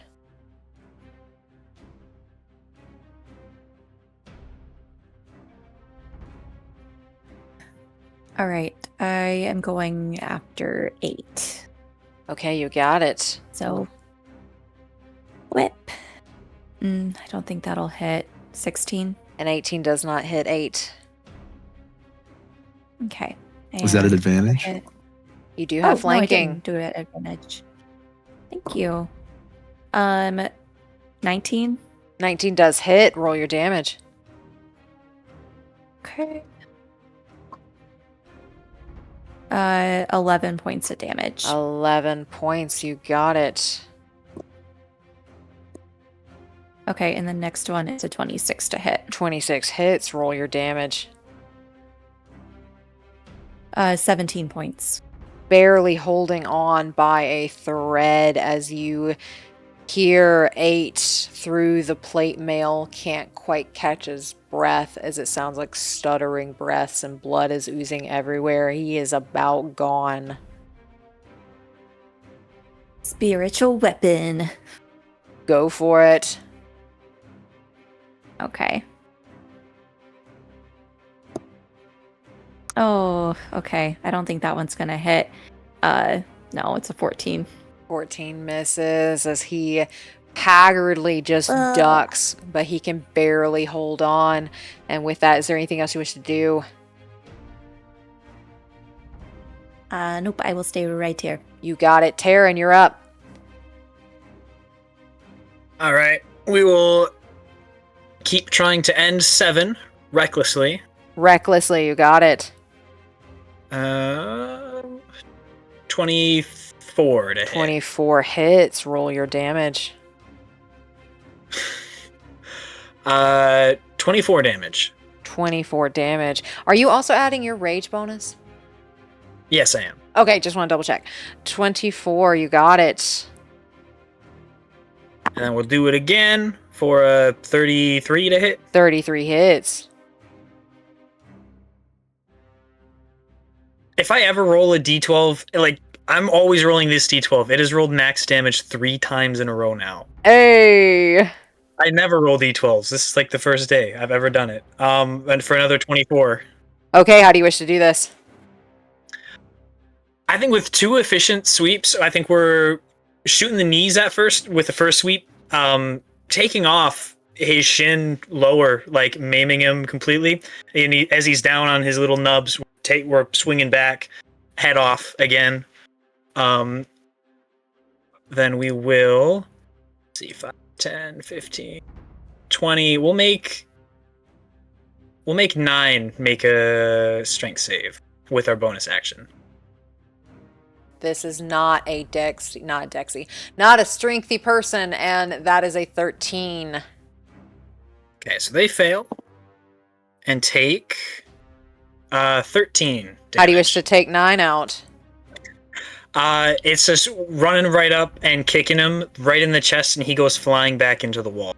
As he goes flying back into the wall, since you are charging this way, he actually hits the door and crumples in the doorway where the door is currently still open in case anybody else wishes to come in. And there is just a pile of gore at where Taryn once was, as so many people have died there. People are like falling into bits and heads are going rolling. Is there anything else you wish to do with your turn? We'll take 5 more movement just to... Actually, wait, 5. We'll do 10 more movement just to get on this side of 5, and then call it good. Alrighty, you got it. And as you are charging at 5, this man gives out a squeal that does not befit his station, and he tries to hit you with all 3 and misses all 3. And with that, Elin, you're up. All right, I'm gonna take out my trusty dagger and try to get 8. You got it. And did you get those healing points back? Yes. Okay, perfect. And bonus actions can be taken before you take your turn or before you take your action. So if you wish to bonus action steady aim, you can do that before you actually attack. But since you are currently flanking, you get advantage anyway. Okay. That was 11. So.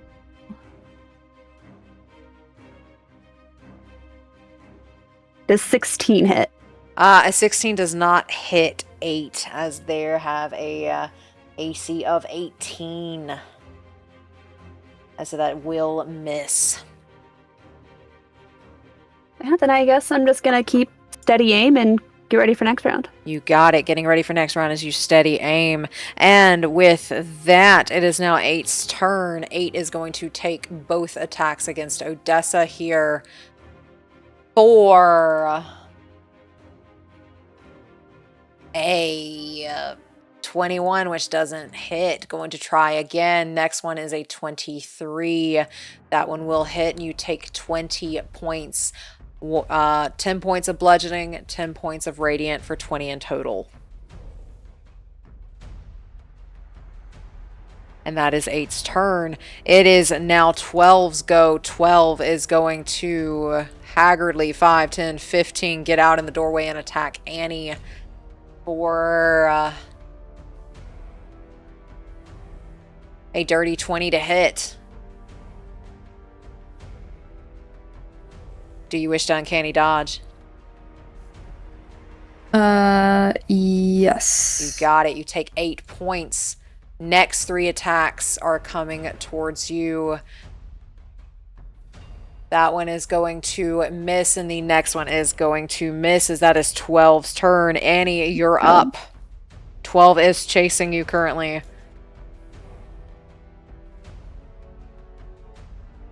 Okay.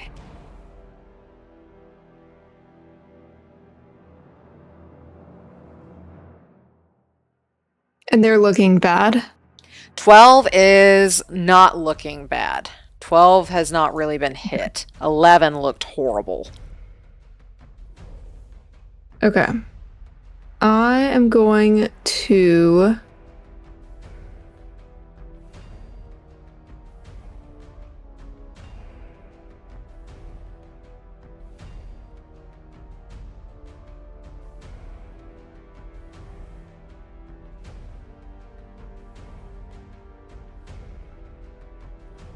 Okay. I'm gonna just like stop mid-run after they've hit me. Just turn around, walk right up to them, place my hand on their face, and cast Inflict Wounds. Nice. That's a Constitution save, isn't it? Mm-hmm. That is a It is 13. now, apparently. Yeah, it used to be a hit. It's a con save now. It's a 13. That's okay. They fail anyway.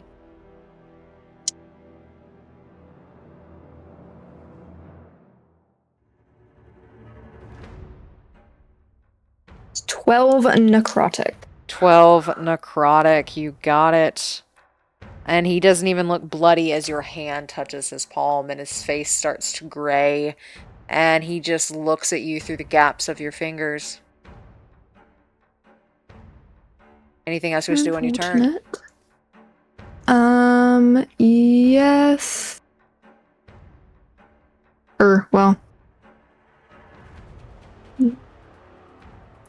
Oh. Yes. I will disengage and run. You got it. You disengage and you 15, run. 25, 30. Right there. Perfect. You run, and with that, Ziggs, you're up.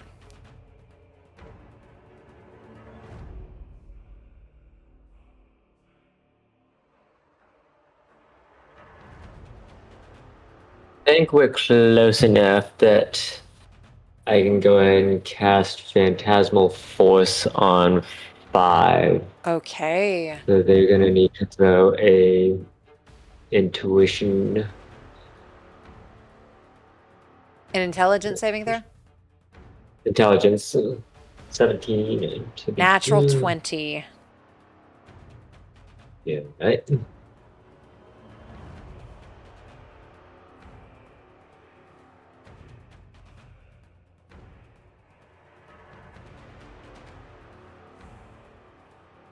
And with Phantasmal Force, I think they may take half.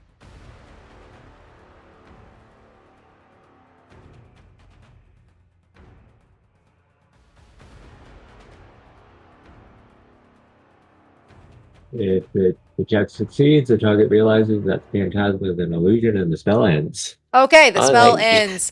I'm so sorry. Yeah, they Oh. rolled a natural 20 on Phantasmal Image. Is there anything else you wish to do on your turn? Yeah. 35. 8.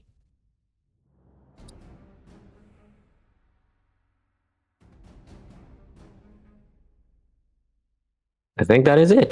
Alrighty. With that, Valas, you're up.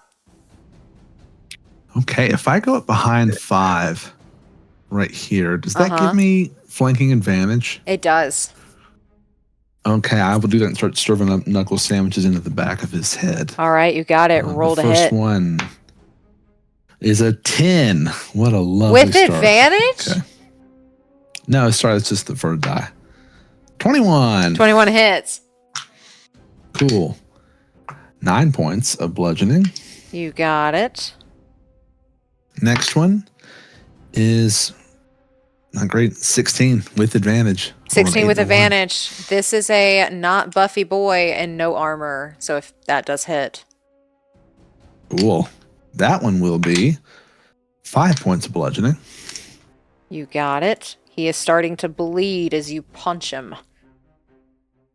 Bonus action, flurry of blows, 2 more melee strikes on it. Go for it. First one will be an 18 to hit. 18 which should hits. hit, which should be 7 points of bludgeoning. You got it. Last one is a 19 to hit. 19 and that hits. is another 4 points of bludgeoning. Okay, as he starts to bleed, is bloodied. Is there anything else you wish to do on your turn? That's all I got. I'll stay put. You got it. Odessa, you're up. Number 8. Oh, you're going down. No, you're not. Okay. Oh, wait, I do get advantage. Okay. You are flanking. That is it's a 21 to hit. 21 hits. Roll your damage. 12 damage. How do you wish to do this?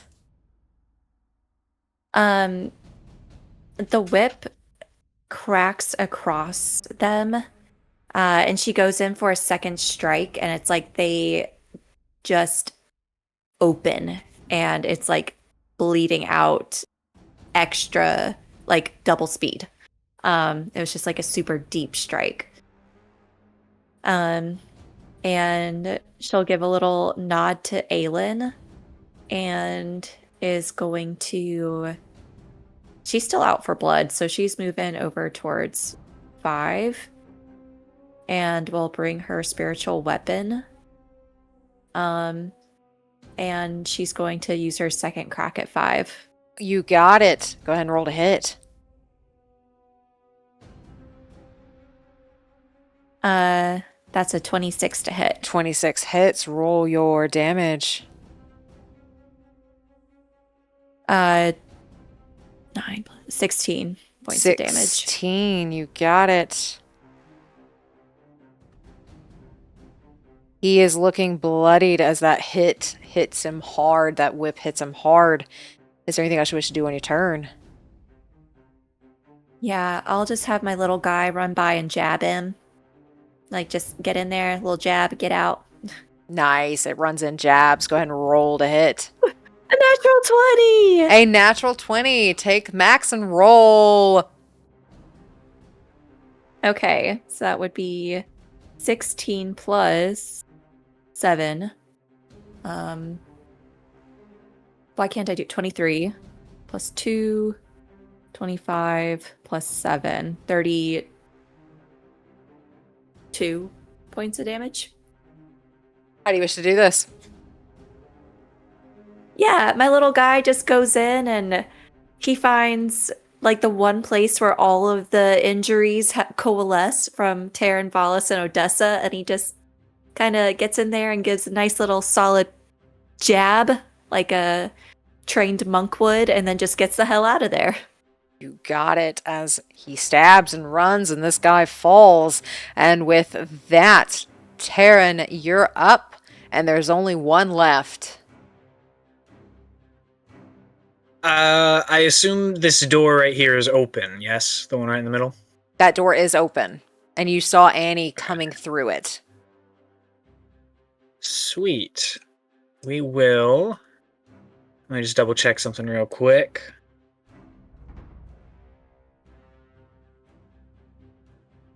Shoot, okay. We will have to dash to get over there, but we're going to move here. And then we're going to use our bonus action then to swing down on him to make him make a strength save.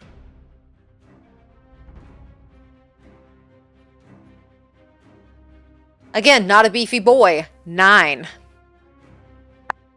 Fails, takes 11 bludgeoning, and then he's prone. And Taryn just runs up, not even using the axe, just like the two hands cupped together and just like right on the head to knock him. And he is prone. You got it. And then that would be it. That would be it. Okay, that was Taryn's turn. Elin, you're up.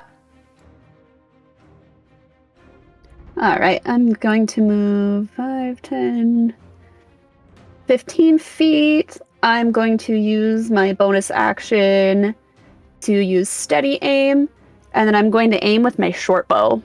Okay, roll to hit with advantage.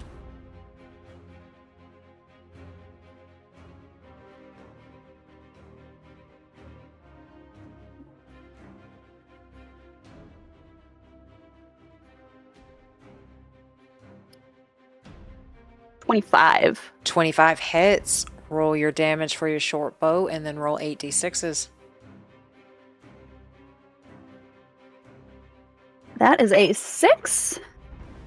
And then...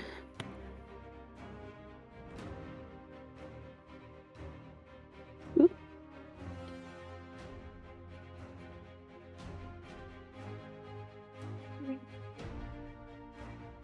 Um,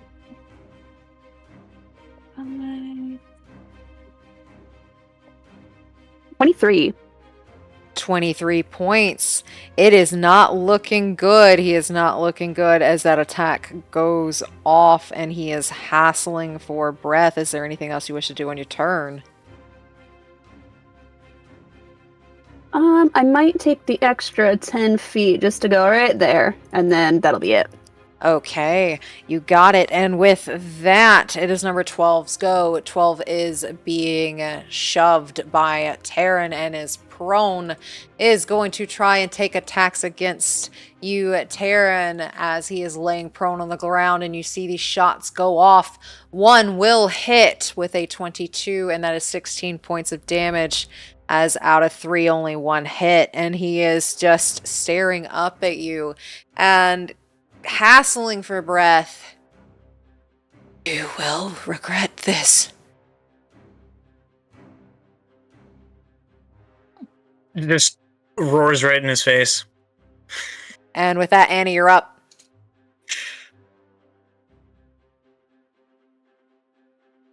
I am going to cast Cure Wounds on myself. You got it. Cast Cure Wounds on yourself. Heal for that amount. Is there anything you wish to do with your bonus action? I don't believe so. Okay, with that, Ziggs, you're up. The last one left is way back there in the corner.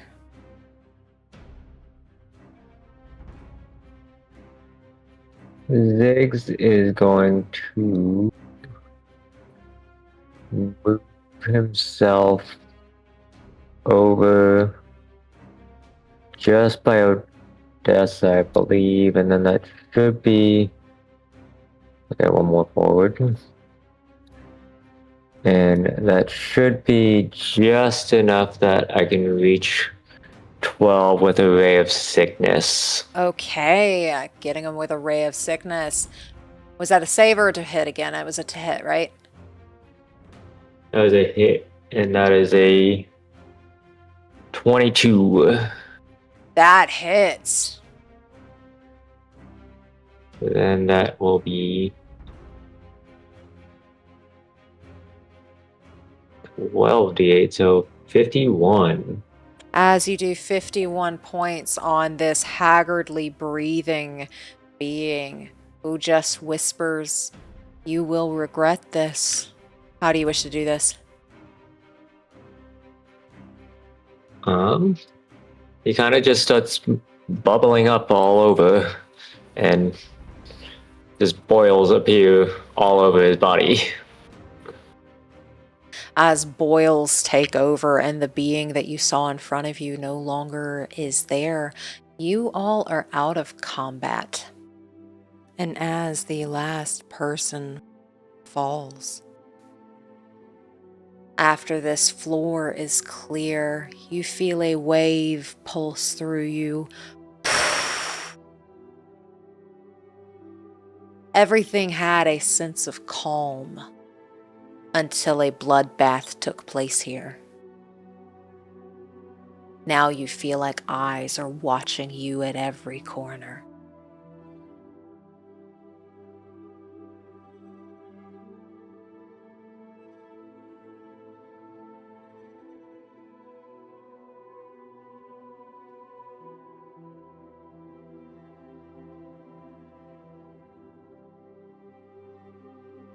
I think after the fight, Taryn isn't doing anything important. I think he's still coming down from his anger, and I think he's pacing in that hallway back and forth with his eyes on the door he assumes 11 and 12 came from, just pacing, just ready, like if someone walks through that. We want someone to walk through that door right now. And as you're pacing, wanting somebody to walk through that door, the other door is still open. The door stating that this temple is still open for worship. Does anyone close the door? Can I go close it? Yeah, I'm gonna be like stretching a little bit, cracking knuckles, walk over and say, "There's no way that was quiet. We'll just close up shop for a little bit, and I'll move the You need corpse to lock in." it if you can. Can I lock it? Does it lock? It does lock. It's like one of these old school, like, there's a wooden thing that you can move down and hook Yeah, like into. a big. Yeah. I don't know what it's called, but yeah, one of those things. You can lock the temple doors. I will do that. I'll walk around. Yeah, I'll walk around the perimeter of the room, and every light or lantern flame behind her, she'll use thaumaturgy to put it out. So it's like no one can see in. And as you are turning these lights off, the flame will flicker on your face, as it has been about an hour.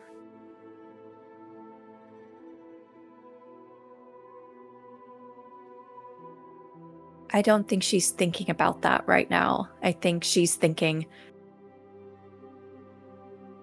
gotta make sure that no one just sees what the fuck happened in here. So she's definitely lost concentration on time. With losing concentration on time, if everybody would roll me a perception check, please.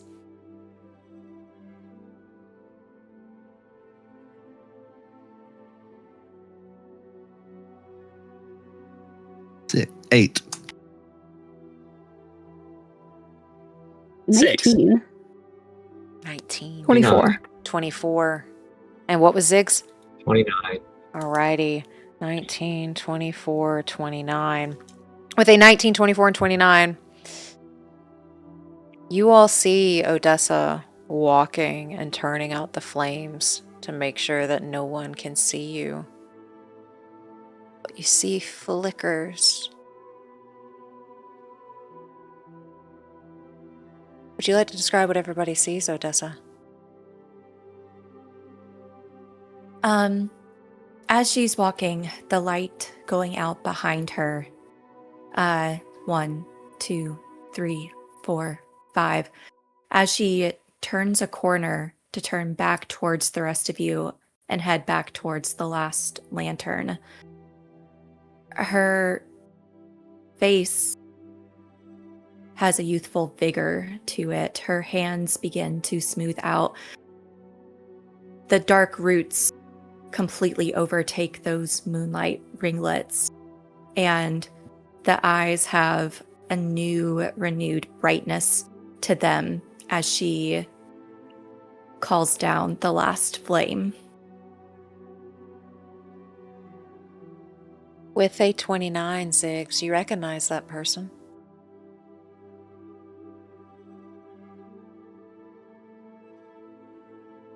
I look very taken aback as I see that I think that Odessa and her granddaughter Luck are maybe one and the same.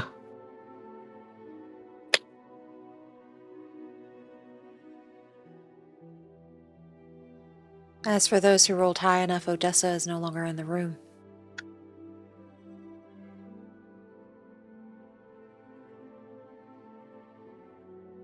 With a 6 and an 8, y'all have no clue what's going on. I didn't see shit. I don't know who's in here. All right, that's the last of it. I don't think we even need to clean up the bodies.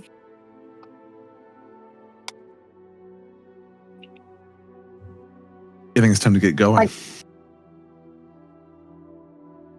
Girl, what wrinkle cream are you using? The whole...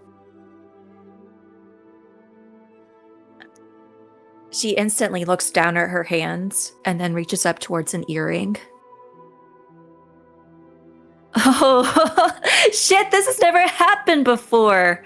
I was doing so good, too. Man, I gave that whole speech earlier. I really think I could have pulled it off. I don't think I can re-up it now. It probably doesn't even matter. Luck Formoria. Very nice to kill with you.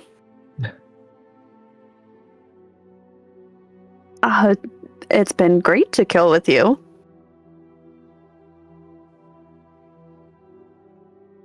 So you're not Odessa. I can be Odessa to an extent if that's what the doctor orders, but no, she's really old. But yeah, I'm here. I'm here and I'm doing my best. I feel like an idiot. I should know your tale better than anybody. How did I possibly miss this? You and Zags both missed it, dummies. Zags' tail starts wagging as he recognizes you and runs up to you. She bends down and gives him scritches. Well, it's still the same. Contract's a contract. Formoria, gotta fill it out. So, who wants to keep going? Are y'all cool with this? I promise I can still throw down. You saw me back there. I mean, with the way you can crack a whip, I'm down to keep going. I know you're good for it. Who am I to argue?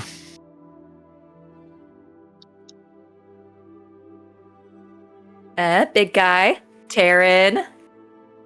And he's just staring right at this new woman. I thought our contract was only for 6. Why is there another person? Where'd Odessa go? Why is there... You're so funny. Great counting. I learned numbers recently. So, where's she? Oh, she couldn't make it. And sometimes I just go instead. We can kind of do similar stuff. She's like way better at healing than I am, so sorry about that up front. But I'm a pretty good stand-in most of the time. I feel like I carry the mantle well. As far as where she's at, I'm really not supposed to say the actual location, especially if you're not Formoria. So just know she is still around, still kicking, just can't get out and literally kick. And he's just meeting her eyes with the most, like, I'm so confused, because he didn't see her change, and he doesn't understand where Odessa went. So he's just like, okay. Then we should keep confusion. Yeah, she'll just kind of laugh it off and just be like, you'll get it. All right, Annie, did you find something? You made it pretty far, didn't you? No. I mean, I was just looking through tomes, trying to pretend like I was doing something important. I should have warned y'all, if you let this one, and she's gonna point at Valas, if you leave this one unattended for too long, he will cause problems, clearly. Should have warned you first, but no, nothing. I was just having a look-see. Nothing back there. Least friendly church I've ever been in. But do we see anywhere else now that people aren't trying to kill us? There's another door back there. Well, there's 2 doors back there. That's a great place to there. start. Yeah. And with that, as you all are prepping to go check more doors, luck, you get ascending. Death's confidant has withered. And as everyone's going back to the back rooms, she has a catch in her throat. And she swallows, and fingers the ring. And like she's heard her grandmother say so many times, she'll just take a little bit of dirt out, leave it on the floor. Ashes to ashes. Okay, let's see about a door. And with that, that is where we'll call tonight's session. Woo.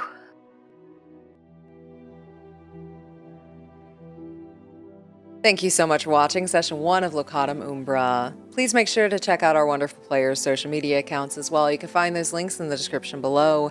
And if you're excited about Session 2, please press that like button, subscribe, and ring that bell that we get notified when the next session comes out. May the shadows be ever useful at your feet. We'll see you soon.